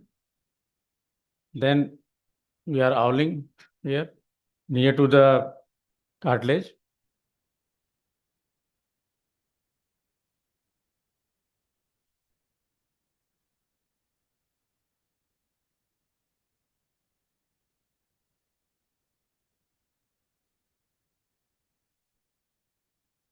इसमें cursor होगा क्या? थोड़ा आगे करने का cursor है, cursor इसमें दिख नहीं रहा. नहीं सर, पिछला आ गया सर. आया कर्सर, मुझे कंट्रोल दे दीजिए.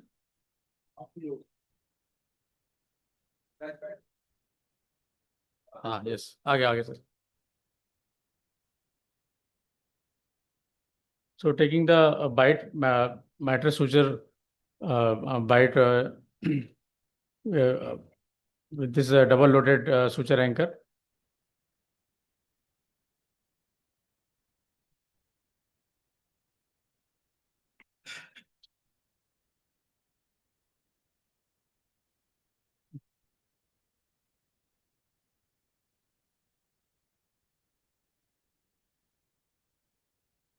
वीडियो स्टॉप हो गया है.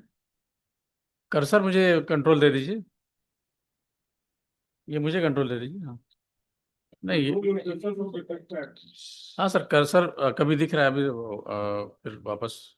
हाँ yes, after taking this matter suture,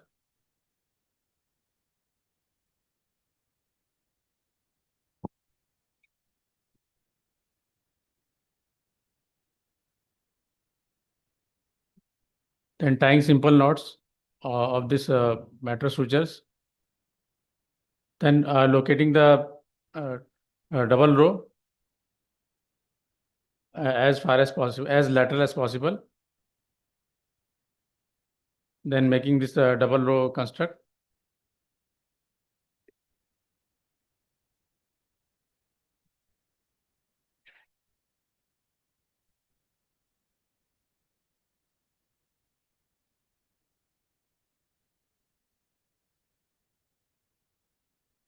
And after this, making this double row construct, there was some, in the supraspinatus regions, there was some dog ear type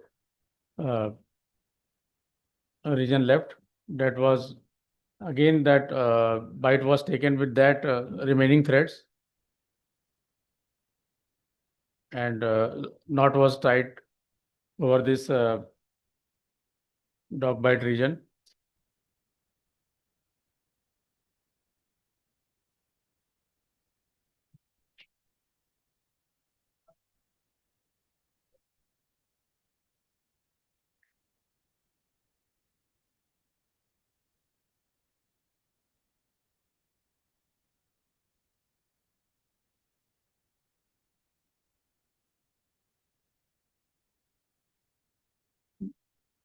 Then rest of the protuberant parts are nibbled. Just one question. Did you use just one anchor for the medial row or two Yes, sir. anchors? Sir, double loaded one anchor. Why didn't you use the two anchors? Because still some part of the rotator cuff is left. Yes, sir. Yes. Sir, ideally two anchors should be used here. You see, there was a left region in the supraspinatus anteriorly that I managed with the help of the A good leftover. Yeah, good thing is that you tackle the anterior side with the lateral I anchor. tied with that double row leftover sutures. I tied with the Yes, sir. the rest of the unrepaired part. So after that, subacromial decompression was done. Then this part is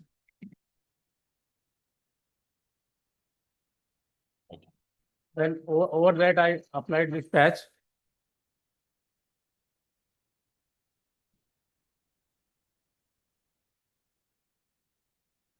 And suture anchors were applied over it. Okay. When did you take So that the- decision of putting the patch? Did you take that So, decision? yeah, pre-operative? earlier I've decided earlier only. That's because it was a 1 month old rotator cuff tear, and the tear was appeared to be massive, and I wanted to. You routinely put patch in the rotator cuffs. Like this was a very no, well sir, not routinely. retractable, very well repaired, Yes, sir. repairable tear. So yeah. Sir, So he was a dental surgeon, and he wanted some more advancement in surgeries, and also he was this in this private case, I TPA think it's a double row repair with two suture anchors, two medial, two lateral. Yes, sir. Would have done So a better Imran, job. what is ideal indication for using patch? Ideally, a old, massive tear, old tear, and when there is doubt of vascularity, and So we have two type of patch. Which type of patch you are talking about? This regeneratin or something else? I have applied this collagen. No, you have used in this case. I'm just talking about. Derma patch. So in case of massive cuff tear, those who are not coming to its footprint, its natural area of insertion. So do you use this regeneratin in that, or you will use some other type of patch? This regeneratin is used just to give a protection over this double load rotator cuff and some extra stability to the construct. So this patch is only for the biology. This Yeah. patch don't have any role in protection as well as any this strength part. No, just to augment the repair. So there is other type of patch, that is Yeah, dermal patch, dermal patch, yes. or biocollagen patch. Yeah. That's give you the biology as well as help in this if there you think there is chances of tear of the cuff or cuff is not really coming to its footprint, then such type of Yeah, cuff yeah. we'll use. And also in partial tears, we can directly put Yeah. patch without repairing, without taking suture anchors. Older active patient where it's a sort of a degenerative tear, then I will go for a biology. There you need a biology and scaffolding both together. That is the indication for me. Probably for this one, probably I would Yeah, have it's not. left him alone. So Puran is here. He was one of the teacher in cadaveric lab for this early this launch of this regenerator. So your talk, your take on this patch, it's biology or it's Yeah, so I have had the experience of doing quite a bit of cases with the patches. For me, I'm sorry, I was not just following the discussion, but so for What me, are your indications of patch? for me, this patch, the Regeneraton patch, this is just to add biology and does not have any structural support. So for me, the indications of this are for primary cases. I mean, this is controversial, but yes, we are doing for pasta tears. We don't repair. We just put patch on the top, number one. And number two, for those cases in the preoperative, there is a tear on the lateral side. You see the tendon is all whitish, what we call the tendinosis. The quality of the tendon is not good. And especially if this part of the tendon is anterior, because we know that the anterior part of the supraspinatus, which is part of the cable, is very important. So very close to the biceps. Yes. For these are my primary indications. For secondary, where I can get for those revision cases or massive cuff tears, but I have to get a good repair, good coverage of the tuberosity, only then to improve the quality, especially delaminated tears. But the primary thing is I have to get the cuff back to the tuberosity. Those are my indications for primary. For all of the patches, I use the pitch patch or for structural support. Yeah. thank you, Purna. Thank you. So, So this was the 3 months post-op MRI done. The repaired part is healing, and this was a result. of 3 Imran, months. again. Okay. So when do you ask for MRI in post cuff repair, sir, Pratap sir? I don't. At least 1 year minimum. Yeah. If there's any problem. Rajiv sir. Otherwise, 1 year. Puran? Ultrasound. Puran? When you do 3 months down the line, this is going to be the picture and patient will be alarmed. Yeah. And somebody will comment that, oh, everything is gone. Yeah, it's tear. Always they will write it's tear. It's tear. What is your post-op protocol for this patient with patches? Is it different? No, sir. Who is asking? Sir. Post-op protocol is same as that for normal double low rotator cuff repair. The same. And do you keep him on any abduction splint, or nowadays you're like, I don't use abduction splint anymore. So what's your No, protocol? I do not use abduction splint. Normal shoulder immobilizer. Right. Can we stop the passive discussion regeneration. now? So we are quite running late in time. Do we have Dr. Thank you. Jipin Gopi here? Yes, sure. So we are talking on economize your cuff repair.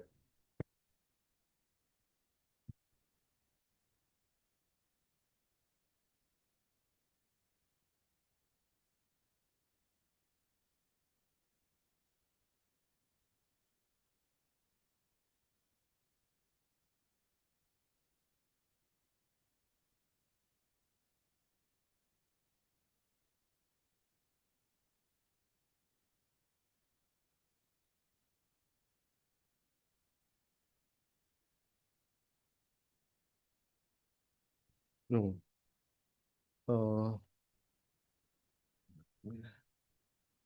It's can you change? Talk को full screen कर दो. Gold. Can you go? It was working earlier. Presentation को ठीक कर दो full screen.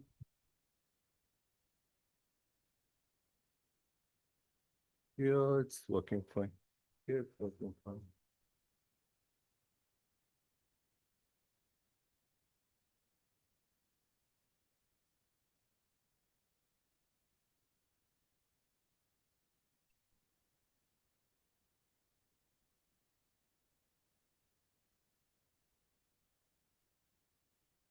Yeah.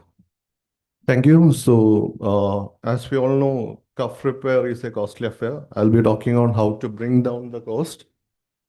So, add-on required to start a shoulder arthroscopy if you have a trauma and knee arthroscopy setup in your hospital limb Boschner, shoulder rib, pump, cannula, RF, burr, and implants.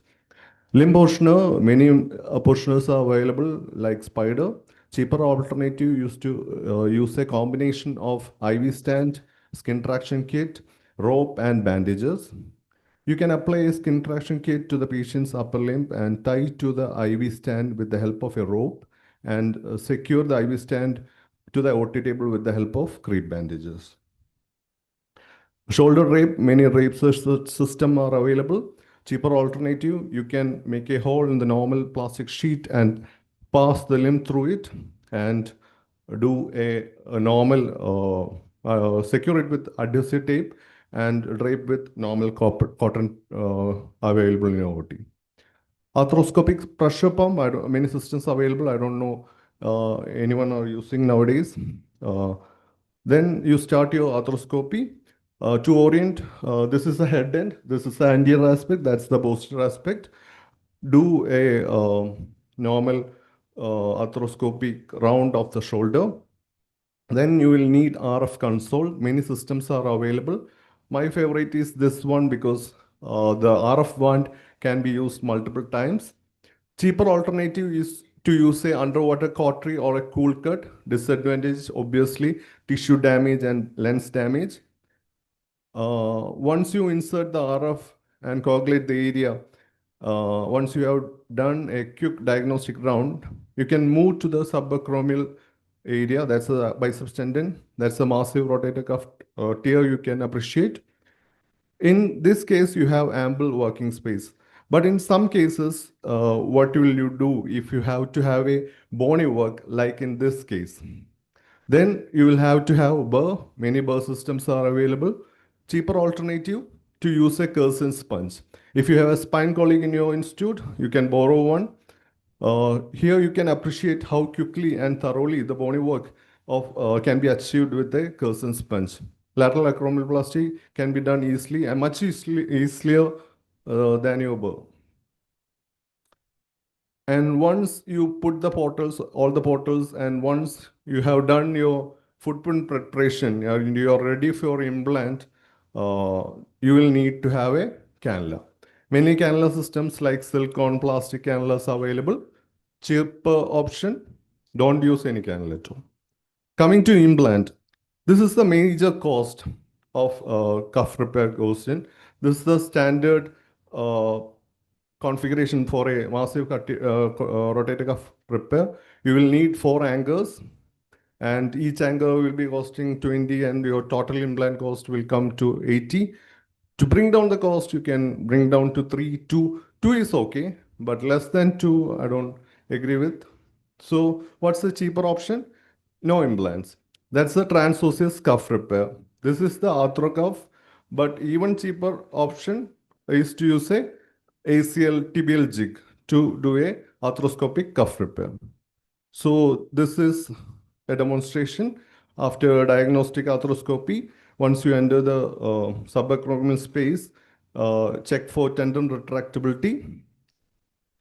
An ACL jig with tip aimer is introduced through the lateral portal, and a far lateral portal is made for passing the bullet of the ACL jig. The bead pin is drilled so that it exits at the humeral ridge.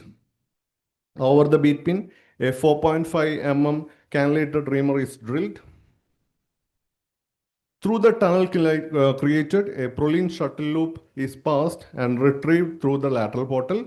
For cost effectiveness, 1 fiber wire, 1 fiber tape are taken, cut in half, giving us 4 threads. Prolene loop is used to pass the sutures in. Now we have 2 fiber wire, 2 fiber tape inside the shoulder joint. Using first pass device, 4 bites are taken in succession through the cuff tissue to ensure a broad fixation. That's the first suture. That's the second suture that is going in. That's the final one. So 4 bites are taken. From the far lateral bottle, a knot pusher is used to shuttle each sutures end to the joint, and the sutures are retrieved through the lateral portal. Each suture is then tried sequentially using the SMC sliding knot. making sure the post is at the lower fiber wire so that there won't be any knot in the subacromial region, avoiding chance for subacromial impingement or irritation. This is the second suture that is taken out. Again, the process is getting repeated. That's the SMC sliding knot. I'm securing the knot tightly with the knot pusher. This is the third suture that is getting tightened up here. And again, that's the fourth suture that is taken out. Again, SMC sliding knot is applied and knot is tightened. This is the final repair. You can appreciate how well the rotator cuff tendon is seated over the native footprint, and it has restored good compression over the native footprints with good footprint coverage. To summarize, limb Boschner not needed, shoulder drape not needed, pump not needed, cannula, yes, obviously in your initial cases. RF is the one I would suggest to invest in. Burr not required, implant in your initial cases. Thank you.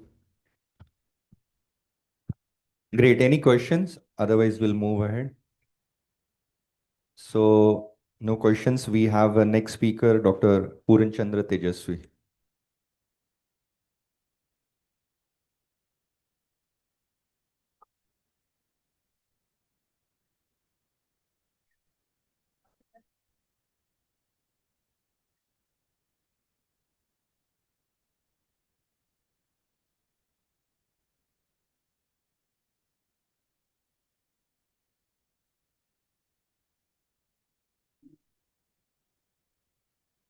Thank you, Arvind sir and entire team. We all know musculotendinous junction tears are the most dreadful of the rotator cuff tears. We all fear that it shouldn't be there. But is it difficult to repair? Let me just go through. I'm from Hyderabad. So we all know MTU is the most weakest link, and hence this is commonly injured. And where are these tears located? These tears are most commonly located in the anterior part of the supraspinatus, because this is the part that is subjected to repeated stress and too much overload of the entire rotator cuff muscles. So this is a case example. This is a 46-year-old gentleman. You can see that obviously this is a quite medially located tear of the musculotendinous junction unit. So how do we identify? So this is what we look at when we have a 1.5 or a 3 Tesla MRI scans. If there is hyperintensity at the musculotendinous junction, you can see on the left where I have put a square there. This is what we call as the tadpole sign, and we should have a high clinical suspicion again, because most of our patients come with MRI, and the MRI report just reports it as a supraspinatus tear. When there is a hyperintensity at the musculotendinous junction unit, or just quite medial to the tendon or at the muscle, at the glenohumeral joint level, we should have a very high clinical suspicion. So these are the further sections. Supra and infra were good. So this is what we did. So the camera is in the posterolateral portal, and the instrument is from the lateral subacromial portal. You can see that there is a lateral stump that is intact. But there is this is kind of a type 2 tear where there is a lateral tendon stump and the tear is located quite medial. So how do I do this? We use any part of the anchors. The point here is we have to repair tendon to the muscle and get it back to the tuberosity. So this is a triple loaded anchor. This is an upcurved bird beak that is coming from the lateral portal. So now your instrument goes through the tendon stump, slowly guide it medially, park your suture there. So this is the musculotendinous junction there. Get it back again to your lateral portal, or whichever anterior portal, which is where you manipulate your sutures, and then use your device again to go medial in the medial part of the stump. Now it is important to see underneath, because sometimes these are delaminated tears, involve both the lamina. If the retrograde device is not doing the work, then it is also imperative to use a lasso kind of device. So one of the suture limb is going to the lateral tendon stump, get it back again, use another suturing passing device and go into the medial stump. Repeat those. This is a small tear. So this is a modified SCOI kind of repair. So get it underneath the tendon stump, park it at the musculotendinous junction level, get it back, and go medial. So if you see, I am looking below and above as well, so that I want to make sure that I'm taking the entire tendon stump and going as medial as possible, just lateral to the muscle. So the good thing here is there was a little bit of tendon attached to the medial tendon stump, and we all know that the success of the repair depends upon how much of the tendon stump is attached to the medial part of the tear. So in those cases where there is no tendon stump attached to the medial part of the tear, this is a type 3 tear, and I don't think a single repair would work, because we all know that taking bite into the muscle will never work, and it will cause. So now what we are doing after these, we are sequentially tying. So we are getting the medial stump close to the lateral stump and also compressing it onto the tuberosity. So if you see, this is a nicely compressed repair. This is a cheaper way of doing musculotendinous repair as well. We can do double row repairs, but you can see both the stumps are medialized and the lateral stump is also compressed against the tuberosity.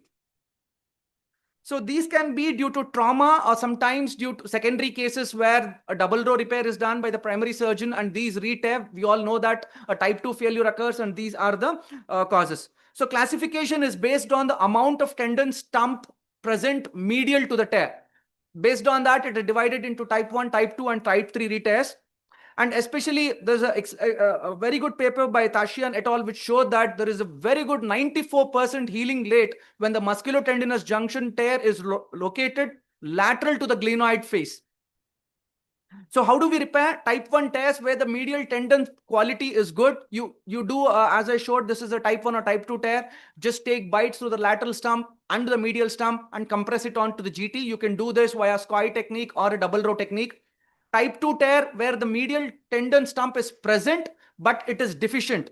Here, just a repair might not suffice. It is always better to augment it with biceps or a patch. Previously, we were talking about the indications of patches. This is an indication for structural patch, or you can use the long head of biceps to augment your repair.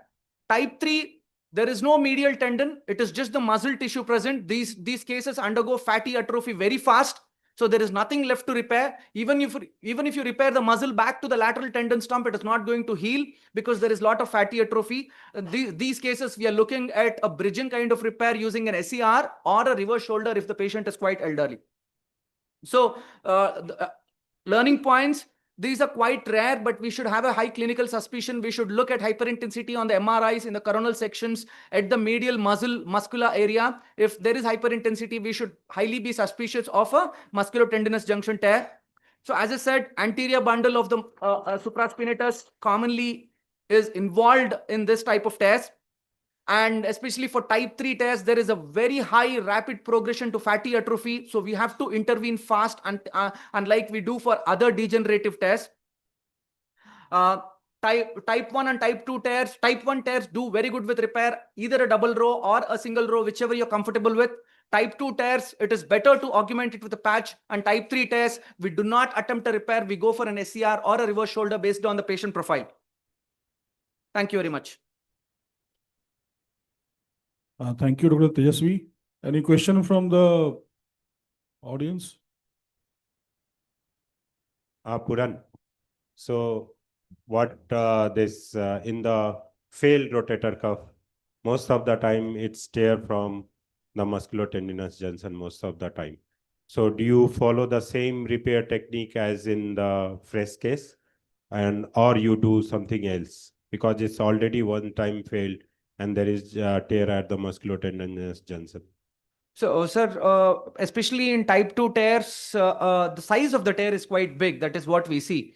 And what I look at is if there is a medial, when I put my scope inside, when there is a tendon stump attached to the medial part of the tear, definitely I will do the same technique, but I will go for a double row.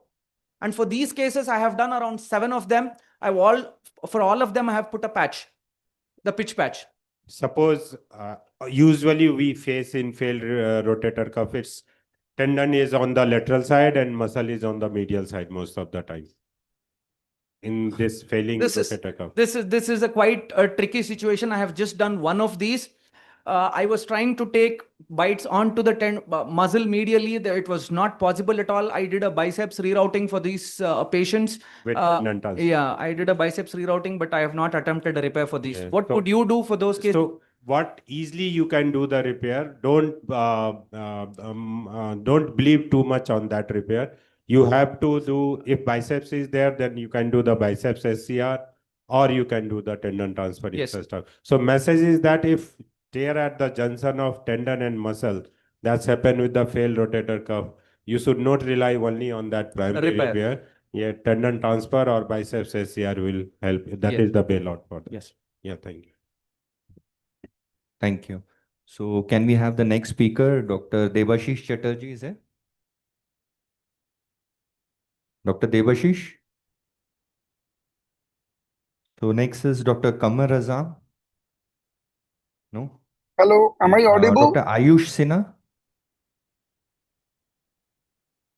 Dr. Rajiv Raman? Hello, am I audible? Because they are not Dr. Debashish speakers Chatterjee is in here. between. So Dr. Rajiv, Oh, right, sorry. Deb, good morning. Good afternoon. Good morning. Yes, just morning. Hello, sorry I could not come today to meet you all. So if you allow me, then I can start online now, or I can wait, and after Rajiv also I can It's your start. time. We'll start with you. Okay, fair enough. No, I'm prepared. We are ready. So what I'm talking about, is it the video demonstration of the isolated subscap tear? Yes, sir. It's a subscap, yeah. Okay, fair enough. So let us start with that then. Is my screen visible? Only you are visible. Your screen is not shared now. Okay, how You do I share your share screen. the screen? Hang on. Yes, I know. Yes.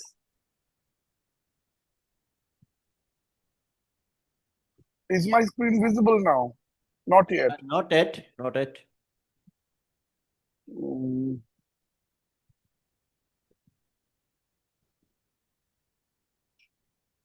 Is it visible now? Not really. Mm. It shows I'm sharing my screen. Just let me. Oh. Give me a minute.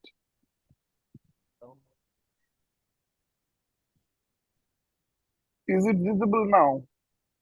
It's the green button with a up sign with arrow Now sign. we can see the green The arrow green share. green button with Yes, arrow sign. green button I'm With sharing. arrow sign, yeah. That's the sharing. Sharing में खाली मेरा मुंह दिखाता है. Yes, I can see that.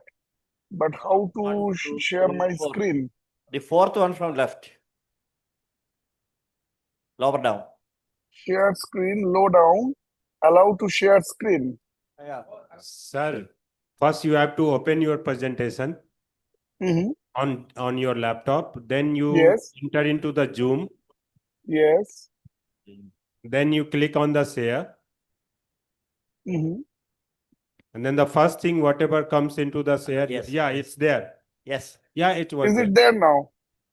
Yeah, Yes, it's now. there. It's there. Thank you. Is it visible? Yeah. yes, it Okay, is. fair enough. Right.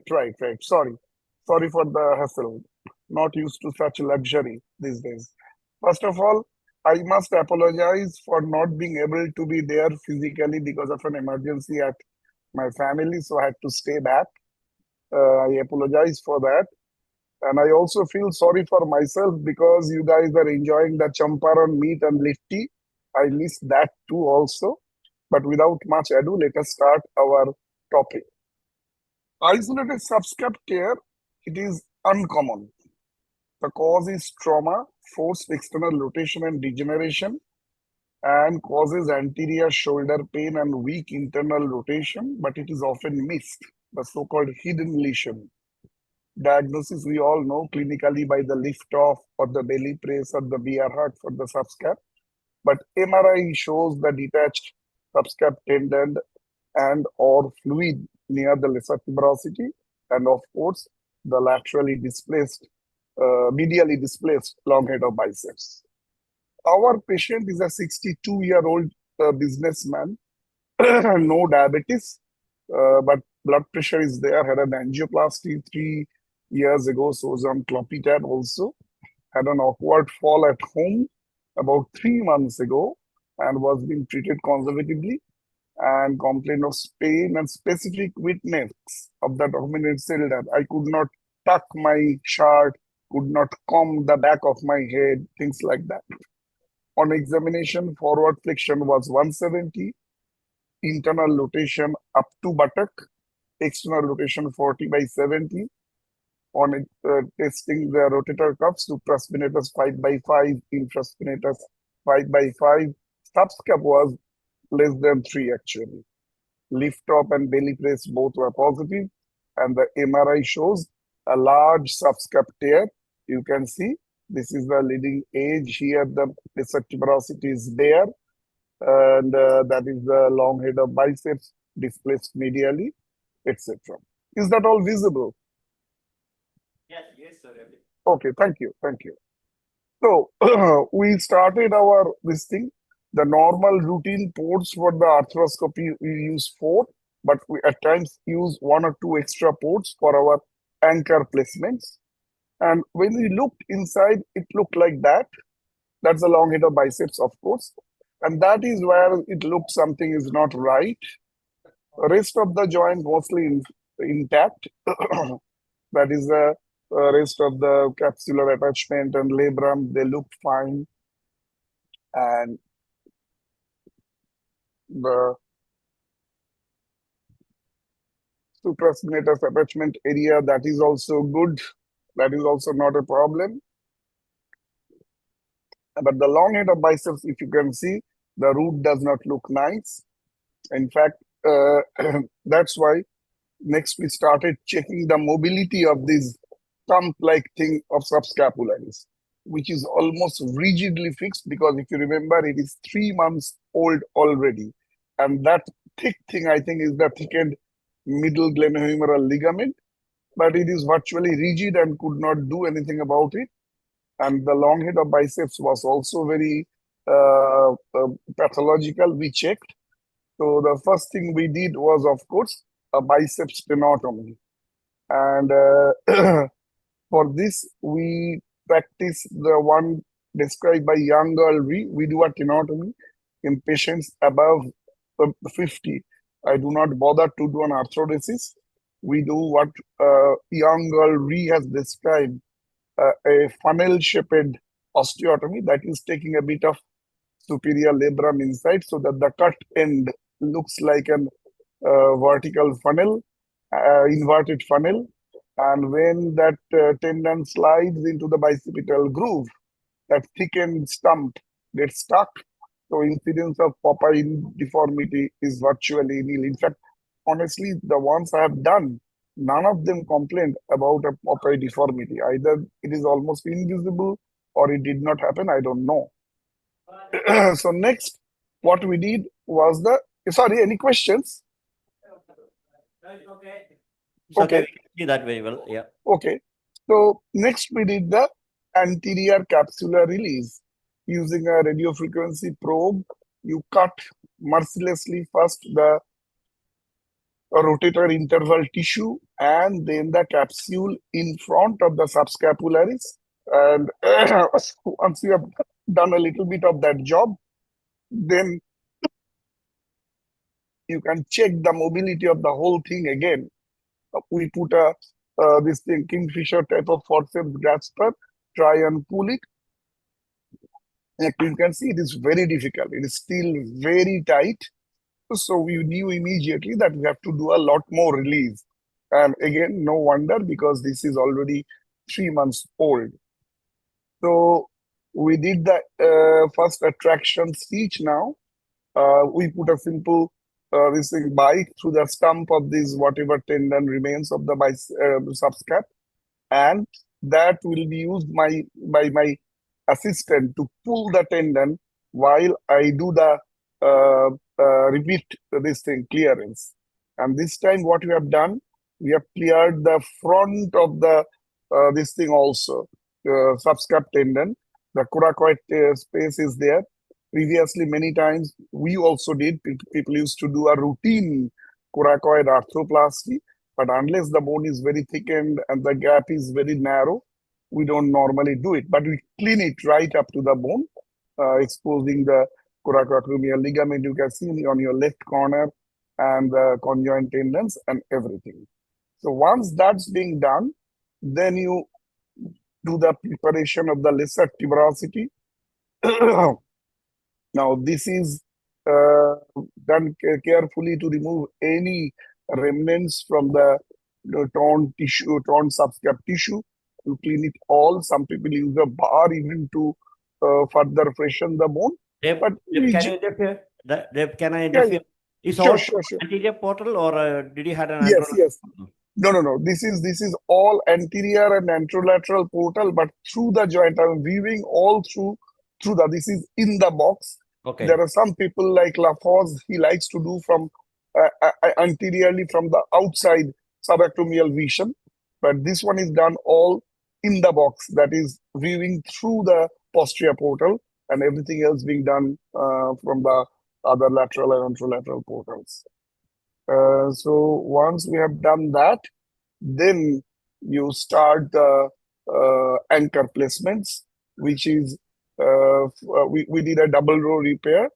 So the first one is as anterior and lateral as possible. The next one should be close to the subscapularis tendon. That is our plan. So we use a double loaded this thing, simple anchor there. Of course, not knotless. We'll take our normal bites and do our normal knotting procedures. We'll show you next. So this is the bites. Next, after that, we'll be taking. There are 2 bites, slightly spaced, so that we can have a broader area of coverage. This is the first one of the anchor, and this is the second one from the same first anchor. So once that's being done, then we go and place our second anchor, which is slightly more medial, closer to the subscapularis supraspinatus tendon, if you like. And same thing basically, and it is slightly closer to the margin also, articular margin, because the bone is very hard there. You need to tap it well and then insert your anchor. And once your anchors are placed deep inside, then you take your the bites from the second anchors, which will be taken, again spacing them as much as possible, so that this would be giving you a broad coverage. So once that being done, so now what you'll do is simple. You just tie the knots, and so that you can have the these are the after the bites, all the bites are taken. This is the final view, and these are after placing the knots. And if you cut them, and you will see that the biceps, the subscapularis tendon has got a nice attachment over the lesser tuberosity. It is not done under very tension. Its own tension of the subscapularis is quite well maintained, and that is that really, and that is your exposed the rotator cuff area with the coracoid in the background. So, and that is your supraspinatus on your left, and that is that. So, in conclusion, should I say that isolated subscap tear is uncommon but not rare, and it is often missed until you look for it. A diagnosis is lift-up test, belly press, and bear hug. They are very useful, and they are very well isolated tears managed arthroscopically. The first thing in arthroscopy is the anatomical identification of the subscap. Quite often, it is further medially shifted, and then adequate release both in front and behind the subscap, so that you can do a tension-free, easy repair at the lesser tuberosity. Thank you. Thank you, Dev. Thank you, you. brother. Very much appreciated. Can I ask you one more thing? Yes, please. In retracted subscaptes, do you consider routinely doing a coracoplasty? It is as I said, that 10 years ago, I'll be doing a coracoplasty almost on any subscape surgery. But now I am more, Even if for the the acute stump, one. Even for the acute one. well, in those days, we used to do as if our thought process was, if you have to repair subscap, you have to do a bit of coracoplasty. If you are 15 years ago, if it is a rotator cuff repair, you have to do a subacromial decompression. So I can give you a simile like subacromial decompression. With this, we have been very choosy. Yes, if the stump is very thick, if it is, if you feel that the coracohumeral distance is very narrow, and I feel that clinically that my 4 millimeter shaver blade is passing easily or not, then if it is not, of course, I'll do an coracoplasty. There is no second thought about it. Thank you. Any other questions? Yeah, thank you, sir. Thank you for that. Well Okay, appreciated. thank you. Thank you very much from Yes. the audience. Yeah. Thank you. Thank you. And So- I had one other lecture. Do you want me to continue now, or I'd wait for my turn in the next session? Yeah, you can continue with the lecture and Later, yeah. finish. So, what's that? Continue. Sir, Please continue with your lecture, sir. Yeah. Okay, the second. Okay, fair enough. The second one, I suppose, is little smaller. Is my screen visible now or not? It is visible, sir. Thank you. So this time I have been asked to talk about bicep tenotomy and tenodesis. I think this has been unduly made a very tenuous debate.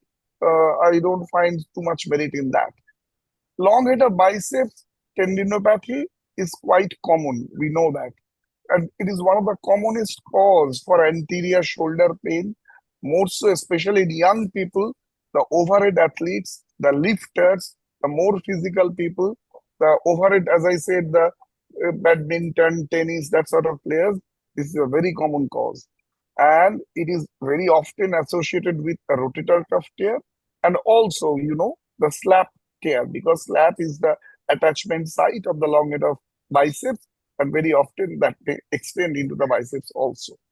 And it happens possibly due to load alterations within the long head of biceps by muscle tendon imbalance in the shoulder, and also due to a close relationship of the structures.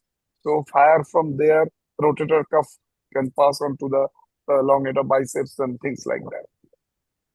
If you look at the background, the first description was found as early as 1835, almost 100 years ago, in Edinburgh Medical and Surgical Journal.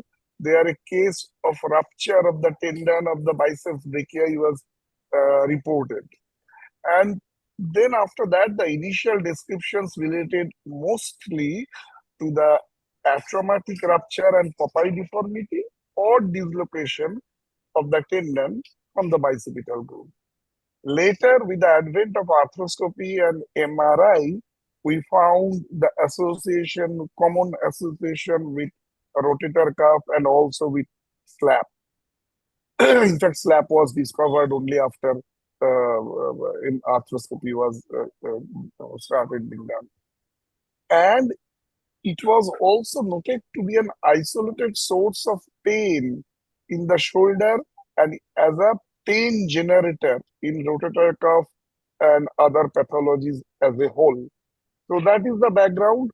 The pathology ranges from just fraying of the tendon and inflammation to partial tear to rupture. Medial subluxation is almost the hallmark of subscap tear. It is very common. In fact, in this case also, I saw you put the same thing. You can see how much it is medially displaced, and the empty groove. The lateral subluxation is also found, especially in the leading edge of subscap supraspinatus tear, especially if it involves the anterior bundle of the anterior limb of the rotator cable. In younger patients, we said it is associated with slap. Treatment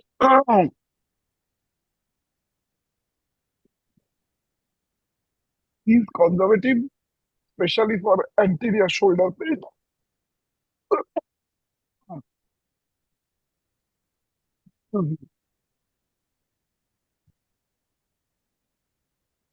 Typical treatment is tenotomy or tenodesis of the long head of bicep.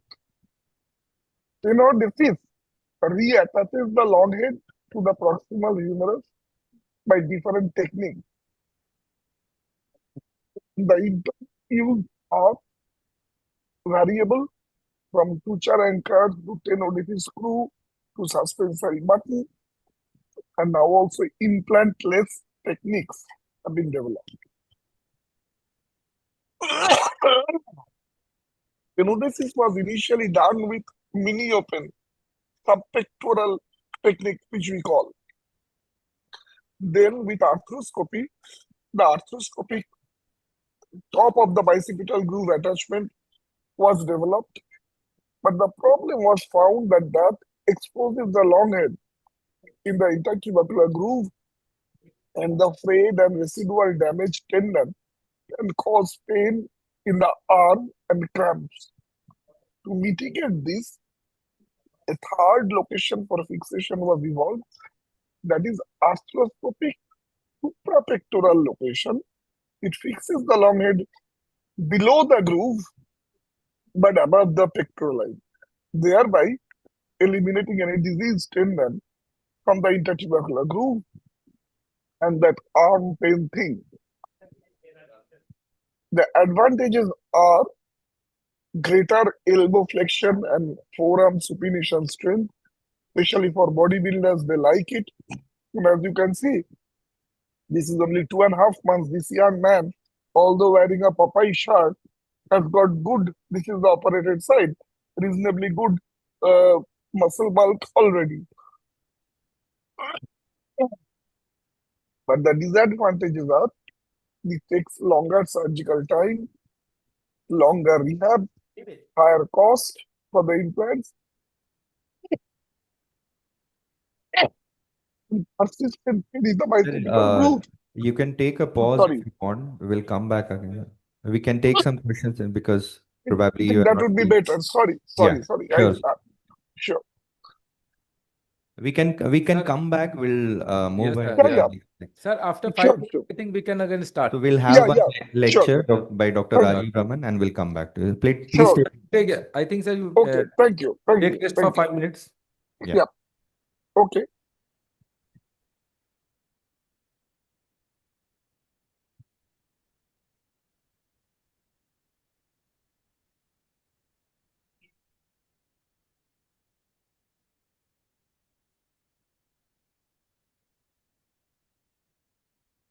Thanks, Arvind, for invitation. And we have a membership drive for Indian Arthroscopy Society. Dr. Udipto is here. Those who want to become member, please try to do online right now, because in next few days we are going to be world largest arthroscopy society with 5,000 plus member.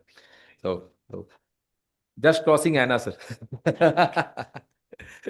Target is America always.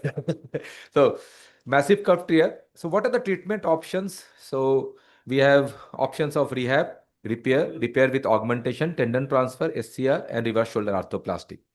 So first and most important thing is, most of this cuff tear, whenever you describe it as a massive cuff tear, try to repair it. You can see this is a massive retracted cuff tear. So first and most important thing, I think we have been discussing since morning, try to mobilize this cuff. Once you have mobilized this cuff, you will see this cuff, you can bring this cuff to the footprint area, and with a single or double row technique, you can repair it. So important thing is that whenever you see there is a massive cuff tear, try to mobilize it and try to repair it over the footprint area. Repair with augmentation. And I think the best augmentation, we were discussing about the patches, is your biological tissue available there in the shoulder is a biceps. So in degenerative shoulder, biceps is, in this shoulder, you can see there is a massive cuff tear. You can see more than 2/3 of the humeral head according to Delphi classification, and you can see once you mobilize the cuff, there is the deficiency in the anterior and superior part of the cuff. These are the cuff tear where you can augment the anterior part of the cuff with the biceps tendon, and you can see this is long head of the biceps which you can augment with the rotator cuff, and that acts like a biceps SCR. And this is very important, and I think very good technique to augment the anterior superior defect. Again, you can see once you medialize your cuff insertion, this is long head of the biceps. Try to release it from the bicipital group, reroute the bicep. You can see this bicep rerouting of the biceps. Try to reroute it and try to bring it over the superior aspect of the shoulder so that it acts like a biceps SCR. And once you have rerouted it, then try to repair the cuff over that. And at the end of the procedure, you can see you have a very good cuff repair, robust cuff repair. So repair with augmentation is key when you have a anterosuperior cuff defect, and best augmentation is of biceps, long head of biceps tendon. Third group of patient, younger group of patient. You don't have an option for reverse shoulder arthroplasty for them. There's irreparable cuff. So these are the patient where you can plan for your tendon transfer. And we have 3 tendons available there. The latissimus dorsi, that is for, you have a posterior superior tear and there is loss of internal rotation. The pectoralis major, when you have an anterosuperior defect in the anterosuperior part, and the lower trapezius. I think nowadays most of the shifted to lower trapezius transfer because most of these patients have loss of external rotation. The only thing is you have to augment the tendinous part of the lower trapezius is very small. You have to augment it with either your peroneus tendon or your semity tendon. In space or massive cuff tear or SCR, what are the indications? The first and most important thing is it should be a massive cuff, irreparable cuff tear. Second, check for the force scapula. What is the force scapula in the shoulder joint? The subscapularis and the infraspinatus. So if your force scapula is intact, then you can plan for your SCR. And in space balloon is a new option here. You can see this massive cuff, retracted cuff. Whole of the superior part, you can see whole of the humeral head from the posterior superior portal. That's so then you see the cuff is retracted there. So these are the cases where you have an intact subscapularis and infraspinatus. You can insert your balloon. This in-space balloon is made of biodegradable material. Normally degrades within 14 months. Rehab this patient and then you will get good shoulder motion. So normally it comes in 3 sizes: small, medium, large. Here you can see this is a medium size in-space balloon, and you have to inflate it with the normal saline. And with the inflation, you can see gradually how it acts, helps the shoulder biomechanically. So the in-space pushes the humeral head down, and now what the advantage? The deltoid gets advantage, mechanical advantage of firing. So what happens in massive cuff tear? There is a proximal migration of the humeral head. So you just depress the subacromial, push in space there, then you can depress this humeral head to the normal anatomical position, and now your deltoid can fire. And rehab this patient, and they do very well. Patches we were discussing, and I think Arvind has a very valid question. There are 3 types of patches: the structural, biological, and now we have a combined structure for biological. So depending upon the type of the tear where you want to augment biology, to use this biological patches. If you want to give strength, use this structural patches. They are synthetic material, but they come with, it's very costly. So for me, I think the best augmentation is your biceps tendon or your tensor fascia lata graft. Last group of patient where you have a cuff arthropathy. These are the patients you don't have any option. You have to plan for a reverse shoulder replacement. So my dear friend, rotator cuff tear, young patient, good cuff tissue, repair or repair with augmentation. That should be your treatment plan. Young patient, poor cuff tissue, irreparable cuff. Always go for tendon transfer. I think lower trapezius transfer is a very good technique by which you can transfer. Your patient will get good amount of forward elevation and external rotation also. Elderly patient, poor cuff tissue, irreparable cuff, superior capsular reconstruction or balloon implantation is a very viable option. Elderly patient, cuff arthropathy, irreparable cuff, reverse shoulder replacement is the treatment of choice. Thank you so much.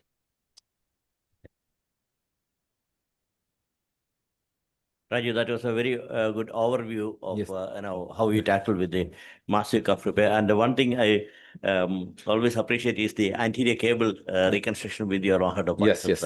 Once that is done, half of the job is done, isn't it? Yeah. Thank you. Any questions? Exactly. Can take 1 or 2 questions. Any questions? Everyone is happy with you. So do we have Dr. Devashish back, or Yes. go ahead with the next talk? Yes, I'm Okay, here so if do you we want. have Dr. Kamar Azam, Dr. Ayush Sinha? Okay. No, I thought I'm here. I'm here if you want. Arvind, mera? Yeah. Yeah, sure, sir. Please go ahead. So we have Dr. San Kritya Ayan. He'll be talking on adhesive capsulite.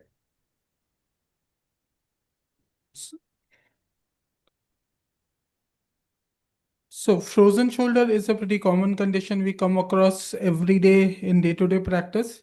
The hallmark of frozen shoulder turns out to be a global restriction of motion, wherein the forward flexion, abduction, external and internal rotation, they all have to be limited. There are certain conditions which can actually cause selective limitation of abduction, external rotation. But today we are talking about frozen shoulder. So once we have been able to say it's frozen shoulder, we need to classify what stage of the disease the patient is in. So in the acute phase or the freezing phase, it's a pain which dominates the picture, and there is worsening of limitation of range of motion.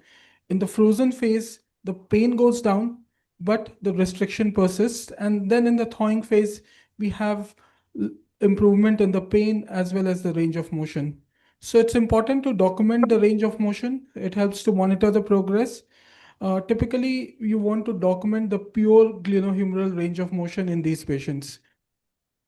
For the treatment, we all love to say that you need physiotherapy and exercise, but oftentimes just physiotherapy, subjecting them to physiotherapy is, I feel, kind of cruel, because they already have a lot of pain and then pain and stiff. So I think my go-to technique for the early patients are doing an ultrasound guided steroid injection followed by physiotherapy, which cuts down on the pain and they're able to tolerate the physiotherapy better. Now, having said that, I would also want to mention that this works good even in diabetic patient, as long as the blood sugar is within 200 fasting. So they can get a steroid injection. We'll do a low dose in them. For the early frozen phase, severe painful, we'll inject steroid. For moderate limitation, only physiotherapy and NSAIDs work. For the late frozen phase and severe limitation of range of motion, beyond 4 months and up to 8 months, probably, I'd go for arthroscopic arthrolysis. Now, this is a classic patient, 62-year-old male, non-diabetic, and he comes to me at 5 months. At 2 months, he had an injection, which helped him for a while, but he was not very compliant with the exercise. And eventually, when we examined him, this is the kind of pure glenohumeral movement that he has. So almost like 30-40 degree of abduction, 10 to 15 degrees of external rotation, and still very painful. You can see the winds on his face. So we thought that given it's already 5 months, he has already had a steroid injection, he turned out to be a good candidate for a arthroscopic arthrolysis. So it's a small video.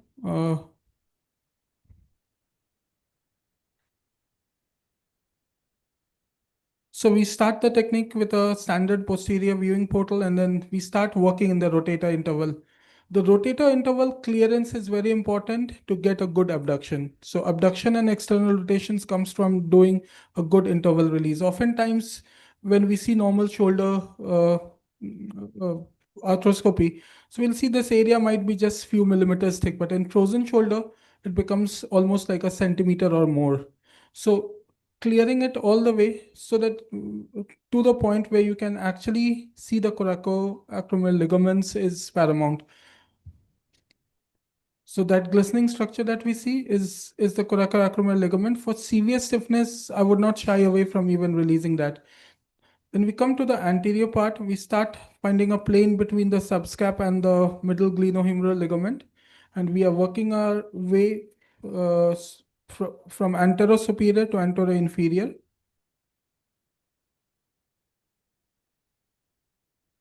So as we move downwards,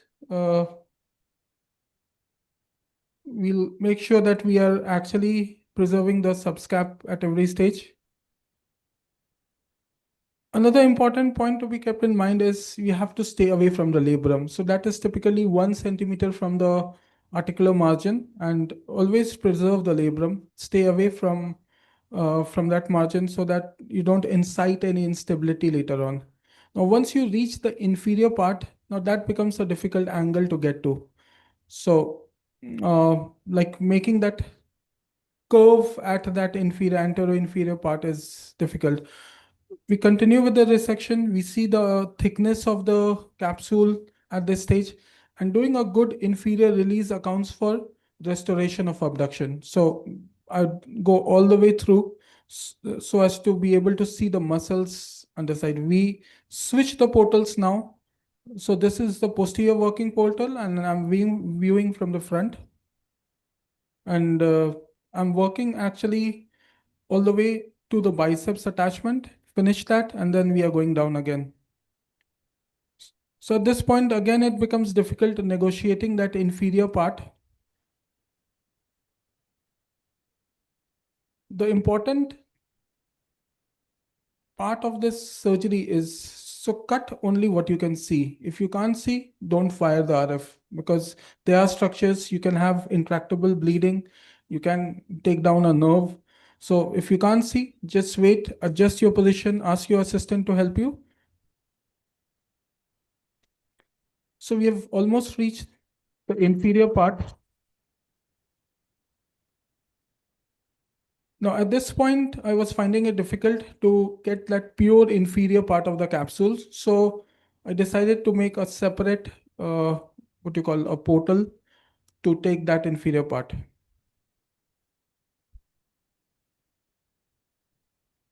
So we come in with a needle, and now it's very easy because this trajectory will help us take down that inferior part directly without having to work really with the shoulder. So this, I'll just connect the anterior limb and the posterior limb transversely across with a separate portal. So that takes care of almost like a 270-degree release of the capsule across. We just connect these two limbs, the anterior limb with the posterior limb.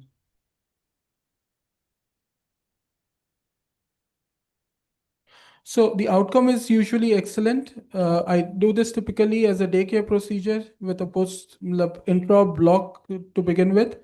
We start physio after 48 hours. By 7 days, most of my patients would have 90% recovery of their range of motion. By 3 weeks, 90% will have a near range of motion. Sorry. I have not seen a recurrence of after capsular release in any of my patients. So usually patients who come in early will have an earlier recovery, but by 3 weeks, most of these patients have a reasonably good range of movement. Why I don't like manipulation in the GM? I think if you are doing this, if you are indicating a patient at 5 months, 4 months, so by this time they have almost have a very thick capsule. So the real problem is you're not able to release the the rotator interval by a manipulation. Okay. And then second, the risk of fracture is real. I've seen that fracture happen. Also, the post-op period is very stormy. They can have intractable pain, which is difficult to manage. So I think doing a arthroscopic arthrolysis gives you that control to be able to release at the right places. Conclusion, stay in the gain with frozen shoulder. Never let them get so stiff that you have to do a procedure. Pain control is primal throughout the course of the disease. Just don't rely on physiotherapy. Correctly stage the disease so that you can offer the right treatment to the patient. And develop a clinical sense to guide the management. Thank you. Great. Thank you, sir. Ayan, releasing the capsule with the help of cautery in the inferior part. Yeah. As I said, you have to be 1 centimeter away from the labrum. Right. So, is there any risk for injury to the axillary nerve? So there is always a theoretical risk. Ideally, the axillary nerve is 1.2 centimeters away. The real idea is like you complete the anterior limb, you complete the posterior, and then you start dissecting in that plane so that you are doing a inside out release rather than an outside in. Yeah, and so that maybe inferior part you can take the punch so that you are not far below and your cautery is damaging the one of my axillary nerve. mentors was fond of doing that, but I've had situations where the patient has bled a lot. So there is a lesion of vessel there.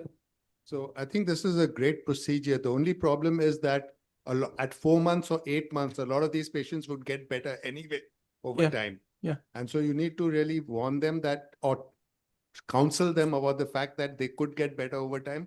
All you're doing is reducing the time of the problem. Right. Yeah, So because we see a lot of patients coming, they get better on their own. Right. Yeah. So we see a lot of patients in clinic who've not had anything, or have had one shoulder which has got better. Now they've come with the second shoulder. So a So lot of that's these. the importance, sir, of actually correctly staging the disease. So Yeah, when can we I examine them, have we a want to question? know whether they are in the acute phase or in the like the second phase. So acute patients, I would acute shoulder stiff and shoulder, there's question out of question. But in the thawing phase, once we see that they have a residual stiffness and they still have the stretch pain at the extremes of motion, and like this patient already had like almost more than 60% limitation. No, no, I agree, and it works well, and it reduces the time to recovery greatly. But a lot of these patients will get better irrespective of anything. Okay. So in my you need to be practice, counseling them about that as well before you do we do, and in my practice, I think the chances of me doing arthroscopic arthrolysis is 1 to 2%. How many injections you tried, intra-articular shots? So that's a good question, Amita. Yeah. So basically, the theory says that the injection works only in the acute phase. So if you're trying to do an injection at 6 months, probably it's not helping the patient as much. So that acute phase is typically around 3 months. So they present to you on day one. Within first week, you can do 2 injections. But if they are coming at 2.5 months, there's no question of doing a second injection. Sir, one question. That is, do you feel that it is very easy to enter the joint because So do you that's- do any passive movement that because junior surgeons who start to do this will feel that it is very easy to enter into the joint. So that's a very valid question. I think we have had shoulders. I've done shoulders where there was actually no space and no movement. So the first thing that I actually did was did a biceps anatomy, got in somewhere and then did a biceps anatomy and then worked my way through. do you do some passive forward flexion so that some joint It doesn't space? work. It doesn't Can work. If we- you have a stiff shoulder, it Can doesn't stop the work. discussion, so Yeah. we are getting late. The next we have a master lecture from. Sir, last question, sir, please here. Sir, can we confirm the completeness of arthrolysis by clinically at that time? So we have a next lecture. It's by Dr. Vikas Kapoor. He's talking on massive cuff. So thank you. Before I leave, really grateful for being tolerant repetitively that I've been called so many times to Patna. Great to see you, sir. Thank you. So large cuff tears, basically a lot has been talked. So I will just go through what small things which we should know. The classification, as we have seen, the Cofield and Gerber classification.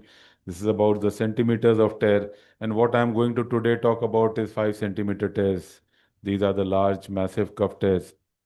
And the retraction to the glenoid to the rim and more than 67% exposed GT. Actually, I'll be talking about the whole humeral head exposed and the cuff has gone back as far back as possible. So these are the things which I would skip. Factors which improve outcome is I agree, and I agree strongly that we should have a good subacromial decompression in order to treat massive cuff tears because you cannot bring them in. And I'm one of those people who would not use too many things. Either I will repair the cuff or I will replace the shoulder. So it becomes only in young patients do I have a tendency of doing a transfer procedure, which is quite rare because in young patients you have massive tears which are new and fresh. And if you really intervene fast, you can actually do a good job with them. Maintaining integrity of the deltoid, mobilize the tendon, perform the slide, repair the tendons to the bone, careful supervision. These are the management options. Non-operative is a very good option. You can actually treat a lot of old people without any intervention. They do very well. Do a good rehab. Look at the scapula, look at the rhomboids, look at the teres minor. Look at the latissimus dorsi. These are important muscles. We have to work with them, stabilize scapula, and your shoulder gets better. Debride subacromial decompression, tenodesis stenolysis, cuff repair. SCR, rarely done, a very few cases. Tendon transfer, again rarely done in very, very selected cases. Reverse, done much more than what it was done before, and it is becoming very, very common in my hands too. So these are the goals. Balance the force couple is the go-to. You must have a good force couple so that the shoulder cuff heals.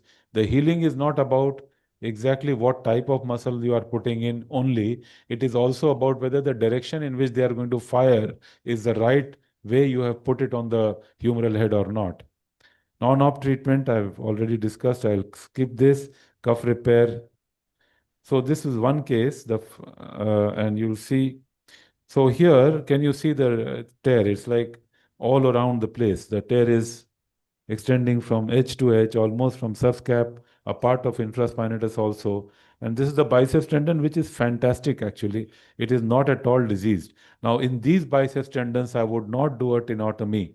I would do a tenodesis, and most of them is intra-articular tenodesis. Extra-articular tenodesis, I would reserve for slap lesions where I would be treating a heavy-handed athlete. So in this case, as you can see, I use a simple anchor with this is an old video with a bird beak, and to pull the anchor back to a thread back and do a tenodesis and then cut the biceps and then go ahead and do a cuff repair. So here you can see how I have taken the bite through the biceps tendon, and once I tie it here, it is at the anterior edge where the tear starts near the supraspinatus, and then we go ahead and take 2 or 3 bites through the tendon, and then we start taking bite through the supra and the cuff, which is retracted right back up to the glenoid rim. And the cuff tissue being good is a good advantage so that you can bring it back after you have released. Now, while doing a repair, you try to do a bit of abduction and a little bit of, traction so that the cuff is easily brought down to the humeral head. And here you can see I'm medializing the anchor.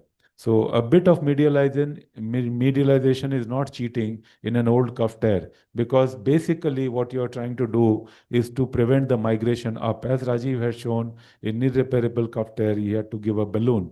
So what are we doing? Basically, if you can get a natural cuff tissue to cover the humeral head, you are doing a great job. So I believe 95 to 99% cuffs are repairable.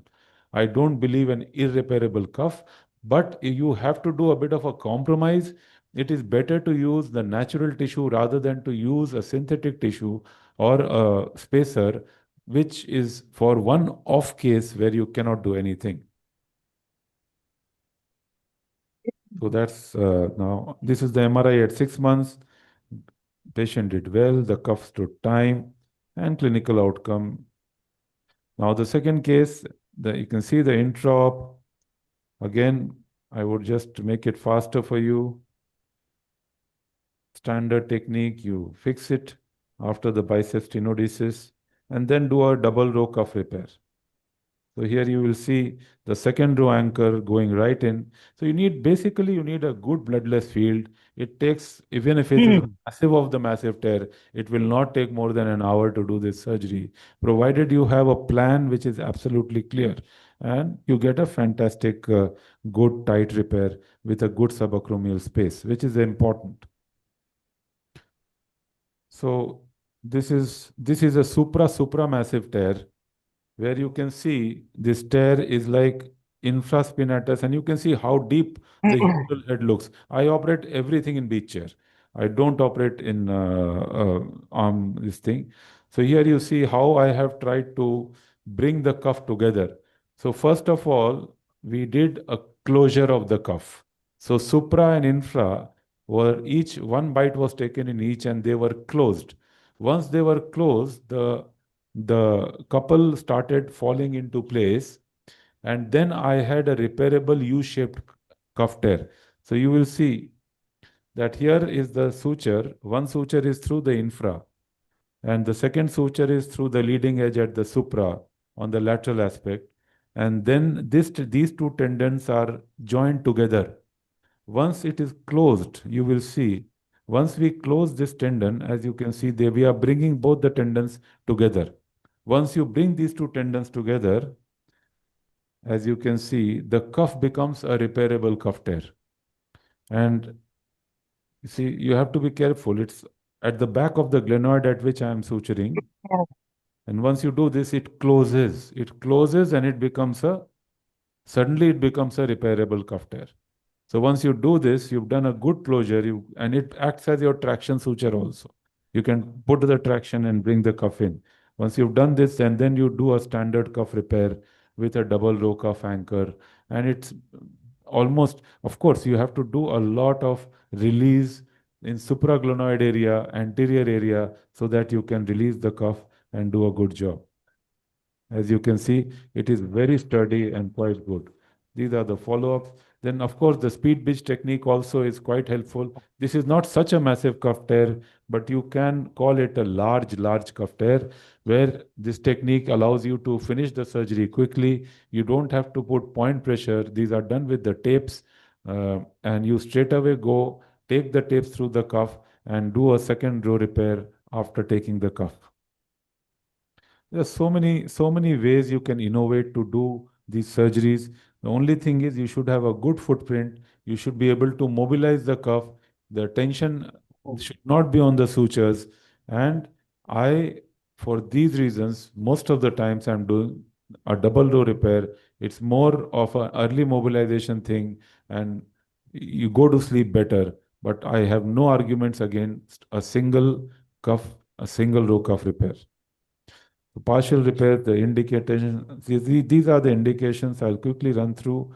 Augmentation, I do regenerative patches. I've done quite a few of them, and they worked very well in partial cuff tears, but I don't recommend them completely as a, what do you call,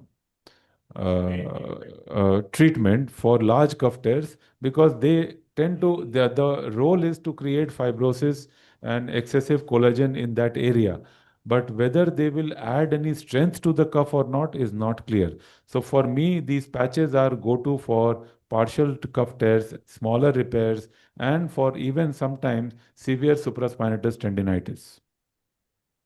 SCR is patches, fasciolata graft, long head biceps. These are all, I can show you one video of these just quickly. Fasciolata augmentation also can be done arthroscopically. You have to actually, again, it's a tear which I just showed you. I repaired without any graft or without any patch. I'll quickly just go through this video. So we take the graft inside. Again, you medialize the repair so that there is no tension on the patch which you are putting, and you take out the fasciolata, and this is how you do it. So these are all the strategies of large cuff repair. It's a very big, so many things are there which you can do. There are other things, long head of biceps rerouting by Kim. This is one of the techniques where you can inherently use the biceps tendon in order to pull the humeral head down and then do a cuff repair on the biceps tendon. Then this is a company-specific technique of biceps smash, where you can actually take the biceps tendon, convert it into a patch graft, and then put it there. This is a video demonstration. I would just skip it. This is also a part of large cuff tear repair strategy to give some amount of strength to biologically augment the cuff. Tendon transfer, of course, was being discussed. So this is an important and a good technique which you should have in your armamentarium when you have failed. For me, I would do a massive cuff repair originally properly once. If that also fails, I would do this procedure. So for me, all cuffs are repairable. Even if you compromise, it is better to repair first, fail, and then go for something like this, rather than straight away go for a tendon transfer, unless you just cannot bring the cuff even at a medial position back for the patient. Of course, the reverse shoulder, this is a standard procedure where massive cuff tears have led to arthritis, and then you go ahead and do a reverse shoulder arthroplasty. Thank you very much. It's Thank you, kind sir. of, I had to cover everything because it was supposed to be an all-inclusive lecture. Thank you. Great. So do we have any questions? No questions, sir. All clear. Yeah, when I have to rush, of course, everything is clear. Thank you. Thank you very much again, Arvind, Dr. John, everybody, Dr. Vikas. It's been a pleasure, Bihar Arthroscopy Society. Thank you very much. Thank you, sir. Do we have Dr. Kapil Dev Garg here? Okay.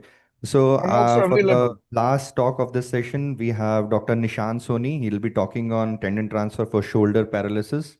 He's from Delhi. He's my big brother. He does all the hand and brachial plexus surgeries. Wonderful surgeon trained from KMC Manipal.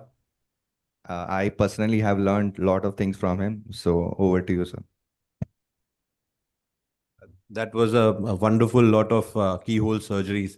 And they scare me a lot because I am not trained in them. So sometimes we have cases where we cannot do arthroscopic, help for the patients, and we have trauma, and then we have nerve injuries associated with them. So let us get on with our presentation. So this is a shoulder injury which I'm presenting. He's a 45-year-old male, and he presented to me 11 months after the injury on the right side. There was a displaced tuberosity fracture. There was an associated axillary nerve injury, and there was an irreparable rotator cuff. This is the MRI film of the patient. I know the image is not very clear, but he was referred to me by somebody who does arthroscopic shoulder rotator cuff repairs regularly. And he said that the cuff is irreparable. He has a absent deltoid. So what can we do for him? So this is the NCS finding. There was severe injury to the right axillary nerve. Already almost a year has passed. So nerve transfers for axillary nerve functions are out of the questions. We needed to get the deltoid. We needed to get the rotator cuff. And we needed to prevent subluxation of the glenohumeral joint. I'm a firm believer in Dr. Saha's theory.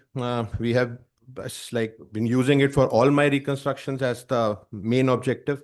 So obviously we know there are prime movers, prime steerers. And the most important part is when two steering muscles are paralyzed, a single muscle transfer to replace the deltoid, which is the prime mover, would not provide abduction beyond 90 degrees.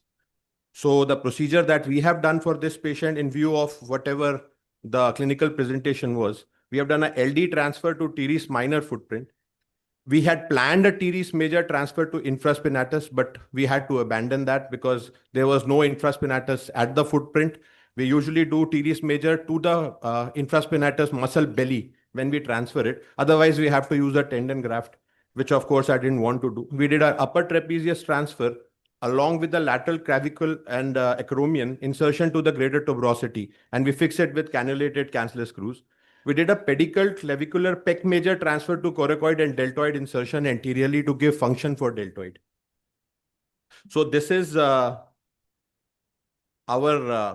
latissimus dorsi transfer that we have now got a cohort of around 30 odd patients where we have done that. We have been doing otherwise, apart from these kind of injuries, very regularly in brachial plexus shoulder reconstruction. So this is how we pedicle the LD right onto its neurovascular bundle. The yellow tape is at the nerve which is going into it. And we are just exciting to see that after our thorough release to make the tendon to excursion right up till the posterior superior cuff, we are able to get without any tension on it or without disturbing the nerve supply to the muscle. And once we have done that, we go with our finger, we go up to the iliac crest as far as possible, and then we get a good excursion to get the muscle down.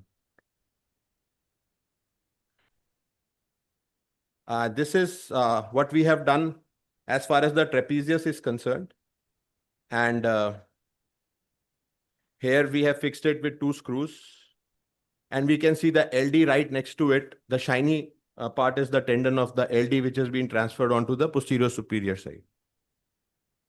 This is the diagrammatic representation I made for this presentation of the clavicular part of the pec major. We are doing this regularly for our brachial plexus shoulder reconstruction in children, and we use this technique here for this patient to give a deltoid. So what we do is we take the pectoralis major, the clavicular part, and we pedicle it right on its neurovascular bundle. We free it from all sides. So it's like a muscle in our hand just attached with the neurovascular bundle, and we transfer it right onto the coracoid or to the clavicle. But in this case, we had to do it to the coracoid because the clavicle lateral part and the acromion we had already taken for our transfer to the greater tuberosity. So this is the pec major flap harvest. So again, the whole muscle has been pedicled right on the neurovascular bundle, and then we can turn it whichever side we want to put it, right onto the on the acromion or on the coracoid and down to the shaft of the humerus, which we can of course attach either with intraosseous sutures, or we can just put a suture anchor there and attach it. So this is the post-operative protocol for these transfers, especially for the pec major and the latissimus dorsi. We put the patient for 4 weeks in a modified Statue of Liberty splint like this. So there is a small child, 2 years old, for brachial plexus. We have put a plaster cast for that child because they do not want to keep themselves in these kind of abduction splints. And then an abduction pillow for 2 weeks, and then we start the patient on exercises. So this is the final result for the patient at 3 months. He started overdoing things, would have liked to wait on it a little bit more. And this is the X-ray. That's another case where the axillary nerve is also injured along with the suprascapular nerve, which was the main injury. And then he also had a scapular fracture. So the suprascapular nerve was a type 3 sedent, but the axillary nerve was found intact during our surgery, and we did a neurolysis. And then, of course, we checked it with our simulator to see if it was working properly. So this is the LD transfer for the patient, the one which we have already shown. I have already shown in the previous video, the video down, and the up is where I'm trying to get the axillary nerve, neuralize it, and then go ahead. And then we do the same procedure, the upper trapezius transfer with the acromion. I tried to put sort of a modified weaver done for this patient so that the clavicular end, which is going to jet out, does not happen. And he's been doing fine. So this is the function at the end. Right, okay.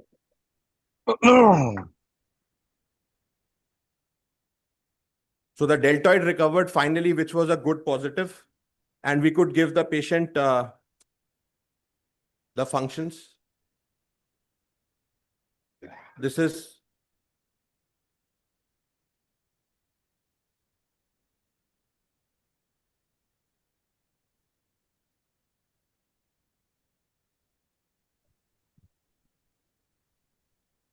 at almost 9 months after the surgery. Sometimes we see that the patient has got a combined suprascapular and a dorsal scapular nerve injury. So this patient had a very painful winging. We can see the right shoulder is drooping down. So he used to stand up. The shoulder used to start drooping down. He had to pick it up, bring it back into its position. So we took an idea from, the reconstruction which was done for poliomyelitis. So we have done a scapulothoracic fusion for this patient. And it's basically we denuded the undersurface of the scapula completely and put bone graft. And then we put this plate not to fix, but to just anchor it to the ribs and using these wire loops. And this is the result at 2 months. So this was an assortment of cases. We have been doing lower trapezius transfers as well for these cases, but I feel the upper trapezius transfer with that one works really well because there are no chances of any avulsion of the tendon. Yes, definitely the movement does not go beyond 90 in those, because for the scapula to move, we need a hinge above that with the acromion, which we are actually taking out. So that gives me some food for thought as to how to get to that. Maybe next presentation, I'll think of something and do something for those patients also. Thank you very much. If you have any questions, sir, you can ask. Great, thank you. So for all of us who don't know finally what to do with our complications, we can refer to Dr. Nishant actually. Thank you. So Arvind, do we break for lunch?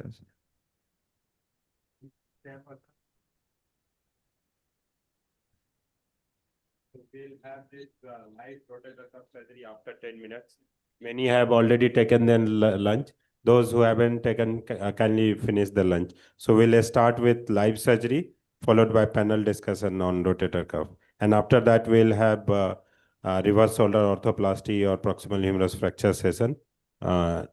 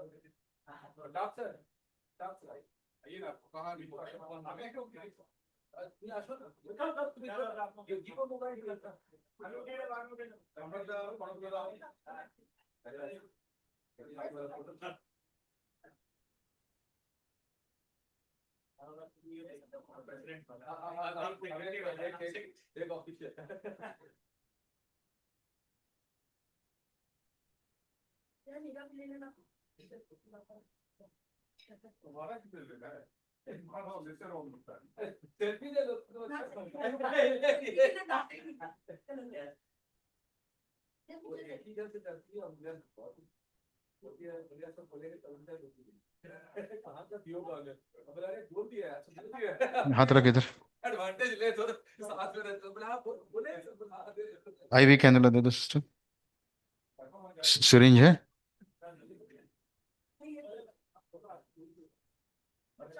वहां से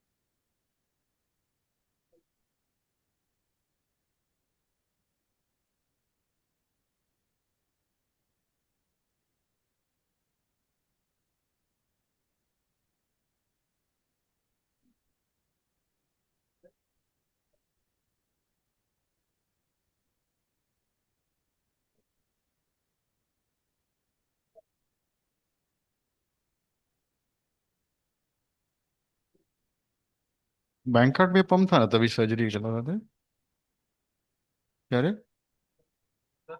bank card के time पे pump था ना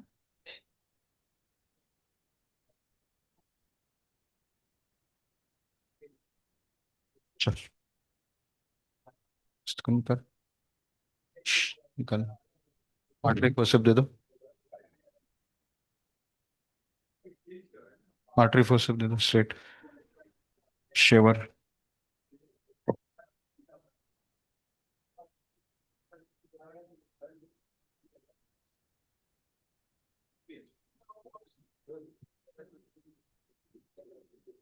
चलो shaver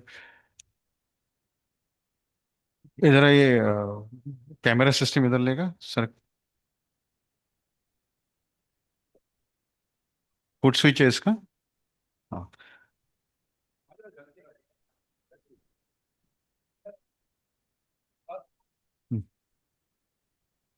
hello hello hello hello हाँ रोशन sir हाँ हाँ you hello want to yes go can you live? Hear me Yes, या sir. आई कैन हाँ Do you want to go live? I just started अभी 2 minute पहले मैंने चालू किया I don't know what is it Okay, Even pump, perfect. there is no pump. We are Take your struggling with. time, boss. Take your time. We'll back to you. Can after you one can you lecture. arrange pump somewhere here? Yeah, pump is there. Rajiv. नहीं है ना. नहीं, Pump नहीं, ना बोला pump is उसने. there. Rajiv. है वहाँ है sir. Pump is there, dear. कर लेते हैं, फोन कर लेते हैं उनको. पंप है, पंप है. नहीं, इसका हाँ हाथ से कर देगा. सुनो ना. ज्योतिष को फोन कर लेते हैं. वो लगा दो. Yes, I need to go to the. Yeah. So after this is going to have lecture. One lecture of Dr. Shivam. Shivam boss. अच्छा आप कर लो. चलो, complete कर लो. So may I request the moderator for live surgery? He will be the chairperson for talk of Dr. Pratap sir also. So Dr. Puran Chandra, please. Dr. JP. Dr. Puran Chandra, Dr. JP, Dr. Abhishek Das, Dr. Rajiv Raman sir. No, no. Lecture. Yes, live surgery. What is the age of the patient? Live surgery के बाद आपका ठीक है. No, no. Now I will do that and after. Note कर. Live surgery. Yeah. Hi. Hello. Can you see this is bicipital pulley? Yes, Dr. Roshan, Dr. Jyoti, and Dr. Rajiv, we are here. We Jyoti, can you see this is the bicipital pulley? Yes, This sir. pulley Yes, is sir. intact here. Yes, Can you sir. see this? Clear. Yes, sir. Very Yeah? clear. Yeah. So this pulley is intact here. The bicep is freely moving. This is the upturned part of supraspinatus, which is intact. So probably we will not do anything to bicep tendon, but let me see if we need to incorporate bicep tendon. But this pathology is not related to biceps. So I'll go in subacromial space. I was looking from the joint area. Give me subacromial space.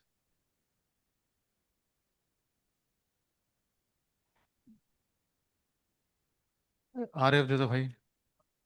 So that is a massive rotator cuff tear. Can someone show the MRI? He is young male who had this massive rotator cuff tear.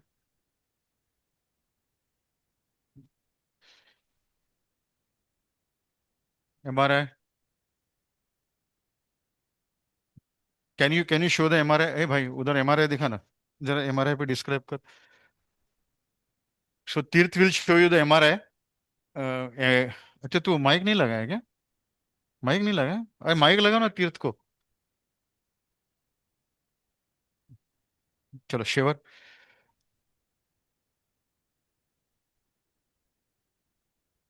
इधर.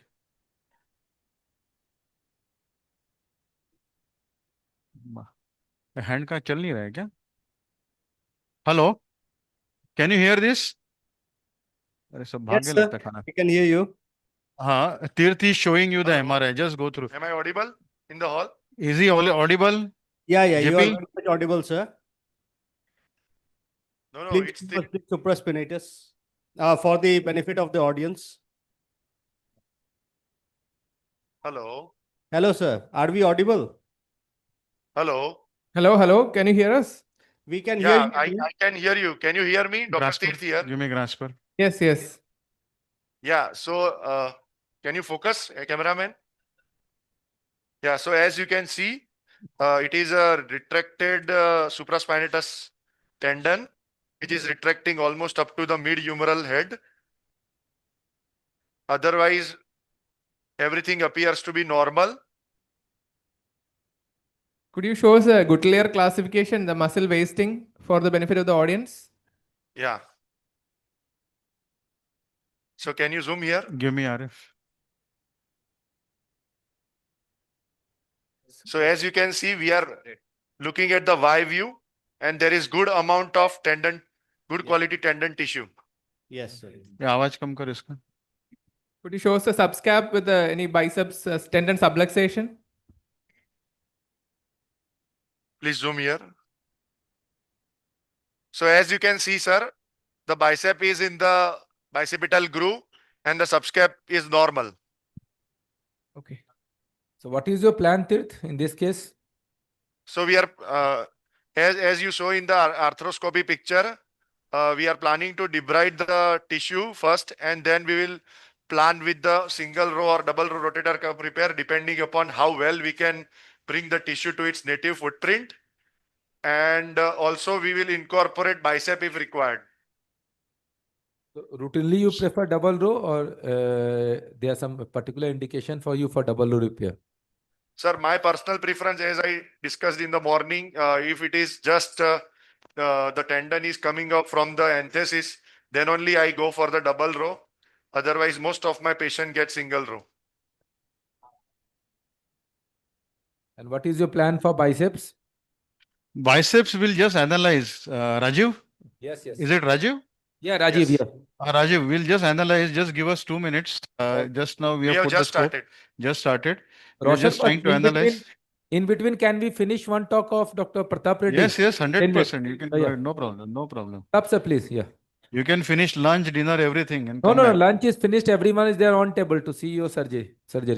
And don't blame. Yeah. Don't bluff. I can tell. I can send you the picture. You are ABT, the bluff after- bluff master. Bluff, yeah. Rajiv, bhai. Bali Bhasha. we will discuss in GBM, not here. All right. We will Chalo, have- bye, bye, bye. Yes, Take all care. right. Thank you, Roshan boss. I'm leaving now. Excuse me. Scorpion वगैरह ready है ना?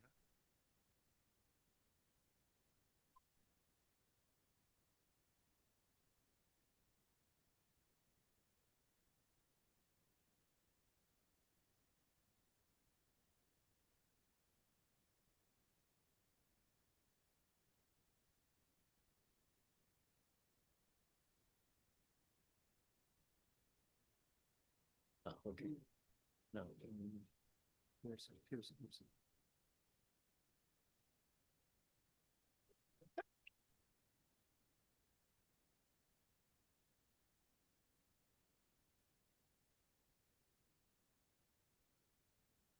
So you won't have the other one, isn't it? The full. No, last time it was full here. And that was full as well. Yes.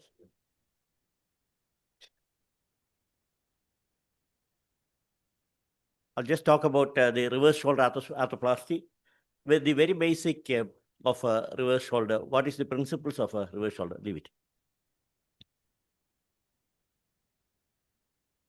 Okay, right, thank you. I'm going to talk on the principles of a reverse shoulder arthroplasty and the indications. And I will go on with the contraindication as well. So the reverse shoulder arthroplasty, one thing you need to know is it's all about deltoid, and deltoid. Okay, unless there is a deltoid, proper deltoid, you can't do anything.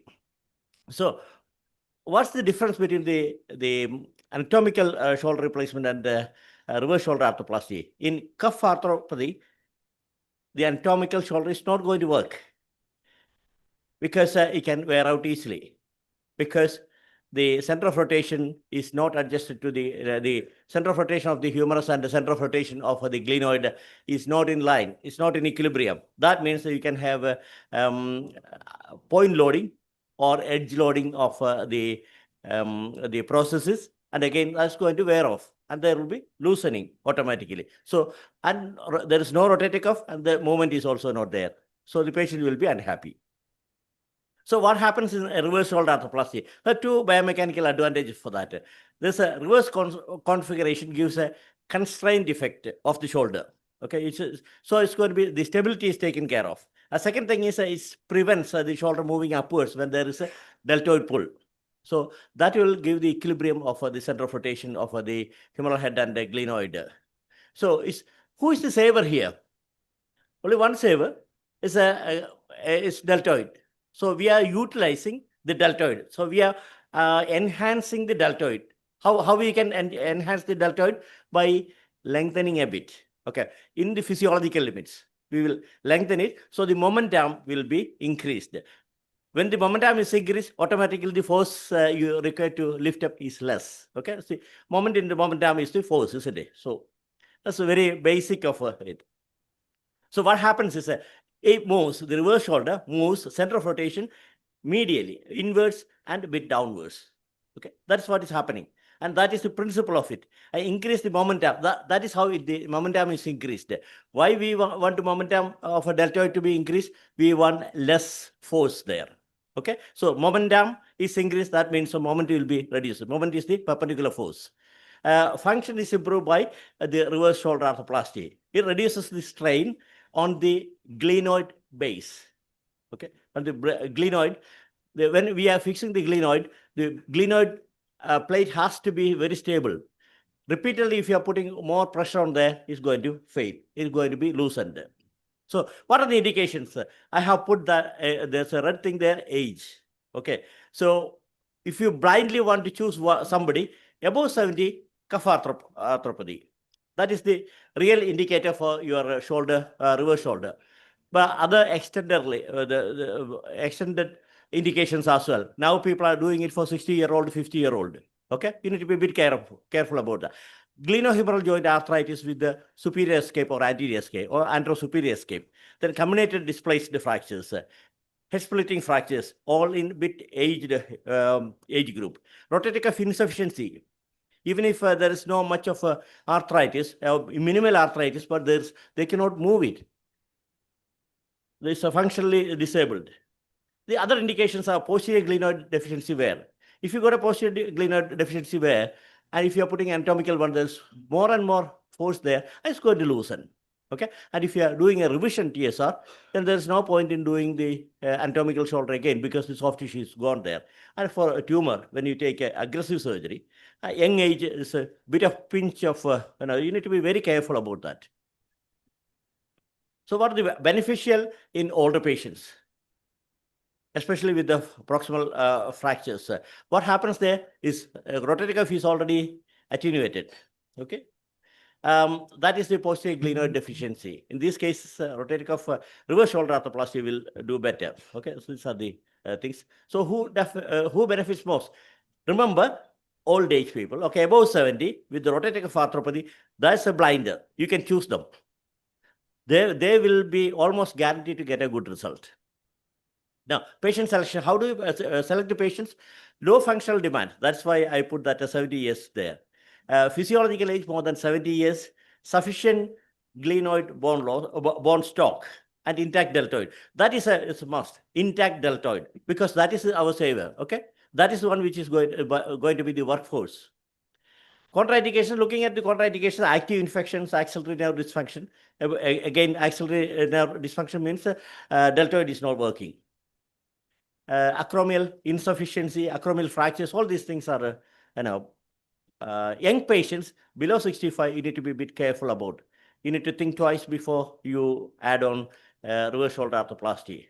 Now, total shoulder arthroplasty, anatomical shoulder arthroplasty, what happens is it restores a physiological shoulder. It cannot restore the physiological kinetics in the absence of a rotator cuff tear, in the absence of rotator cuff. Okay, so I will come to the basic part of a biomechanics.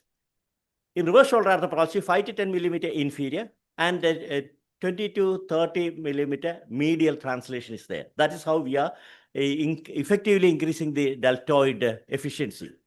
Glenosphere as a mechanical stop to prevent superior migration. As I said, it's a constrained processes. It's not a completely constrained one. I will put as a semi-constrained processes. And mechanical stop, a deltoid force into rotation. When there's a mechanical stop on elevation, and after that it will start rotating. I'll just go through that in a few minutes.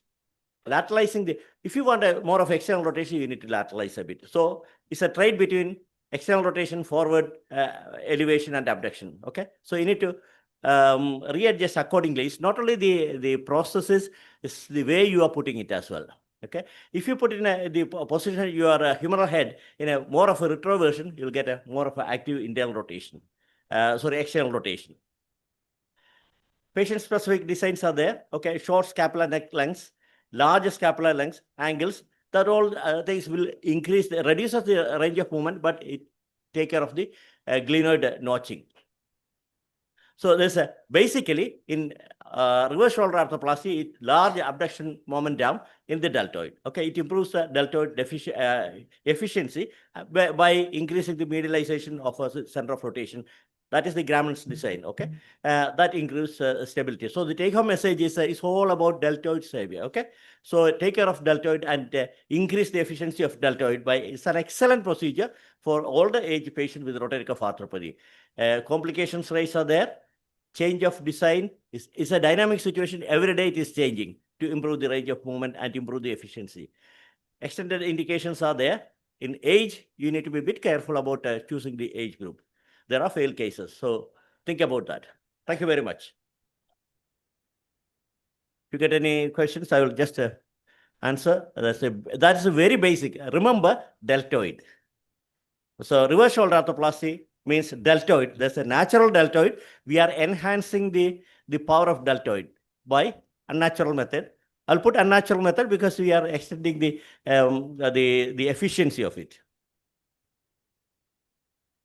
Okay, I hope everything is very clear. The basics is very clear. Thank you very much.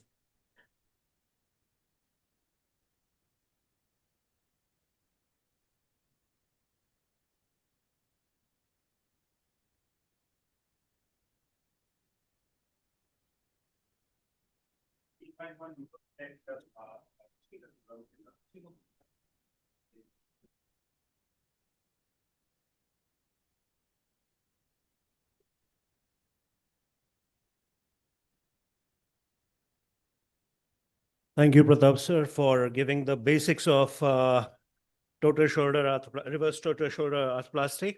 And we, though not a very frequent advocator of it, but had found an indication and then land up in a soup. And I would try to share this case with you. So, right, coming to the case, he's a 47-year male, presented to us with severe pain and restriction of movement of the left shoulder, and had a history of trauma in March 2018, and was having a comminuted proximal fracture dislocation. The injury X-rays are not available with us, and he was subsequently reduced and a plate fixation was done. It was asymptomatic. This patient was not in a very regular follow-up, was done by us only in 2018. So we got the post-op X-rays and Philos fixation. So pre-injury, the injury X-rays are not available. So if we analyze it, the Philos plate is probably at a good position, multiple locking screws in head, reduction was okay, fracture even united. So we did the infection workup, and we found that this is probably a post-traumatic AVN of left proximal humerus with secondary osteoarthritis, AMADA grade 5 or QS stage 5. So the options are limited. Total shoulder arthroplasty could be contemplated, but there is a change in glenoid as well. To get something range of movement effectively for this sedentary bank manager who wants a relief from pain, can bail out for some range of change of restriction of movement. Can the panel help of what they would expect in this? Dr. Purno.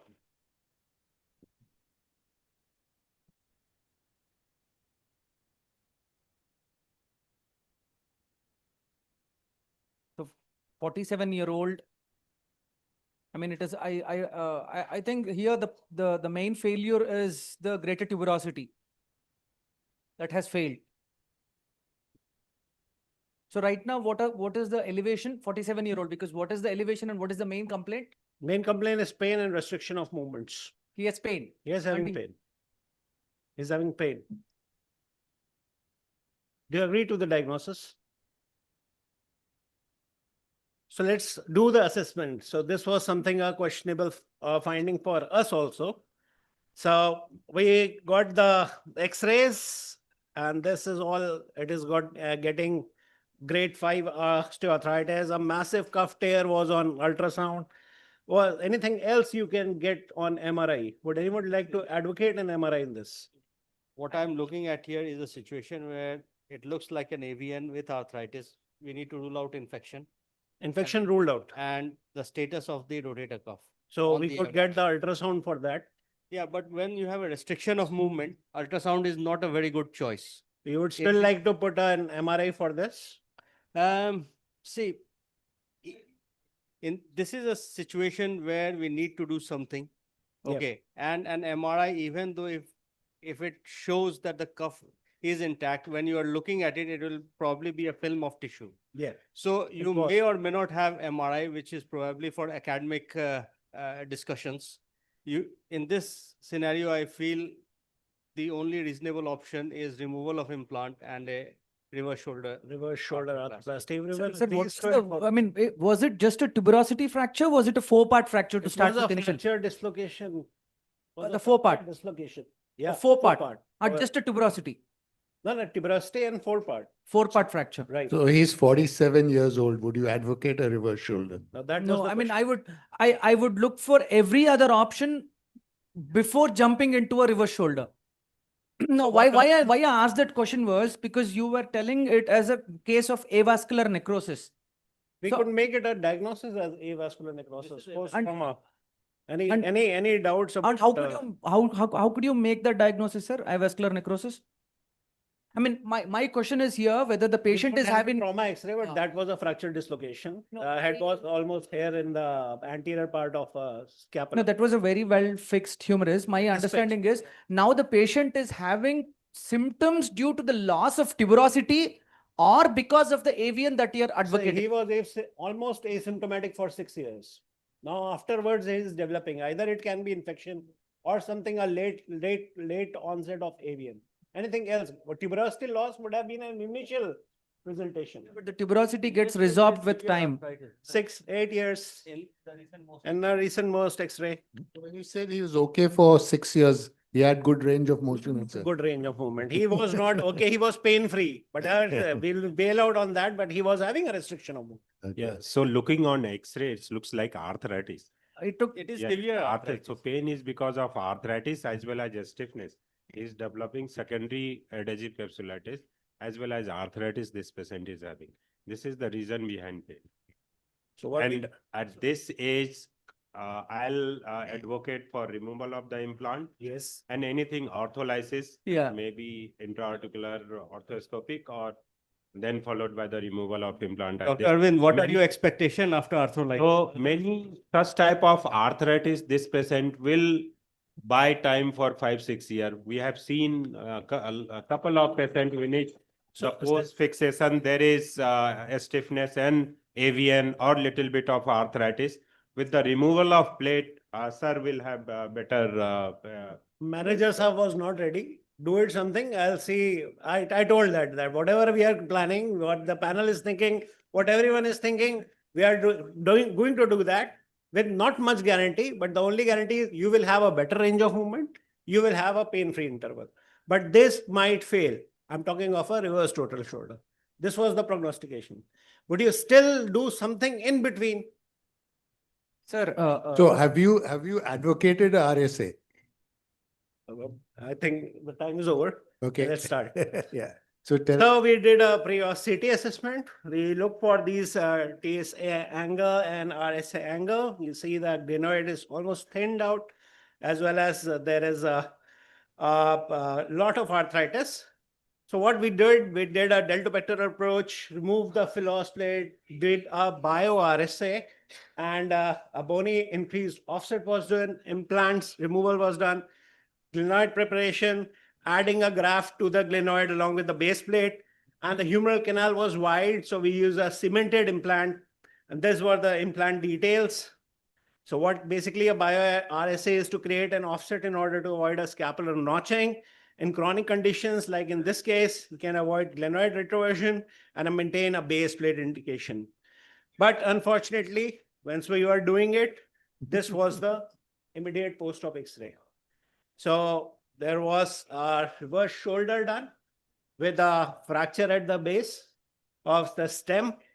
And we can classify it. I don't know which one is the more valid classification. What is the next thing you're going to do? So I think the implant is stable here. So I would treat the fracture for what it is, which would be conservative to start with. So next day, we kept it for an extended deltopector approach. brachial split, anterolateral neutralizing split, lagging the fracture, but landed up in a radial of palsy.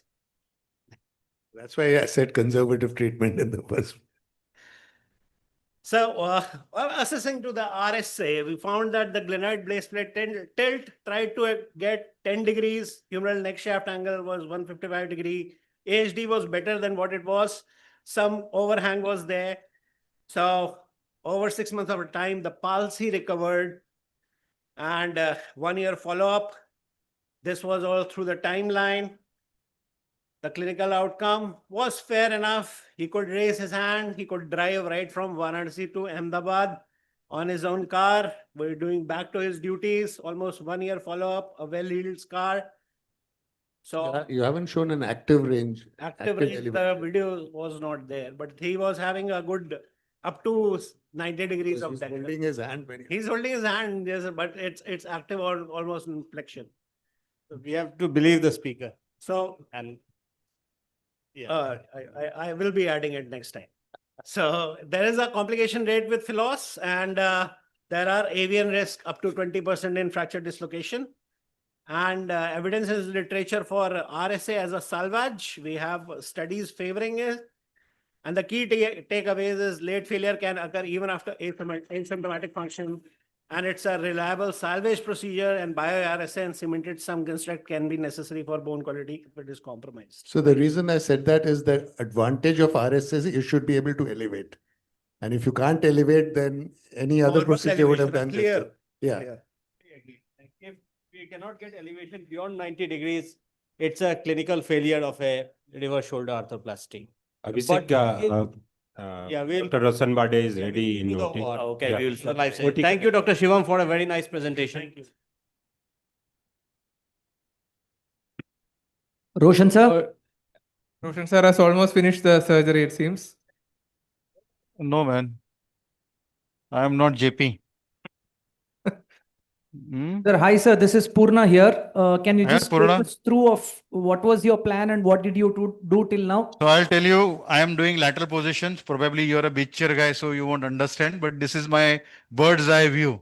What is bird's eye view? That I am able to see my tear from the top, right? No, even though it's the orientation you're giving is because we understand better, because even though it is lateral, you're keeping the view as anatomic. I think that Anatomy. is Yeah. correct, So, sir? yeah, that's the right word. You're a smart guy. Usually all Hyderabadis are very smart. Roshan sir, just for the viewers, if you could explain what's your What? working portal and the viewing portal. Just working portal is my antero lateral portal. Lateral portal is my working portal. I'll just show you in a minute. Let me finish the suture passing because and you have to space out your threads. दूसरा and से निकल ना जाए लंबा खींच गया Did you, I mean, we saw that it was a grade 2 bar, grade 3 retracted tear and the posterior tendon was more retracted Yes, than yes, the yes, anterior. yes. Did you do any releases? No, I didn't do any releases. So just What did you do with the subacromial biceps space, removal also? of the soft tissue. Not a great release at all, just a subacromial soft tissue removal. That's it. Sir, So in these often cases, taking because this now you bite, talked often about the taking this subacromial bite, release. Yeah. Do you believe in releasing the CA ligament in these cases or just leave it alone?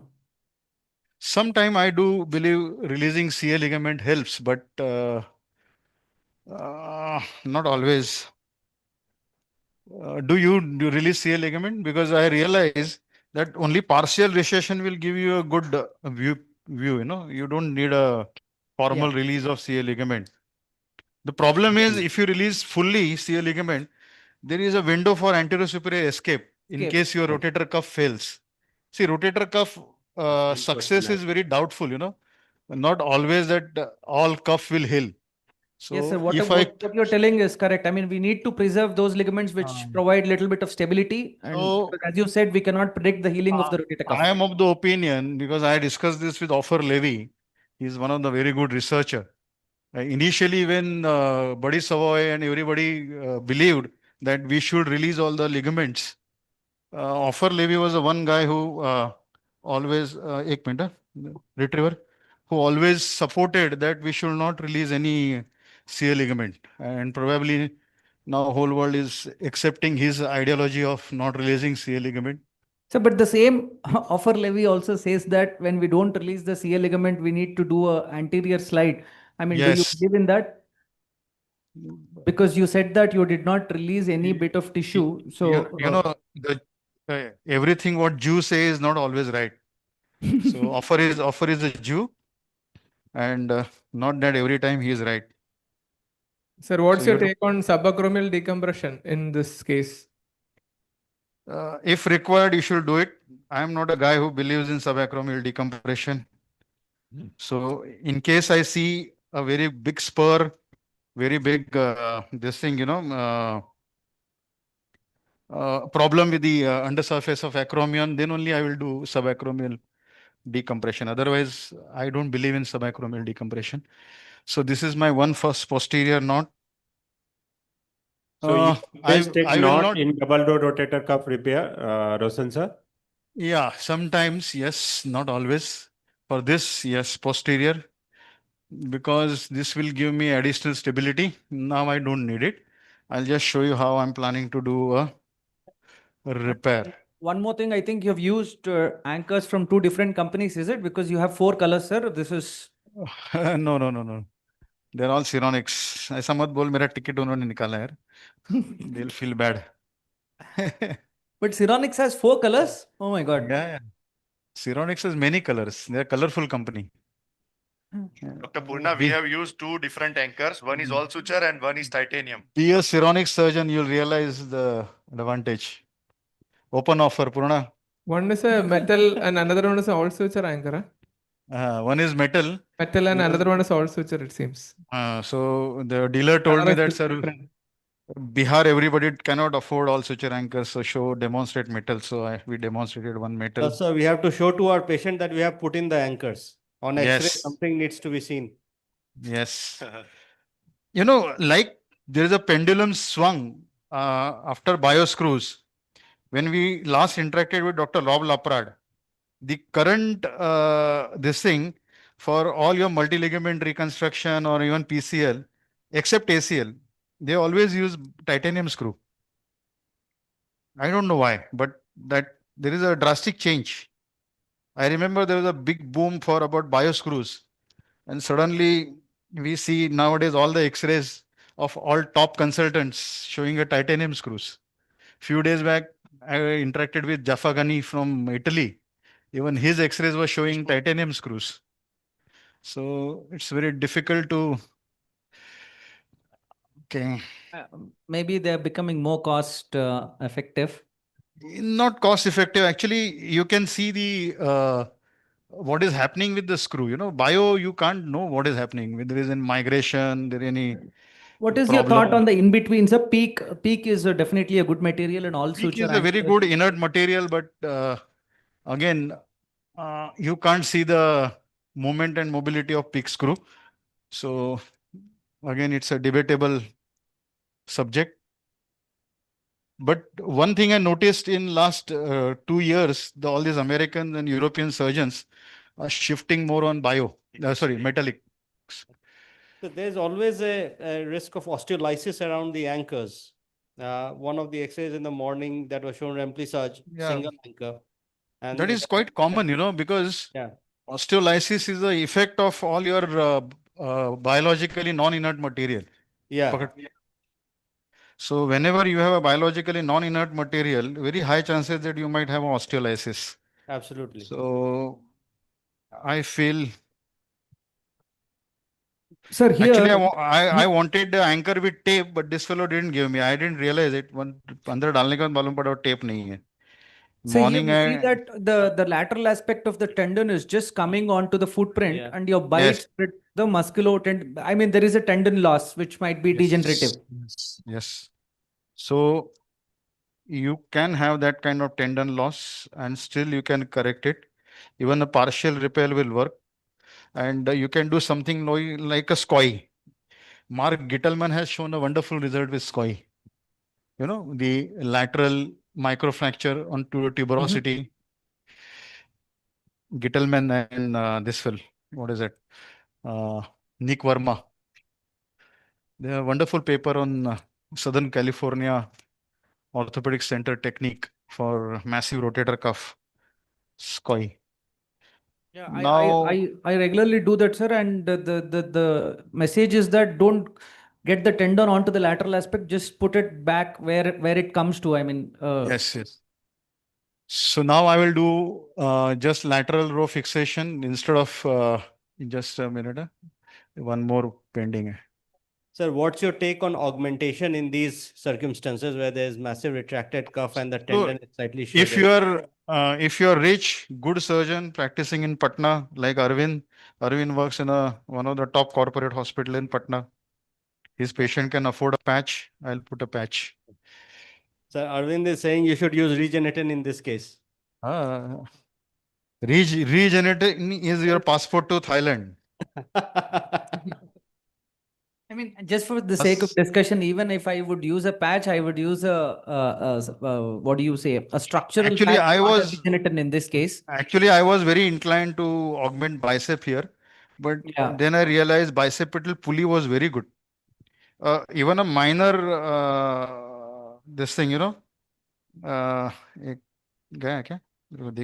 sir, I have used patches in the past, but since I am started doing biceps bio SCR, so this incidence for using this patch, whether it's biological or structural, has goes down to it's hardly one in a 3 month, like something like that. Initially, I uses a lot, but once I have started this either biceps tendon bio-SCR or tendon transfers. So lower trapezius, I find it's very easy to use and it's hardly take 10-15 minutes only, not more than that. So these two give me very sense of security about the structural as well as research also said it's help in the healing of cuff also. It's protect your repair cuff very well, and also the chances of healing is very much high in this. Dr. Stefano Gumina from Italy. I don't know whether all of you heard his name. He's a wonderful surgeon. And out of that, he is a wonderful researcher.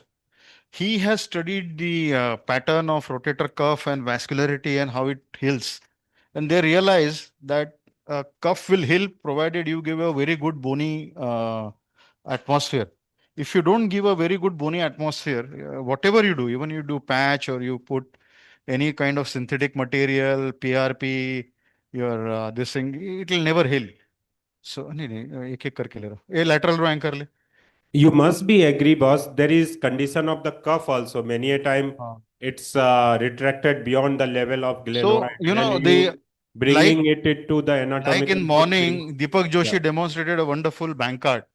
Usually bankard, we need a very good repair, tight repair. But in cuff, you should not do a tight repair. If the moment you do a tight repair in cuff, it will fail. So the original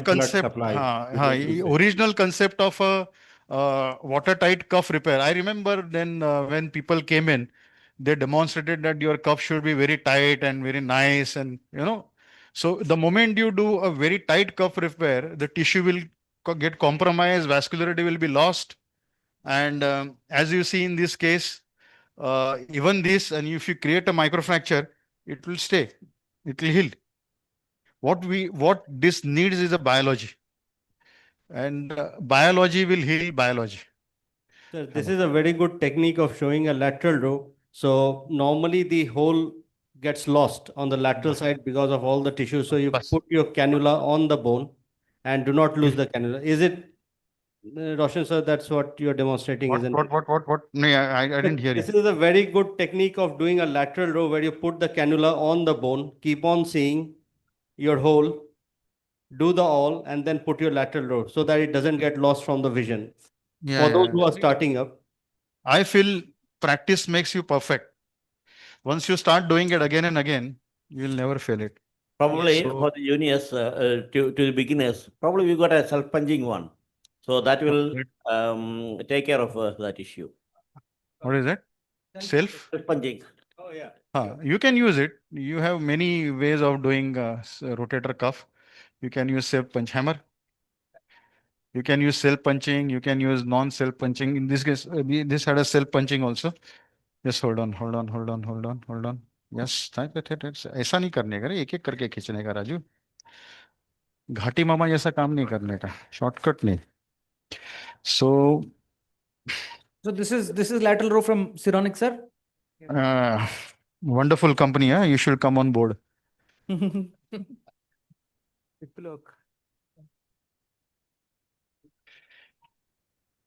Buy Indian for Indian. If you believe in Indian, come to Cenex. Is Sironics Indian? Yeah, it's very much Indian. Ahmedabad का company है. Okay, Almar. Sir, do you tie all the medial row knots always, or sometimes you leave them behind? What is that? Medial row, do you tie Uh, all the sutures, or sometimes you just put it in the lateral row without tying? You can do it without tying. I do it often without tying, but sometimes, if you do it without tying, then you may not get a good closure. You should reduce the gap formation, and that is only possible when you have less gaps. Sir, what did you do with the biceps tendon? It was a bit frayed. Yeah, it was not frayed. I demonstrated a good bicep tendon and bicipital pulley. There is no biceps issue, bicep related issue. Otherwise, I am the guy who will always use biceps. A cutter देना राजू किधर है एक गंदा cutter लाया तू पकड़. One thing the Indian companies don't have is good cutters. So ये निकालना इसको Raju.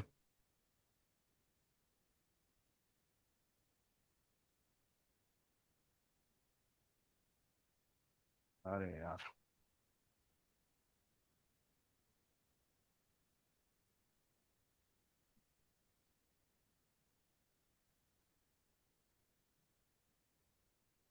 Okay, so that's my first lateral row anchor. Now I'll put second lateral row anchor. चल दे, give me retriever. Retriever देना Raju. So then I will do a microfracture over this. Is it right, Purna? Yeah, for double row, I mean, yeah, it is never wrong to do a microfracture, sir. But I think these are all vented anchors. Would you still do a microfracture? Yeah, I'll still because I want good biological space for biology. my Yeah. biology. Roshan sir, you always do microfracture after finishing this double row? Yes. Not before. ये without है ना? ये direct जाता है ना? हाँ, direct जाता है. छोड़. So Puran, you What? do एक this minute. hold. microfracture before completion of repair or after? Direct जाता है ना ये? Normally, my take क्यों is time pass करने का? because I have done my fellowship under Ivan, who was a fellow of Snyder, who is a big advocate of SCOI technique. Yeah, yes. I do a lot of triple loaded anchors with typical SCOI and the crimson dewey or the microfracture on the lateral. Hammer. Personally, don't do any microfractures for double row. Okay. So I do a microfracture Before the lateral row. Yeah, before the lateral row all the time. Arvind, I always do a microfracture for the double row. But I always do it before the lateral anchor. But the problem is that it will be washed out with the fluid running. Maybe it makes sense because whatever the biology is coming, it will make the tendon heal. Yeah. That the concept behind that. So the fluid washing up is possible, but it will keep on coming. It's not that only for that time it will come and then it will go away. So it will. हाँ चलो lock खोला. But I think I'm not sure whether these are vented anchors, but I think some companies have vented anchors which will allow the leakage of the bone marrow into the space. Yeah. Smith and Nephew has a Resonasob anchor. They are very good. In fact, they are made for those venting, and it's one of the good anchors. But nevertheless, you can always very good venting. You can always create an this thing. You can always create an different kind of atmosphere. So that is a anchor atmosphere. We can create a non-anchor atmosphere. We can.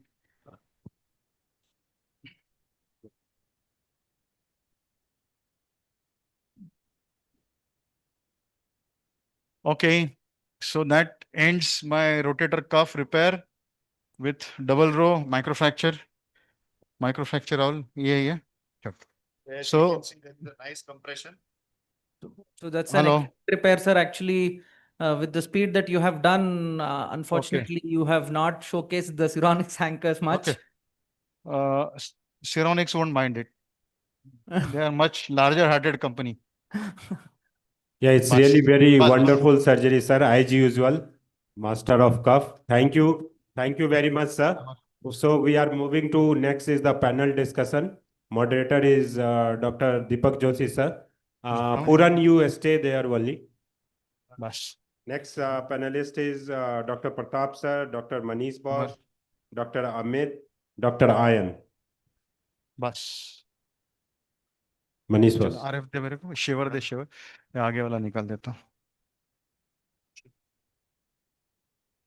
Dipin.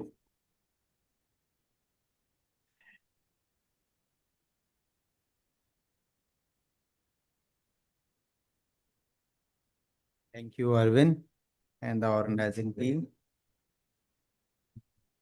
Vadia sir, thank you for. So last year I couldn't attend the meeting. So this year I made sure that I will attend at least for one day. I was at Udaipur yesterday along with Roshan. So we are on to the panel discussion for the rotator cuff repairs. So it may be interactive and anyone can ask, even the youngsters can ask any questions they think. Center. So that's the case one. So 56-year-old male, he's a general surgeon by profession. So complaints of shoulder pain for 3 months. Most important thing, there is an injury. So history of fall is present on examination. Abduction, external rotations, all are little restricted. Internal rotation is restricted. Jobs positive, left of test positive. So these are the MRIs picture. So can we have the comment from the panelist or anyone from the audience? So what all views are very important when you for the MRI, when you really plan these patients, what all you see in these cases? What was the duration? So it is 2 months, 3 months duration. So it's a traumatic tear. So he fell down and had a tear. So around grade 2, grade 3, vertical. Retraction is there. So you can see a little bit of proximal migration is also there. I have this views only, so the subscap was intact on an MRI. So it's a classical retracted rotator cuff tear, mainly supra and the part of the infra. So I think it is just for the discussion. So what can be the plan in this? So we go for a rotator cuff. I think everyone realize. So what all we should have in our armament when we are planning this case and we explain this patient? I think there is one point to add that the axial image which is available, I would rather go more medial and get a most medial portion of the shoulder with a scapula, because I mean here it does look like it's fatty atrophy, but I think medially it shouldn't be. Shouldn't be, yeah. So I think that's one So point is we- to be thought of. Yeah, 56-year-old. I mean, I would not think of any replacement. I would think of a salvage, sir, here. For me, I think if the biceps is good, I will do a biceps rerouting, and whatever tendon I can repair, I will repair. I will not plan to get the tendon onto the lateral aspect of the footprint. I might medialize the footprint as well and just put it wherever it wants to come to. Okay. It's a youngish patient, 3 months. Bit worried that it has retracted that much and has got not fatty infiltration, has got a loss of the muscle bulk.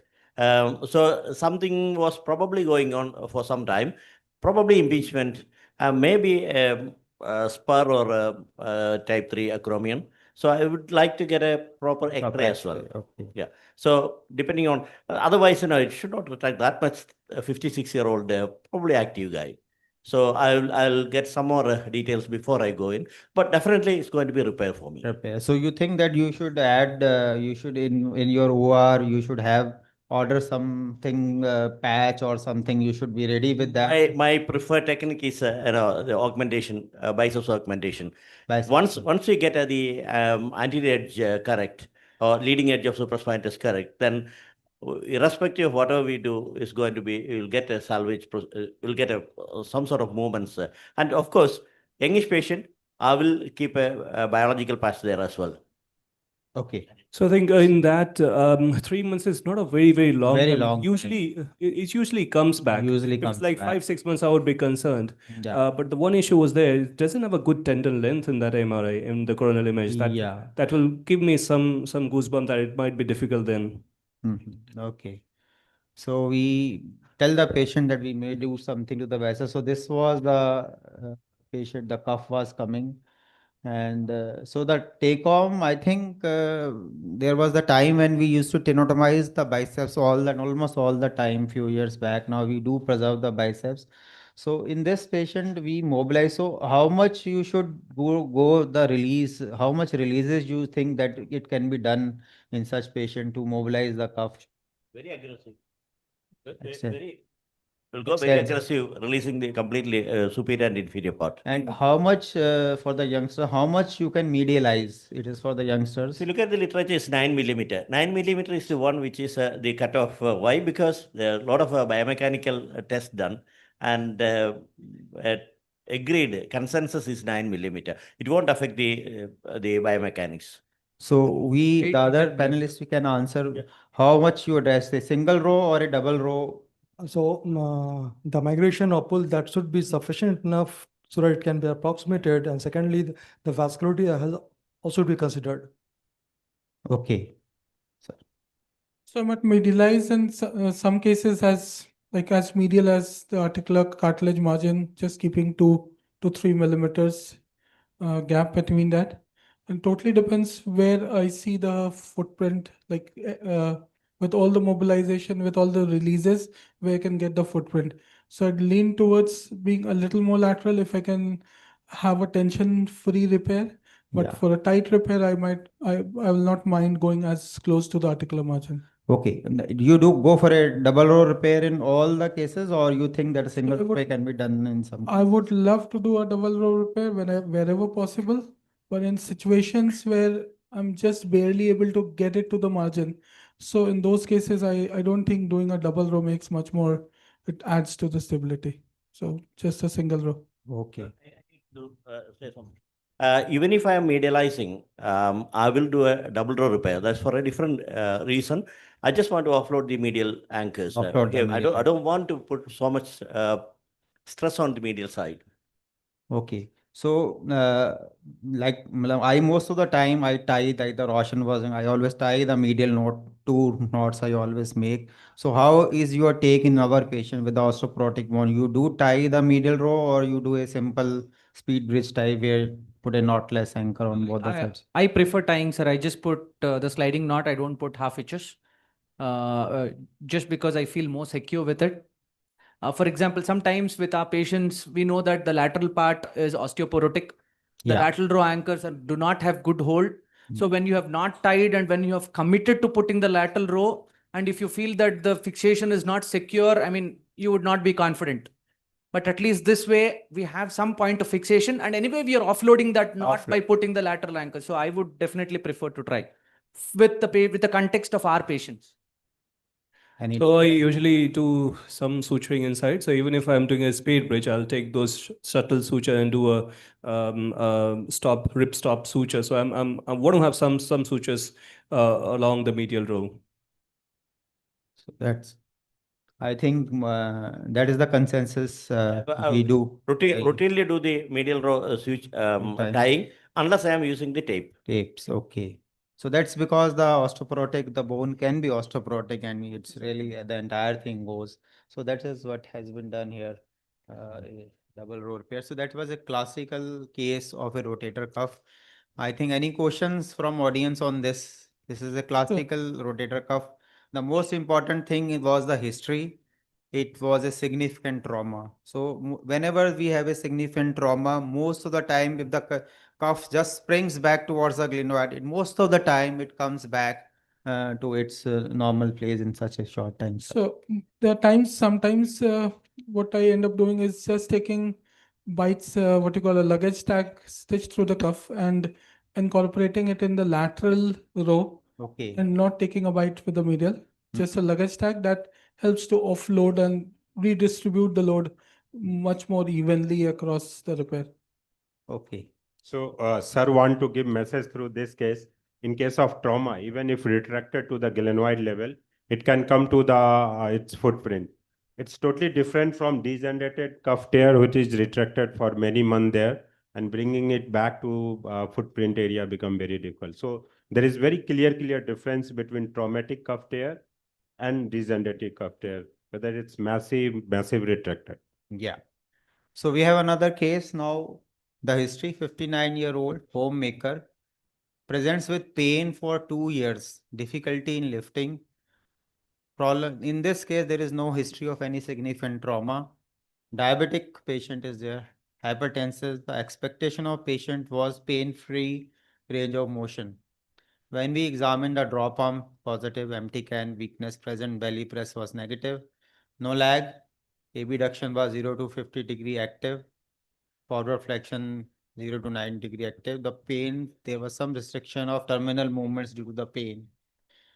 So now this is the MRI of these patients. So the scenario is it's a no significant history of trauma. So we must elicit from these patients, the patient is diabetic. So this is how the picture is. It is almost similar to the previous case, and retraction is almost here. The tendon is almost a little bit better probably from the last case where it is being seen from the glenoid. It is beyond that thing. And when we see the axial, so this is how the MRI looks like. So and again, there are no medial. If we can go medial, we can find more muscles. So reported was grade 3 got earlier in this case, but lots of fatty change. So again, planning this case. So anything different you think the plan, 59-year-old female homemaker. Type 2 delaminated kind of. Yeah. So anything you think indifferent in this case? The fatty infiltration has already started fatty infiltration, both in supraspinatus and infraspinatus. Yes. So I'll put it as a massive retracted cuff. Yeah. So 59-year-old, I will still go for a repair. But here we need to consider the biology. If they can afford, I will go for a patch. Yeah. So any difference of opinion from the faculty? Non-operative and rehab. So let me put one more thing here. She is a mother of a pediatrician. Now you see, he has come to you. So my patch will come there. No, sure. See, affordability is also a problem because if somebody cannot afford a patch, you can't just keep on saying talking about patches. So probably you can think of utilizing biceps. The lot of biceps or a biological patch. So taking from. So that's how the patients come with some different. What kind of patch would you suggest in this case? Ideally, I need a structural stability and biological stability here. So it's going to be a bit costly. So okay, So we need to discuss structural with and patient. biological. Because it's already retracted. So we need something to hold on, and then you need to take care of the biology as well. Yes. Do you have any X-ray, plain X-ray? Would you take a plain X-ray in this case? So no arthritis, no that much of proximal migration. Because here also it tends to go sublux posteriorly.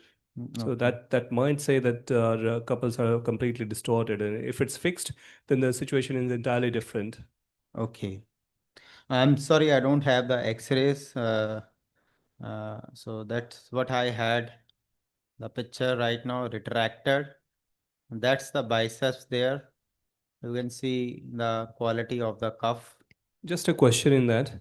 Do you still do a lot of releases inferiorly, anteriorly, and superiorly, to get the head centered? Yes. So I release from medially, I reach till the coracoid, release everything from the coracoid. So this is the biceps here. The quality of biceps is not good, but the quality of cuff is also not good. So not that much of tenderness. Bicep would have been degenerative, but I try to reroute the biceps in this case. So that is the quality of the cuff you can see. And we did a repair. We did a biceps rerouting in this case. And that's how we covered and the entire head, and we put a patch. So that is fine. That is how it is. Suppose the patient doesn't afford patch. So that's very, what are the options in this?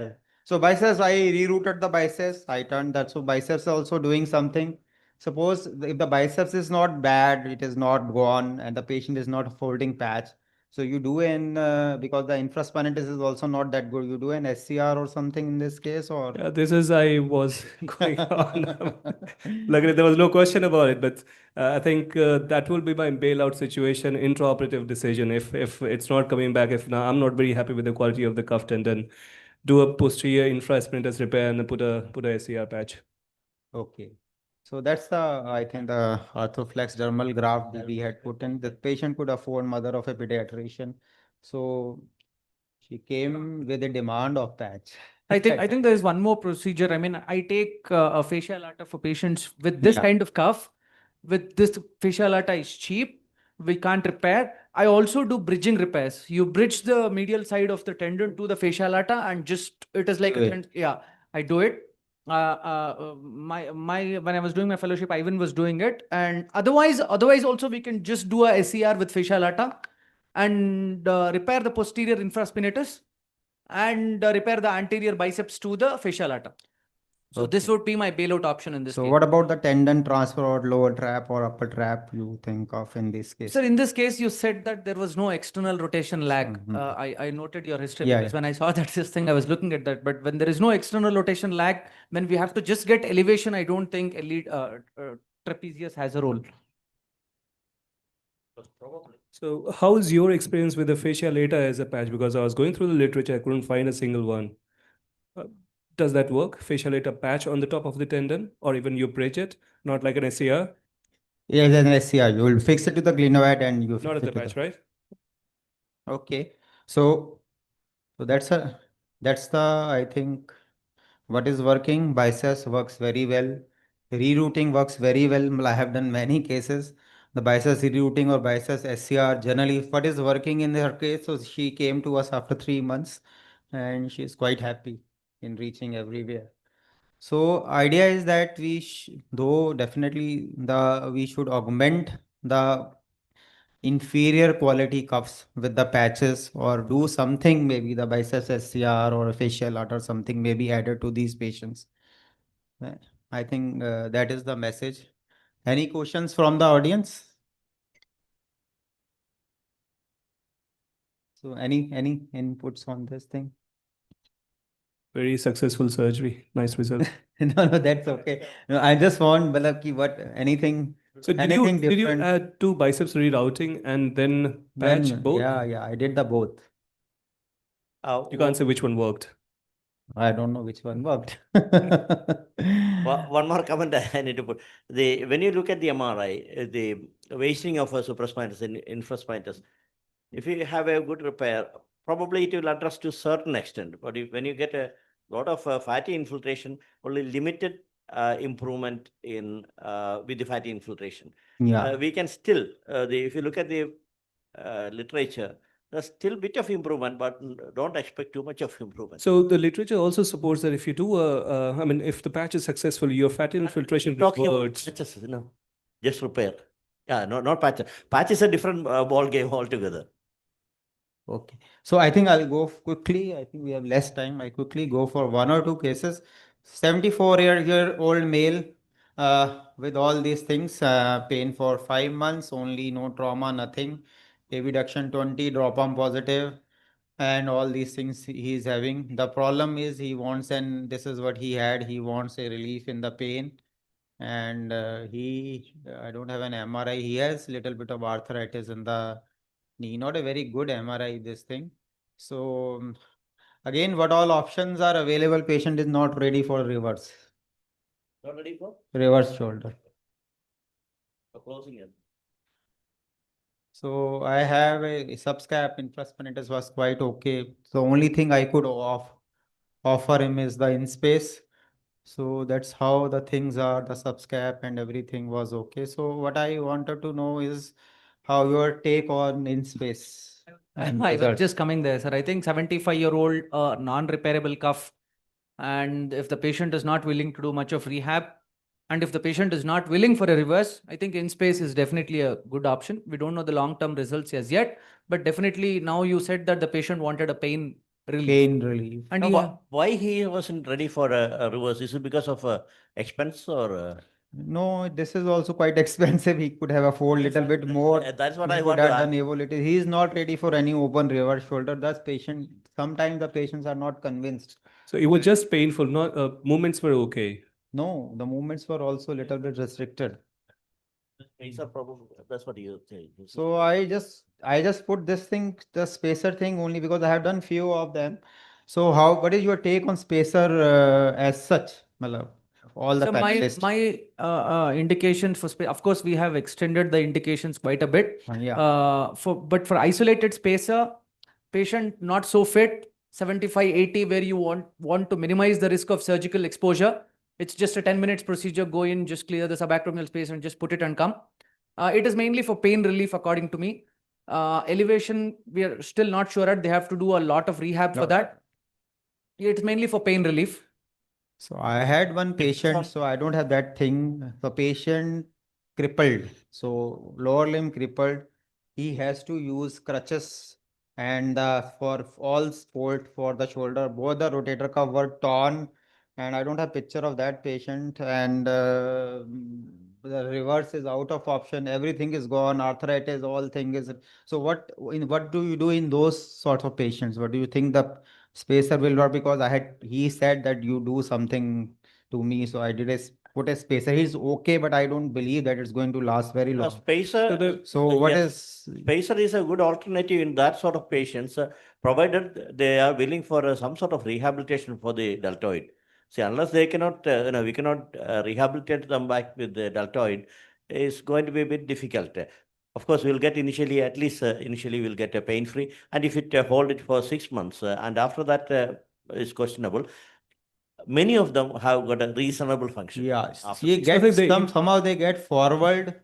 They don't lift that much, but So the important thing with the spacer is you need to have your force couples right. yes, so you have to have an infra and the subscap. If your force couples is not right, then it may give you some pain relief, but the function will not function will not that come. Yeah. Previous surgery that you described, the pediatrician's mother, you put a patch. I mean, for that now, I think even it is on the approval with US FDA as a protection for your cuff repair. Okay. What is your take on that for the previous this thing? Because when there is a bad cuff tear, just to prevent the head from moving up. Yeah, it is an extended indication. It is not yet approved for that, but we have done 3 or 4 cases.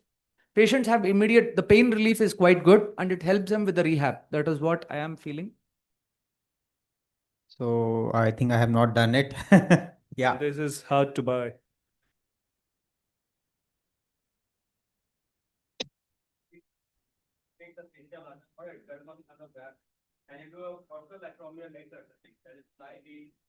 Tie the dermal allograft on the acromion. So it's a quick technique. You just put the knot on top of the acromion and the patch underneath it. So it prevents the head from hitting the acromion, and that's what his philosophy is, that it actually relieves the pain. So when I was in fellowship, I had seen a couple of cases. So this is exactly sort of a permanent thing, what the spacer does only for a year or so. When you're using a facial atta, has got a bit thickness as well. So it will take care of some sort of a structural stability and a biological activity as well. So it will act as a superior capsular reconstruction, and the biology will also be given. Okay. So I think we have one more case if we have time. Fast 68-year-old straightforward case, left shoulder pain 18 months, no trauma. And she has a problem with the other side also, restricted range of motion, and this is what we had. I think if the picture is there, there was no cuff. nothing. And this is the CT. And this is what is the picture. I think that's a straightforward case. And what is the age is 68-year-old. I think it's the easiest option available. So reverse.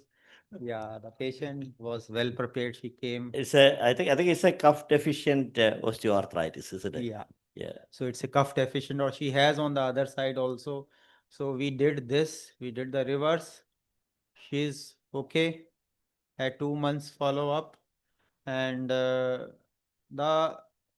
she's okay. She's doing very fine, but she's not ready for the other side. So what could have been the reason? Does she have the other side also same? The same thing. Probably she's using the left side more and more, and she's quite happy with the right side. Yeah, The maybe. symptoms might have settled a bit. Yeah. You made that shoulder much more functional. Yeah, so she has to earn the right side, you know.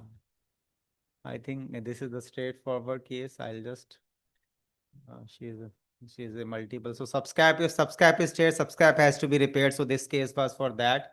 So another case we had, I think, so 64-year-old male, weakness since last 2 years, again, a father of our orthopedic surgeon, one of my colleague. So everything was positive, and again degenerated rotator cuff. So again, we did a repair. I think I'll just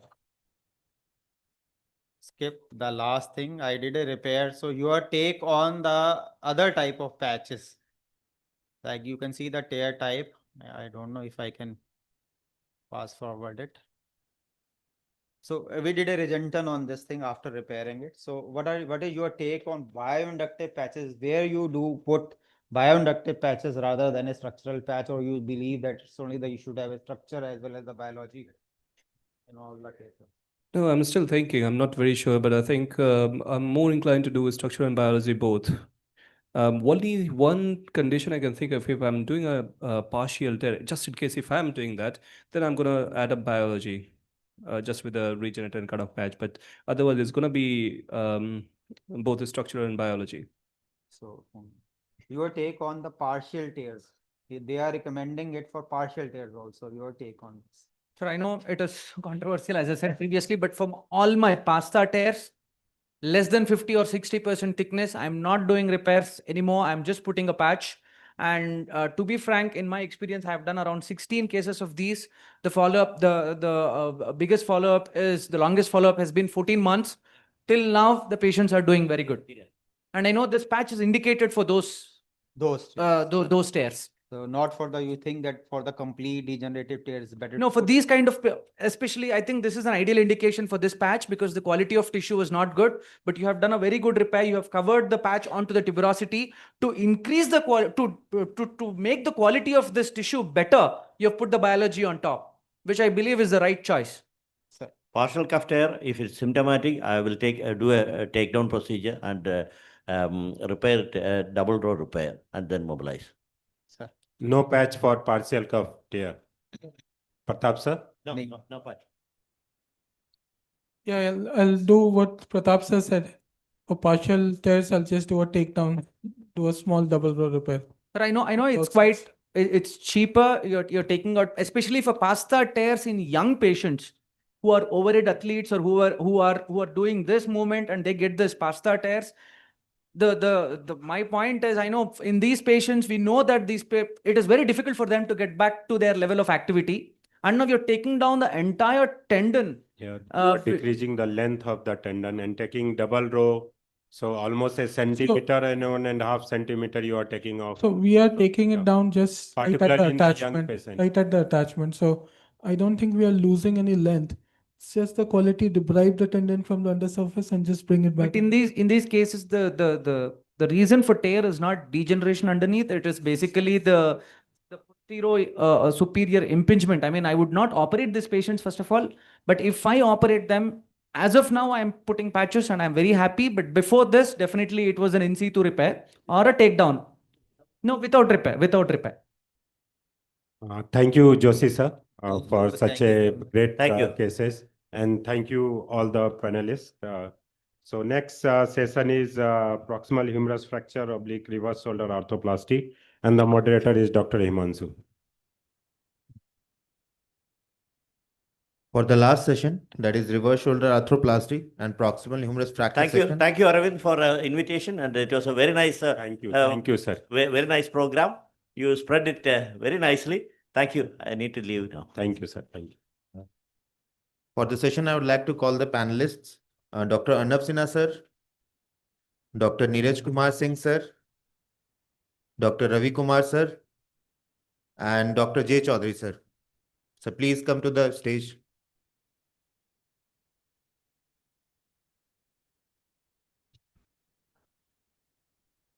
And Dr. Rajiv Ranjan, sir.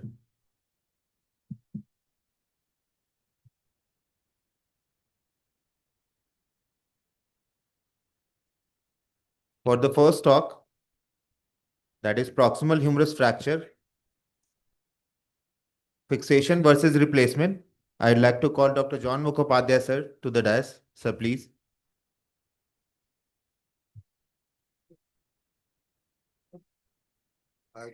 Good evening, everybody. I'm going to talk about to fix or to replace these fractures. I think we have to understand that there are factors which we can't control in these proximal humerus fractures, which makes the results a bit complicated. And when you look at the decision tree, apart from replacement and fixation, you have to think of non-operative treatment as well. So we shouldn't forget the fact that many of these, in fact, close to 80% or more of these can be managed conservatively. So conservative treatment actually works quite well in these. You can see this elderly lady, especially in the elderly, where it goes on to heal with a reasonable function, even though it looks very bad on the x-rays. And the important thing is that if you have a valgus position or a neutral position, then conservative treatment can work. But if you have a varus position, then conservative treatment doesn't work, and you probably have to go ahead with some kind of operative treatment. Now, what kind of surgical treatment? You have the option of fixation, and the open lock plates is really the standard of care still, although nailing is taking over or is being increasingly used, especially the proximal humeral nails. There are some other minimally invasive techniques which work, like the Resch's procedure, and today you have things like the Miros, which also some people want to use. And you have the arthroplasty, and there you have either a hemi or a reverse shoulder arthroplasty in these fracture situations. So our preference is usually lock plates, usually open, but sometimes MIPO. What is important is if you're doing a fixation, you need to be careful about certain things. You must try to minimize your dissection so that you don't damage the vascularity anymore. Try using indirect methods of reduction apart from where you have to. You can use things like levers and osteotomes into the fracture to gently lever out the position. It's important to get the tuberosities back in place. This is something one has to remember. You need to fix with K-wires provisionally before you go on to your definitive fixation. So try and be as biological as possible if you're planning to do surgery. Now, in a younger patient, I don't think there's much debate. You have to try and fix these. It doesn't matter how bad the fracture is, whether they are head split elements or not, or dislocated or not. You would still go ahead and try to fix this. For example, this young patient, I think it was around 27. All you have to try and fix these, even though there's a head split element which is bad.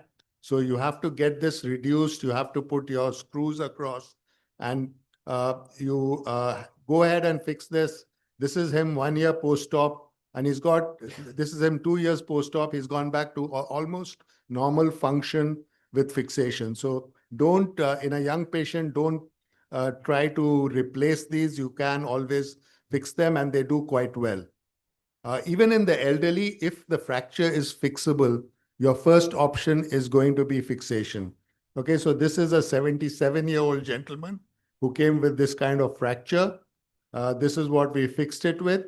And this is him around 6 months down the line. You can see how the fractures healed and he's got a good function. So just because they're elderly, don't resort to a arthroplasty. I think if it is fixable, go ahead and fix them. But if it is not, and there are certain situations where fixation will not be adequate, whatever you try to do, there you would resort to an arthroplasty. So the pitfalls with fixation are, one is not restoring the calcar. I think that's important. You have to avoid varus position, irrespective of what kind of fixation you do. You should restore the sagittal plane as well as the coronal plane. Some people just look at the AP X-ray and don't look at the lateral. The calcar screw is important for your stability. Your screws should be long enough, yet not too long, so that they penetrate this joint. And you need to secure the tuberosities. Whatever method of fixation you do and whatever kind of arthroplasty you do, I think getting the tuberosities back in place is really important. So if you're thinking of arthroplasty, you have to really look at various factors, and especially osteoporosis and the factors like with Hurtel's criteria, which suggest that these fractures are not going to do well before you decide on an arthroplasty. And so this osteoporosis, this study by No et al. Looked at osteoporosis as one of the key factors where you would decide on arthroplasty rather than fixation. So if you do decide on an arthroplasty, whether it's hemi or reverse, it's good to decide it early rather than late. So the results of failed fixation going on to either a hemi or a reverse shoulder are not so good. So you can get fairly good results. This patient who had originally had a rotator, had a sort of Bankert's repair for dislocations of the shoulder. In his late 50s, he ended up with this fracture. You can see the head split elements. And here we decided on doing a hemiarthroplasty. It's important to get the tuberosities back. So you have to put these sutures on. You have to put graft into that area. So the head is used as graft. And that's the eventual fixation. Just make sure that your tuberosity is back in place. Okay, whatever you do with the sutures, etc. And you can see that if you do that repair of the the tuberosity as well, they go on to end up with a fairly good function, even with hemiarthroplasties. Here's a 52-year-old male with a fracture dislocation. Again, with a hemiarthroplasty, you can see he's gone on to do well. And similarly, this is a 57-year-old lady with this fracture dislocation who we did a hemiarthroplasty on. And you can see that's the position. You can see the tuberosity is back in place. And she went on to do quite well with quite a good function with the hemiarthroplasty. Of course, if they have problems, the more elderly, especially if they're over 75-year-old, then it's a different situation. If you have to do a hemiarthroplasty, remember you have to get the correct height of the prosthesis. You have to correct the retroversion, get the right retroversion of the head, correct the position of the greater and lesser tuberosities. This is important. You need to get a secure reconstruction of these tuberosities. If you don't, then your only option is left is a reverse shoulder arthroplasty. And this is situations where there's severe osteoporosis, or if you find intraoperatively there's a large rotator cuff tear, there doing a hemi is not going to do well, and you would have to resort to something like a reverse shoulder arthroplasty. So this is a paper by Nies et al. From Leiden, who wrote on what the indications of arthroplasty was. And if you had more than 3 points, that was an indication for arthroplasty. And of course, if you had irreparable rotator cuff tears, that was an indication for a reverse shoulder arthroplasty. So the take home would be you need to assess these patients carefully. You need to get the neck shaft angle, the medial buttress, and the tuberosities right, irrespective of what you do. Lock plates, if you're doing fixation, you need to get the screw lengths right. You need to get longer plates in osteoporotic bone, bicortical screws in the shaft fragment in osteoporotic bone. And remember, the medial calcar screw is important. And if you do decide On fixation, you need to also get the plate position right. And if you decide on arthroplasty, try and decide early so that you don't have to go through the stage of a failed fixation and then convert to an arthroplasty later. Thank you. So, any questions? Sir, how you decide the retroversion of the prosthesis during per operation? So there are various ways. I mean, we usually go for around 20 to 25 degrees of retroversion. And the way we do it is place the forearm straight, and that will give you an idea of how much your head is retroverted. And we always do a trial reduction with the trial to make sure that it is stable in the correct position. So these are the two things we look at. There is a guide which tells you the retroversion as well.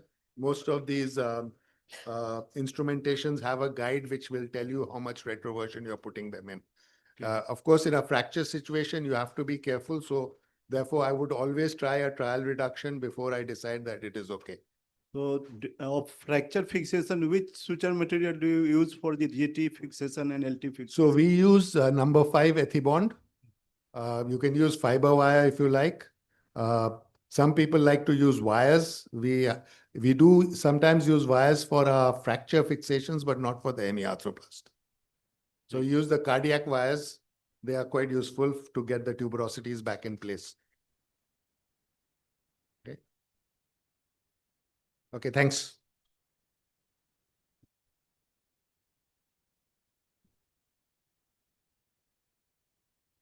So I'll quickly move to the case. This is a 20-year male medical student from Delhi.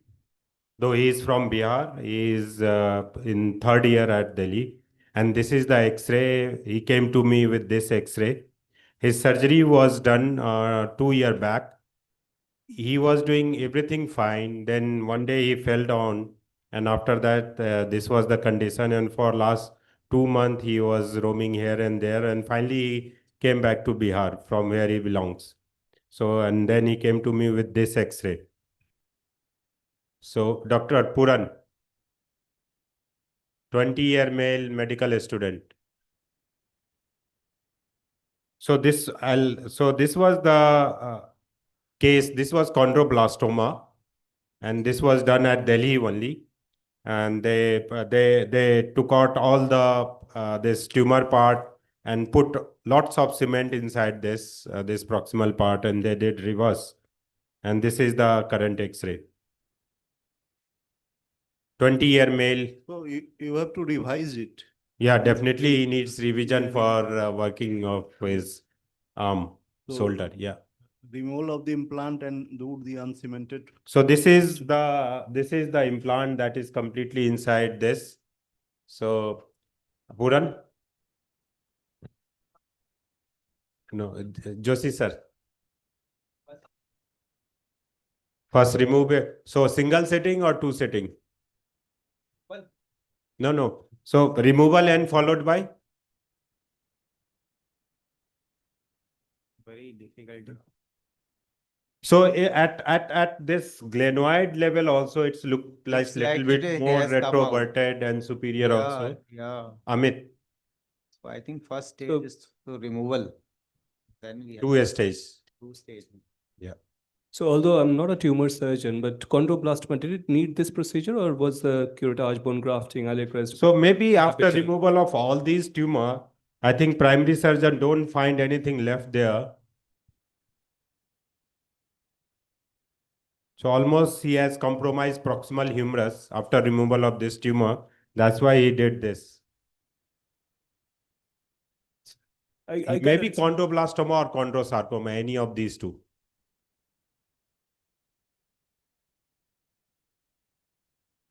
I think if I don't know, he came with this to me, and this was Adler. He came with this discharge slip, and this was Adler implant. So, Dr. Amit, I think please. the answer to your question was if he is taking out the entire thing, the proximal humerus, including the cuffs and all, then replacing that with a hemiarthroplasty with the sutures going on to the onto the metal. Yeah, it's don't think become they get difficult very for good the have function. good function. Definitely. So it's not Proximal the- humerus he have taken out, completely curated out, and there was thin of bone there. That's why he put a lot of cement there for the. So no, this yeah, you can say it, but just a thin bone was there. Yeah, thin bone. Yeah. So of course, infection not there. But Yeah, infection the was reason, not there. probably the stress shielding or some reason, some fall or something. Why it happened?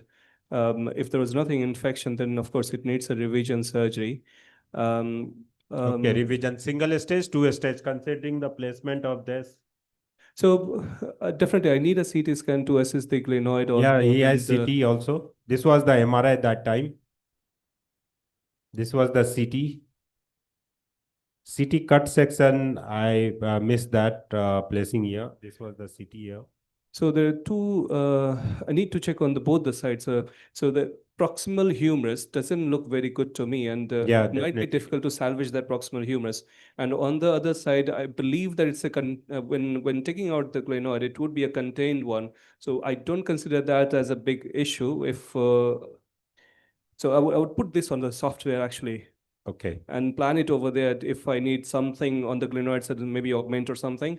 And this on the other side, on the humerus, definitely he needs some sort of proximal humerus replacement. I mean, surgery.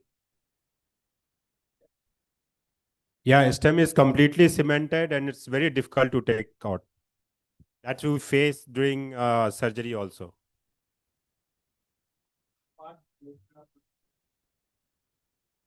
Yes. Yeah. So, I so think if challenges was this, almost 5 centimeter of bone is compromised in this case. So implant selection, restoring the height, and also the stability and the soft tissue is become very important in such type of cases. And another challenge is the removal of implant considering. ये क्या हुआ? हाँ?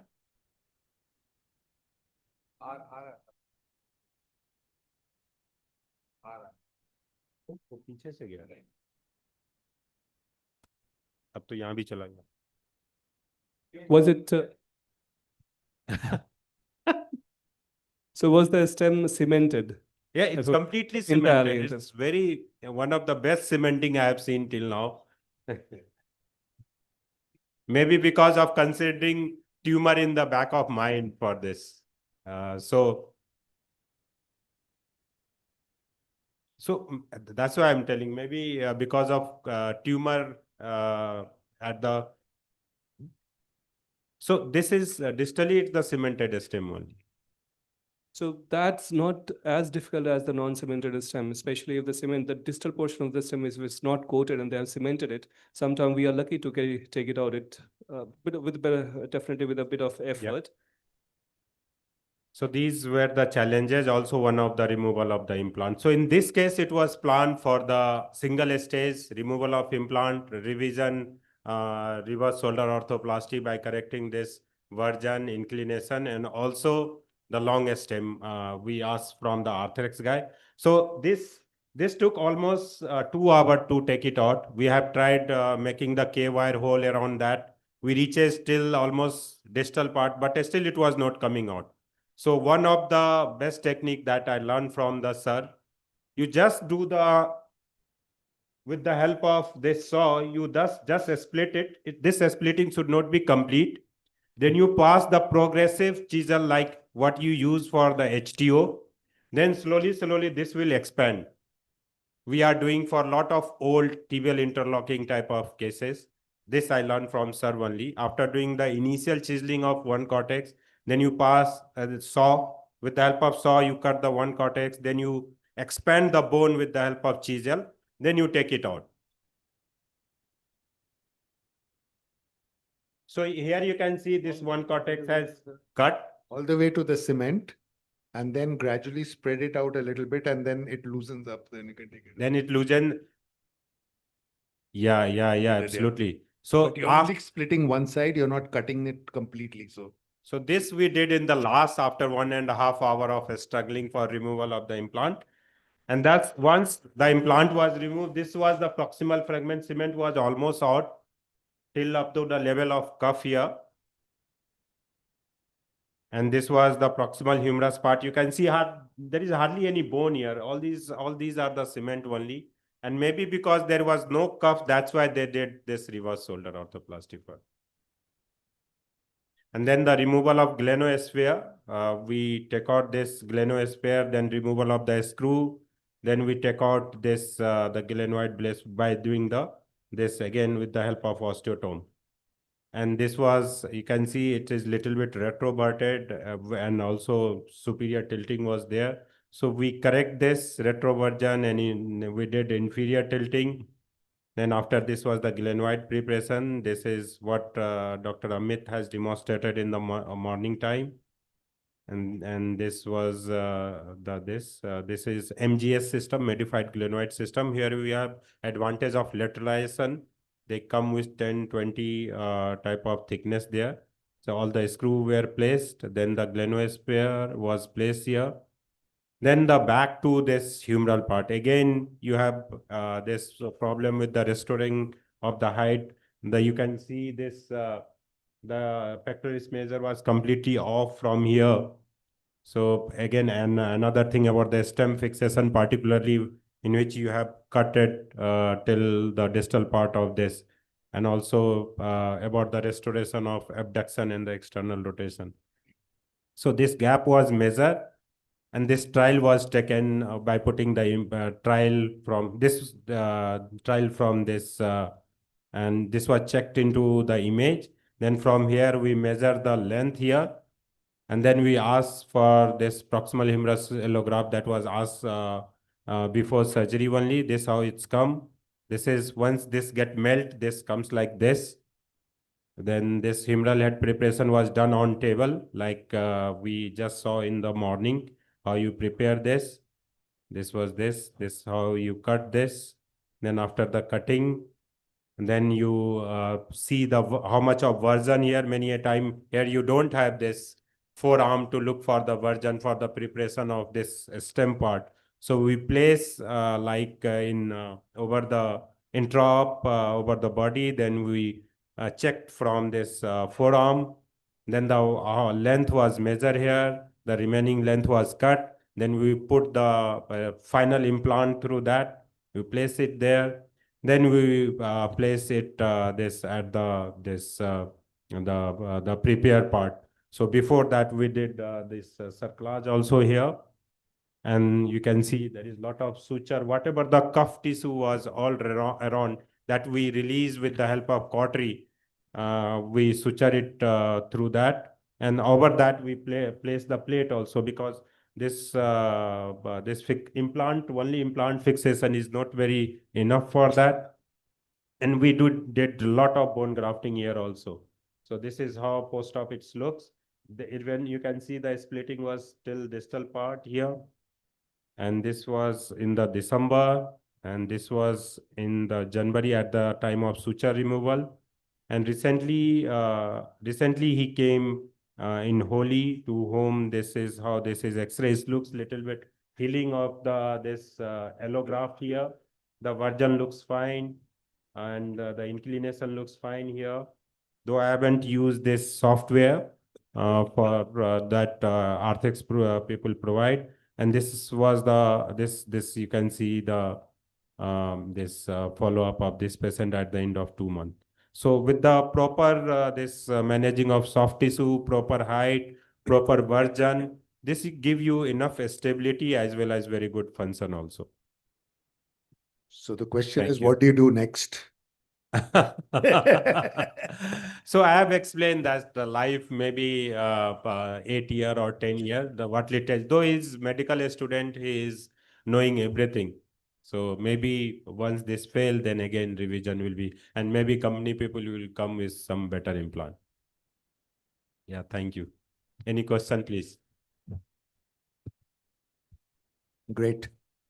So may I request John sir for this closing remarks, as well as I have one group photo also after that. Then after that we'll have quiz. Wasn't there a talk by Dr.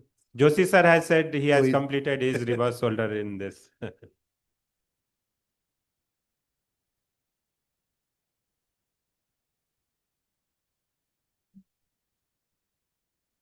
So like all good things have to come to an end. So we're coming to the end of this meeting, and I would like to thank all the faculty who've come from various parts of the country and for their valuable contribution. All the delegates, of course, for staying on.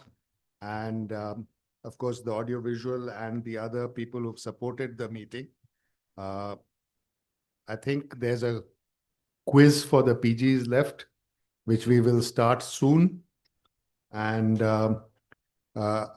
Arvind, you have to say anything else? Yeah. Okay. We're going to have a group photograph before we finish. Okay.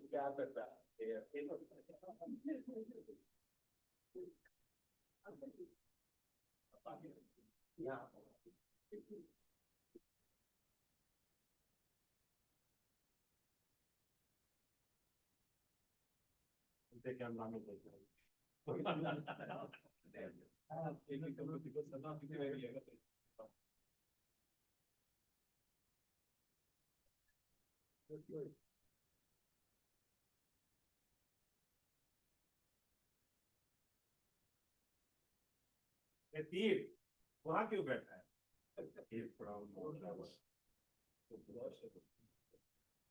Ratan sir,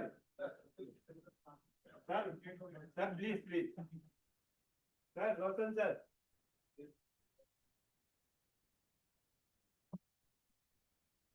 Ratan sir, photo का value बढ़ जाएगा, आ जाइए आ जाइए।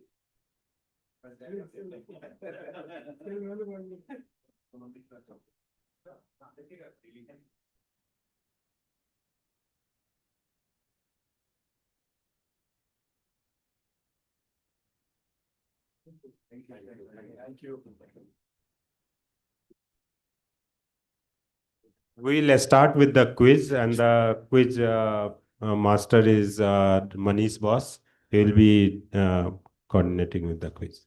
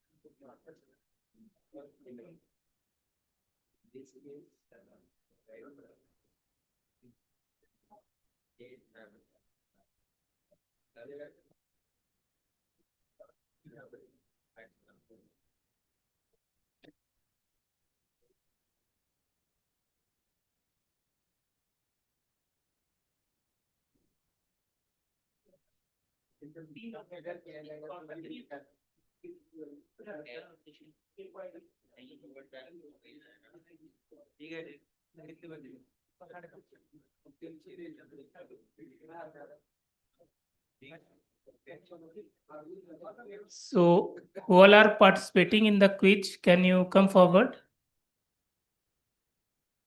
Yeah. So, even if someone has not given your name, you can volunteer. We'll accommodate in you in the quiz. Yeah.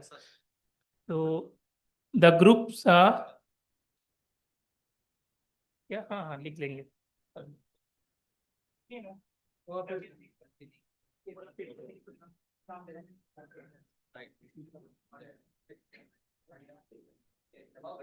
Come on, get your names entered.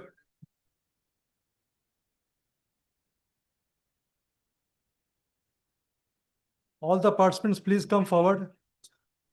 नहीं यहाँ से उसको राकेश कर लेगा coordinate.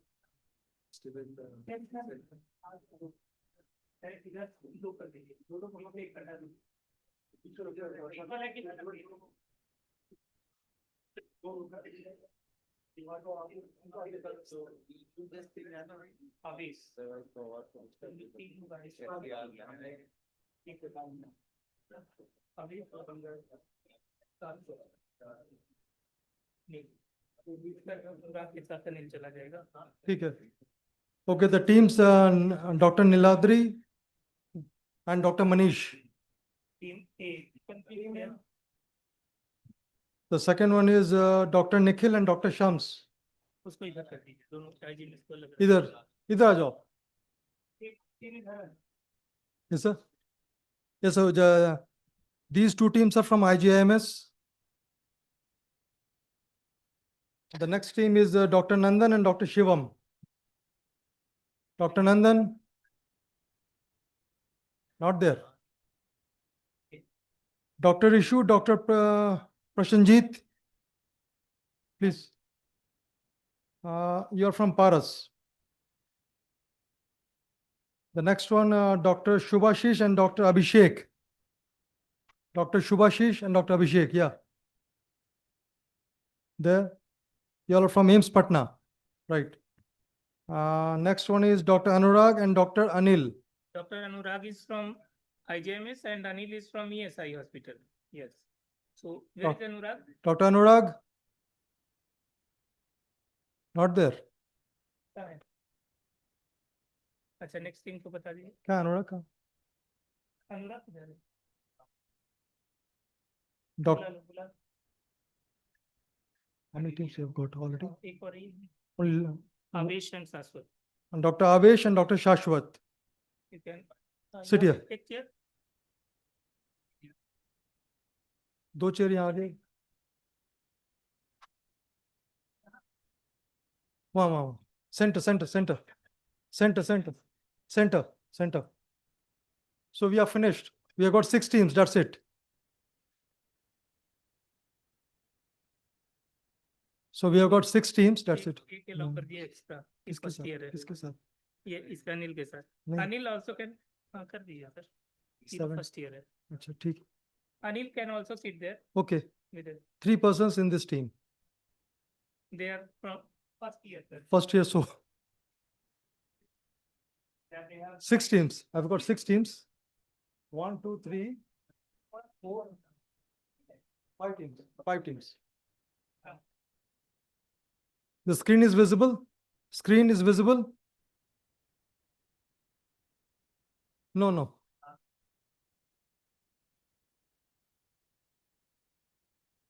No, it will be just the oral answer, the oral answers.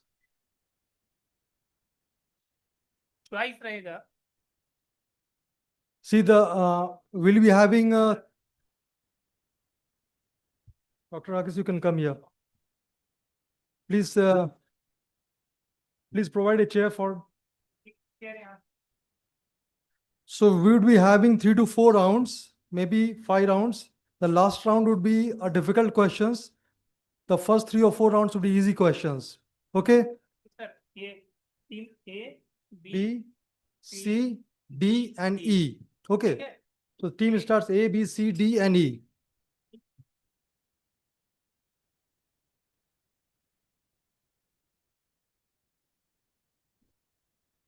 पूछ लीजिए कोई और नहीं है ना? और तो कोई नहीं है. दिख तो नहीं रहा sir. Anybody else wants to join? नहीं पीछे नहीं कोई है.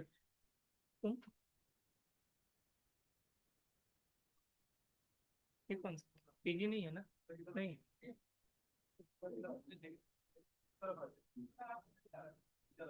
कोई बात नहीं रहने दीजिए. काय के लिए दिखेगा स्क्रीन ठीक से. तुम लोग को दिख रहा है? अच्छा. ये आगे में करेंगे तो ये स्क्रीन में दिखेगा. वहाँ पे ही वहाँ पे कर। अच्छा ठीक तो साहब। ठीक है कोई बात नहीं, वो कैमरा वाले बोल रहे हैं कि उनको। अच्छा, तो A, B, C, D and E, ठीक है, अब नहीं, अब कोई चेंज नहीं करेगा है ठीक है। Please display the screen. Share my screen on the screen, उसको शेयर करो। सर अब क्वेश्चन नंबर जो लिखे हुए हैं, हाँ, so we are starting from question number 24. no, this is the first question. Okay, So this is for team A. so The question rule, sir. already explained, no? हाँ, We have explained the rules. ये तो screen हटाइए। Okay. शुरू किए, इसके बाद जाएगा। Rule, sir. The rules are each question will carry 10 marks. The question will be addressed to the particular team. If he answers it, he'll be getting a plus 10. If he answers wrong, it will be minus 5. Okay. And that question will not pass, it will pass to the audience. He can answer. It is for 10 seconds. 10 seconds. So you have to answer in 10 seconds. Okay.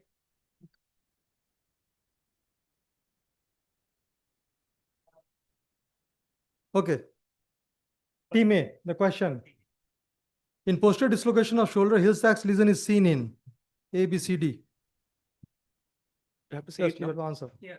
Sir, D anteromedial.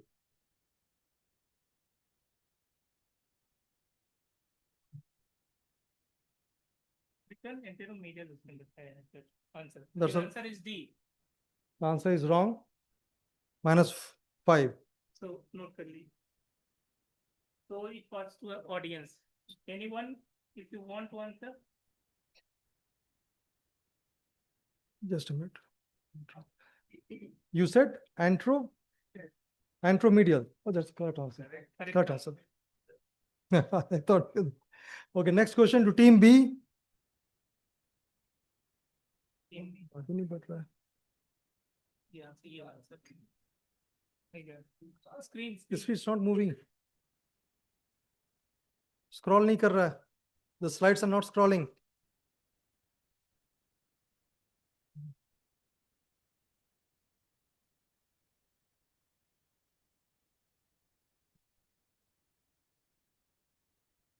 Hang हो गया.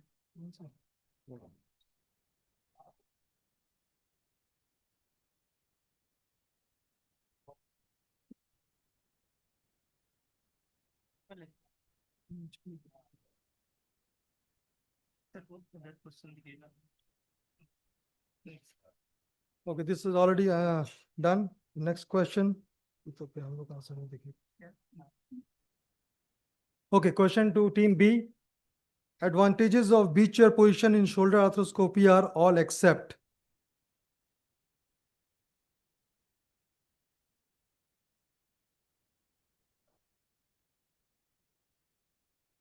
You need to answer in 10 seconds here. Okay. Now you need. Okay.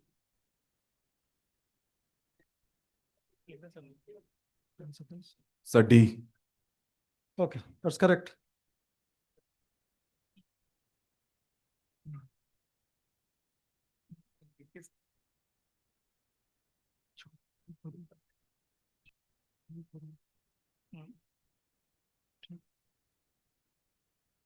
Team C, the portals which penetrate.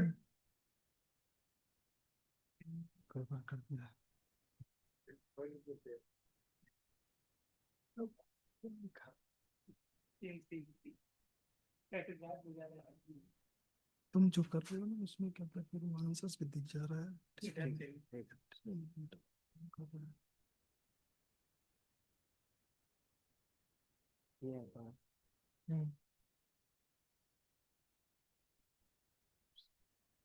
इधर और इधर. आप यहीं पर रहिए. अब क्वेश्चन नहीं है, ये क्वेश्चन नहीं है मेरा. Okay, तो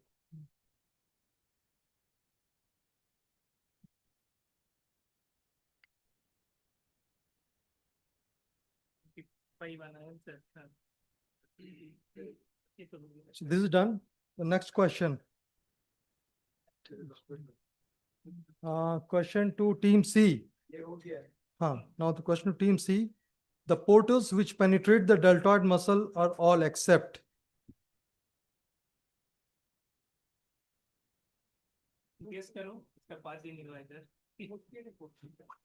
The portals which penetrate the deltoid muscle are all except. Posterior portal, answer D. No, that's wrong.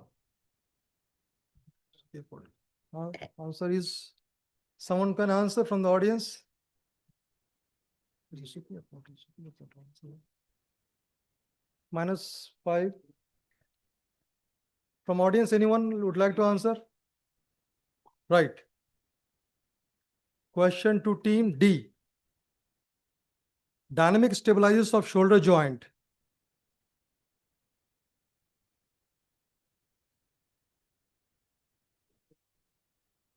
And which one is the dynamic stabilizer?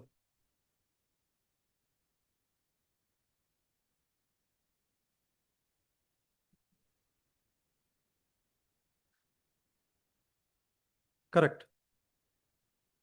Okay, now team E. The most common muscle damaged in rotator cuff injury. Supraspinatus muscle. Correct. So now round 2, again from team A. For the team A, the question is the structure which passes through the quadrangular space. Name that structure which passes through the quadrangular space.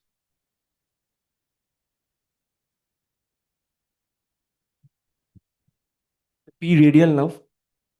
It's wrong. To the audience? Right. 10 marks to sir. Team B, question. Jobber's lift-off test is for which muscle injury? So subscap.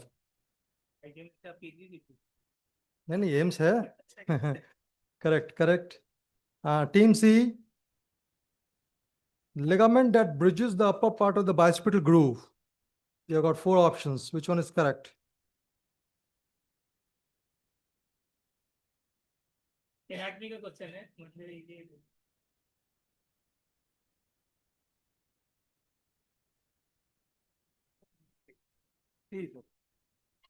Coracohumeral ligaments. No, that's the wrong answer. To the audience? Very good.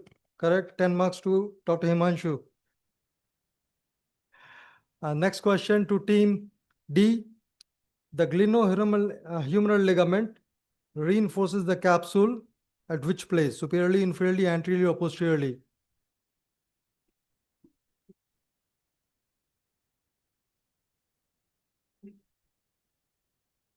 Anterior, correct. Foramen of reed breadth of the capsule is the common site for which type of dislocation?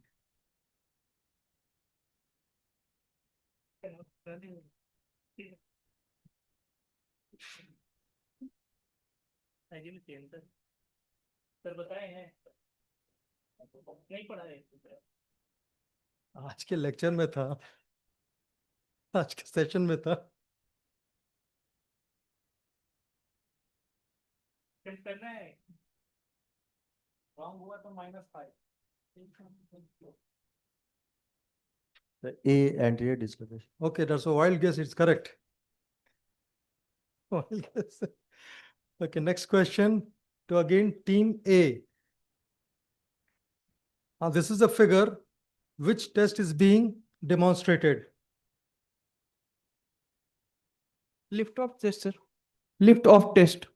Can you say the full name? Full name, sir. इसका कितना नाम आ चुका है Okay, ठीक है. This lift off test done for which?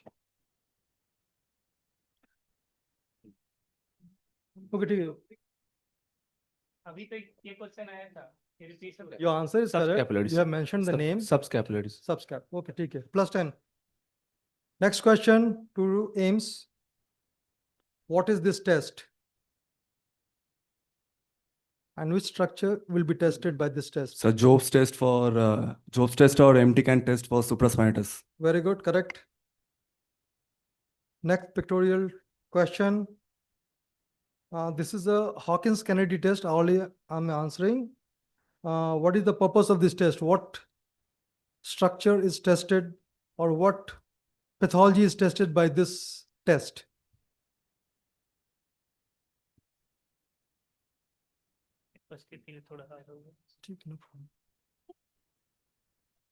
The question passes to the audience. Impingement, right.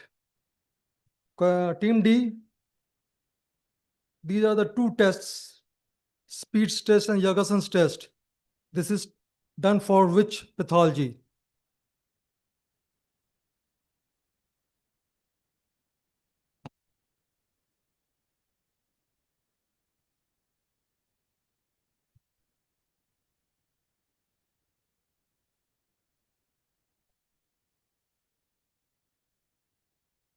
Wrong. -5. Do not commit yourself, no? You don't. Yes, okay, biceps. Take the question to team E now. Which portal for shoulder arthroscopy is incorrectly paired with an incorrect risk of complication? You've got a lateral portal, axillary nerve, Nevazier portal for suprascapular nerve, anterior portal subclavian vein, and the portal of Wilmington axillary artery.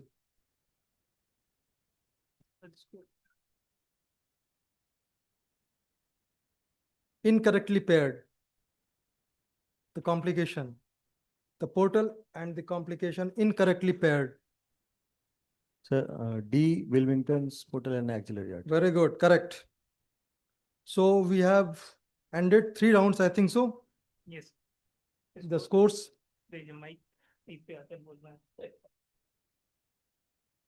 Team B and Team E both are at 30 points.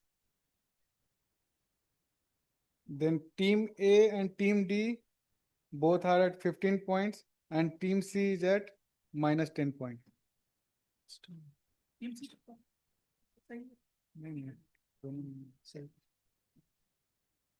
Next round again starts. Now this round will go from this direction. It will start from Team E now, the next round. So the question for you is, which of the following test or the science is used to determine the strength of the teres minor muscle? There are 4 tests. Which test would you do to test this teres minor? Patty's science. That is fine. Correct. Team D, which of the following structure is not a part of the posteromedial complex of the knee joint? The posteromedial corner, PMC, not a part of it.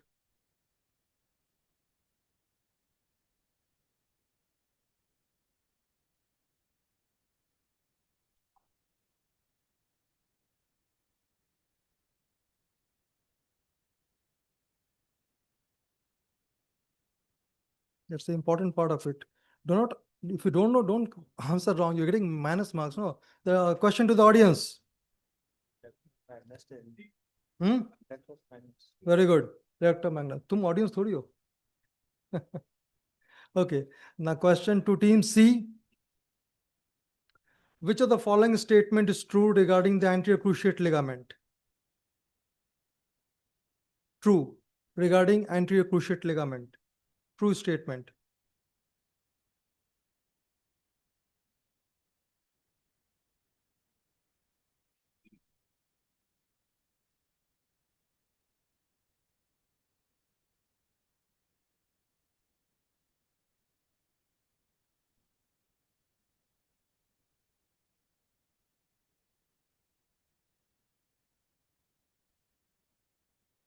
I think it's time up. Audience, true statement. So, no one wants to answer. The answer is the middle genicular, the blood supply, the middle genicular artery. All of the statements are wrong. The question to team B. Which of the following anatomic factors, when present, is the biggest predictor for recurrence after the first episode of lateral patellar dislocation? So first episode of patellar dislocation has happened, and which anatomical variance would lead to further recurrences?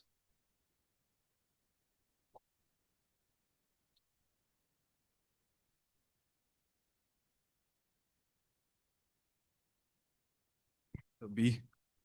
No, it's a wrong answer. Audience?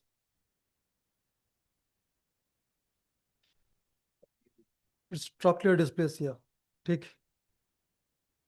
Next question, team A. When performing a knee posterolateral corner reconstruction, which of the following structure has the most anterior femoral insertion point? So you have got a PLC reconstruction. You have got certain attachments on the femoral side. You put in the screws. So which one has got the most anterior femoral attachment or insertion point? The lateral collateral ligament, lateral gastrocnemius, popliteal fibular ligament, or the popliteus?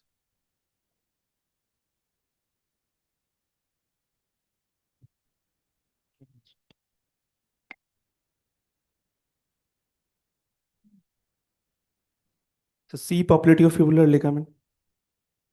It's wrong. -5. Question to the audience.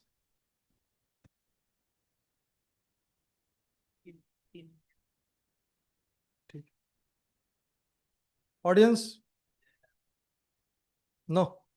It's the popliteus. It's the most anterior structure in the popliteal sulcus. So 4 rounds have been completed. Sir, shall we take one more round, sir? John, sir? One more round.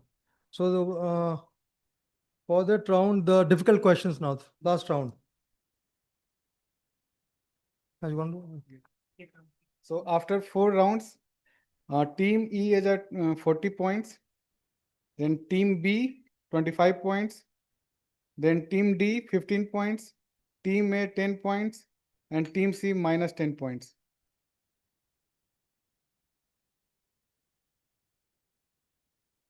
Okay. Final round.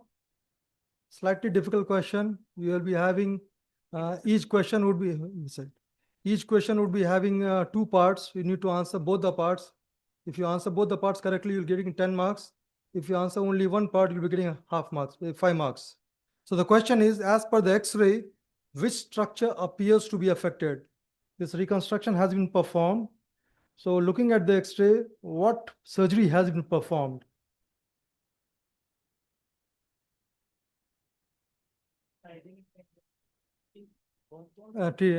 Yourself. Okay, that's the first part. You have given a right answer, PLC reconstruction. And the second part of the question is, which technique has been used to manage the lateral structures? The lateral structure, which technique has been utilized by looking at the X-ray? The lateral structures, which technique has been used?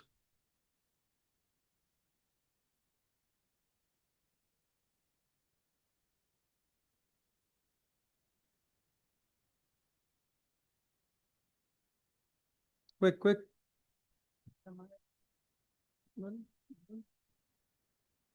Laprats. Very good. The Laprats technique for the PLC, the lateral structures. Okay, the next question is for team D. So you have got LDFA, mechanical LDFA is 89 degrees, MPTA is 82 degrees mechanical in a 37 years old lady. Okay, the question is, what is the deformity? First part of the question. And second part of the question is, where is the deformity? Where is deformity? Very good. The answer is, and second part is, very good, +10. Next question. What is the pathology seen by looking at the MRI? First part of the question. What is the pathology within the joint? Means the joint, within joint, knee joint. That structure, black structure you're seeing, what is the pathology which looks to be?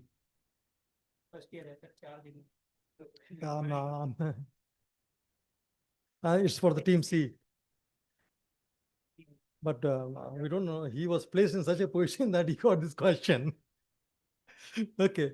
I think you want to pass the question. Okay, to the audience. Yes? Discord meniscus, very good. And the next part of the question is how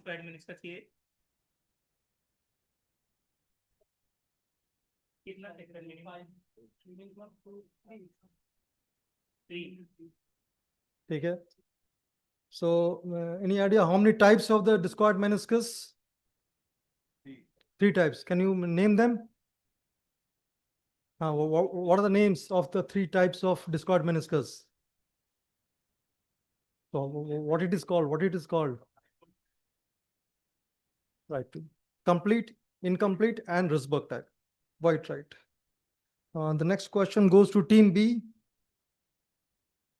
Name one of the methods to assess the BJHS. BJHS is benign joint hypermobility syndrome clinically. And how many joint complexes are taken into consideration? Second part of the question. First part is name one clinical, the Bigton score, and how many joint complexes are taken into consideration?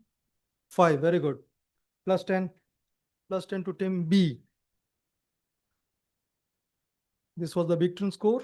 The 5 joint complexes are taken into consideration. Question. The loss of inferior axillary pouch is seen in which pathology of the shoulder?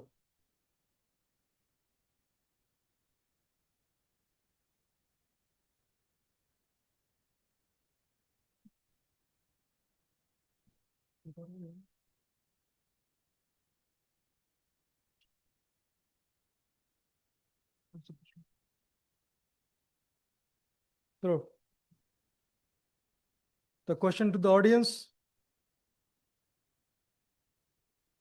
The answer is advanced adhesive capsulitis. Johnson, can we go for one more round or we'll stop it? Okay, one more round. One more round. Okay.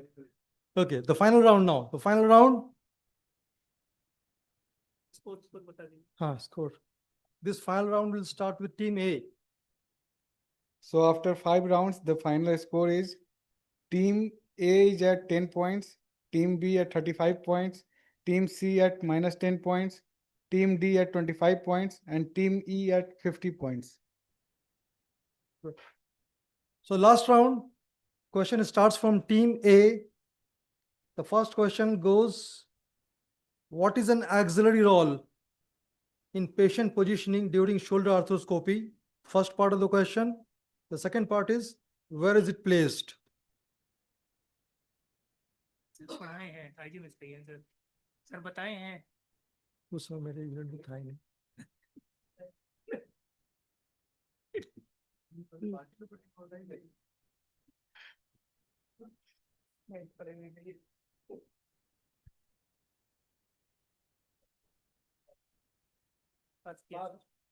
Okay, to the audience, the auxiliary roll, what is an auxiliary roll and where is it placed?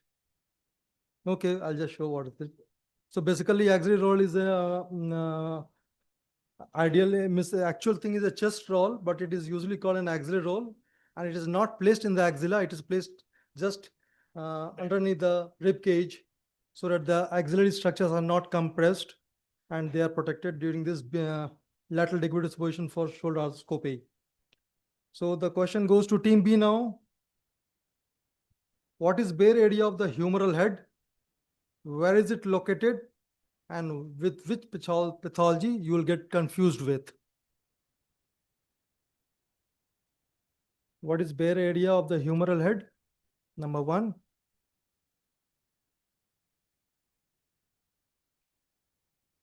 It is confused with the Hill-Sachs lesion, sir. Very good. And where is it located?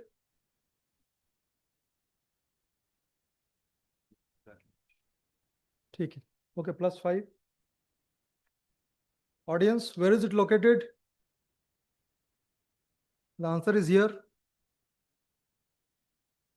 This is bare area is basically an area which is devoid of the articular cartilage. It is located just adjacent to the infraspinatus attachment. And that's the complete description about the bare area. Okay, and gets confused with the Hill-Sachs lesion. So the next question goes to team C, which is the primary shoulder arthroscopy portal. Primary shoulder arthroscopy portal, and what is its landmark?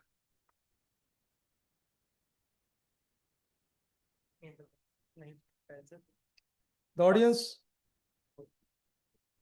primary portal is the posterior and its landmark. So this is the answer. Okay. Done. Next question to team D. What is the most popular non-anatomical soft tissue procedure for CC ligament reconstruction? First part of the question. And which anatomical structure is utilized in the procedure? Most popular non-anatomical reconstruction procedure for CC ligament reconstruction. First part of the question, and second part is which anatomical structure is taken into consideration for this procedure?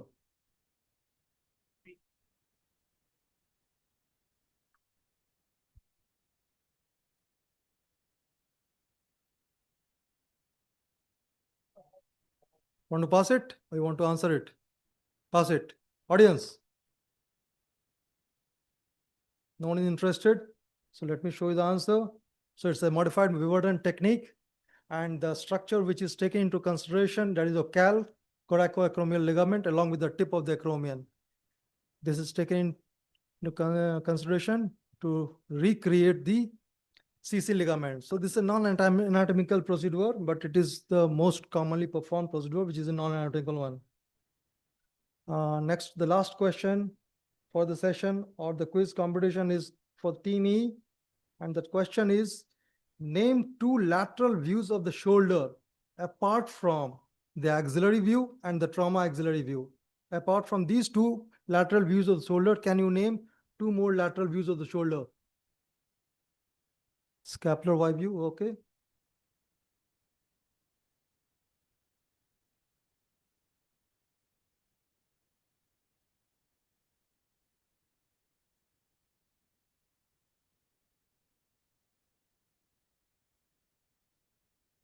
Okay, he's knowing only one part, +5.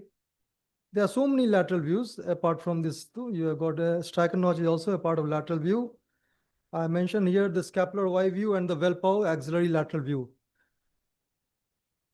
Okay, the session completes. 5 marks to team E. And what is the final score? So the final score is team C minus 10 marks. Then team A 10 marks. Then team D 25 marks.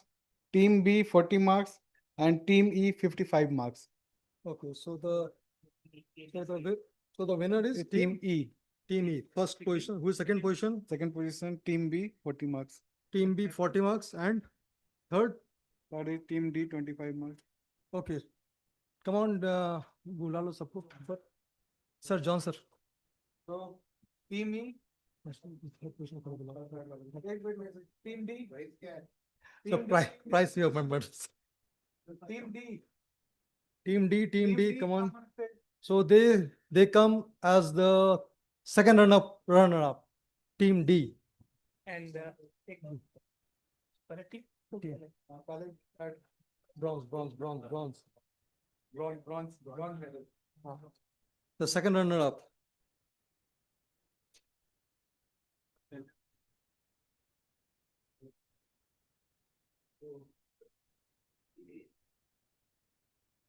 Congratulations, Team D.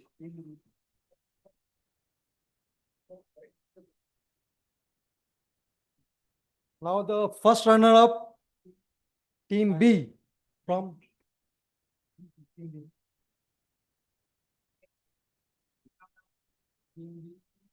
Dr. Shubhashish, yes, and Dr. Abhishek. So congratulations for being first runner. And finally, the winner Team E, the winner, Dr. Nikhil and Dr. Shams.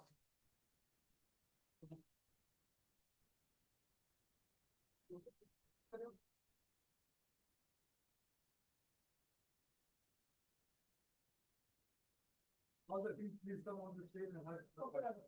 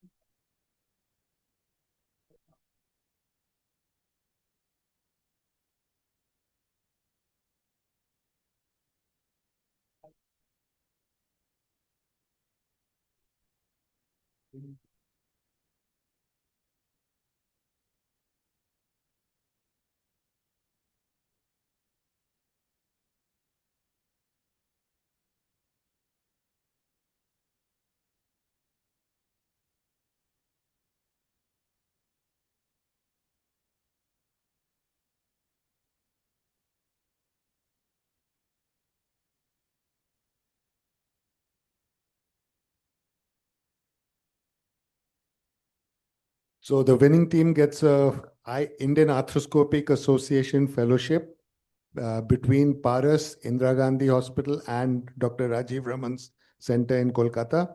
The exact time and date will be, or the duration will be announced later, and whether you're getting any cash prize or not will be decided later, I guess. These things haven't been announced yet.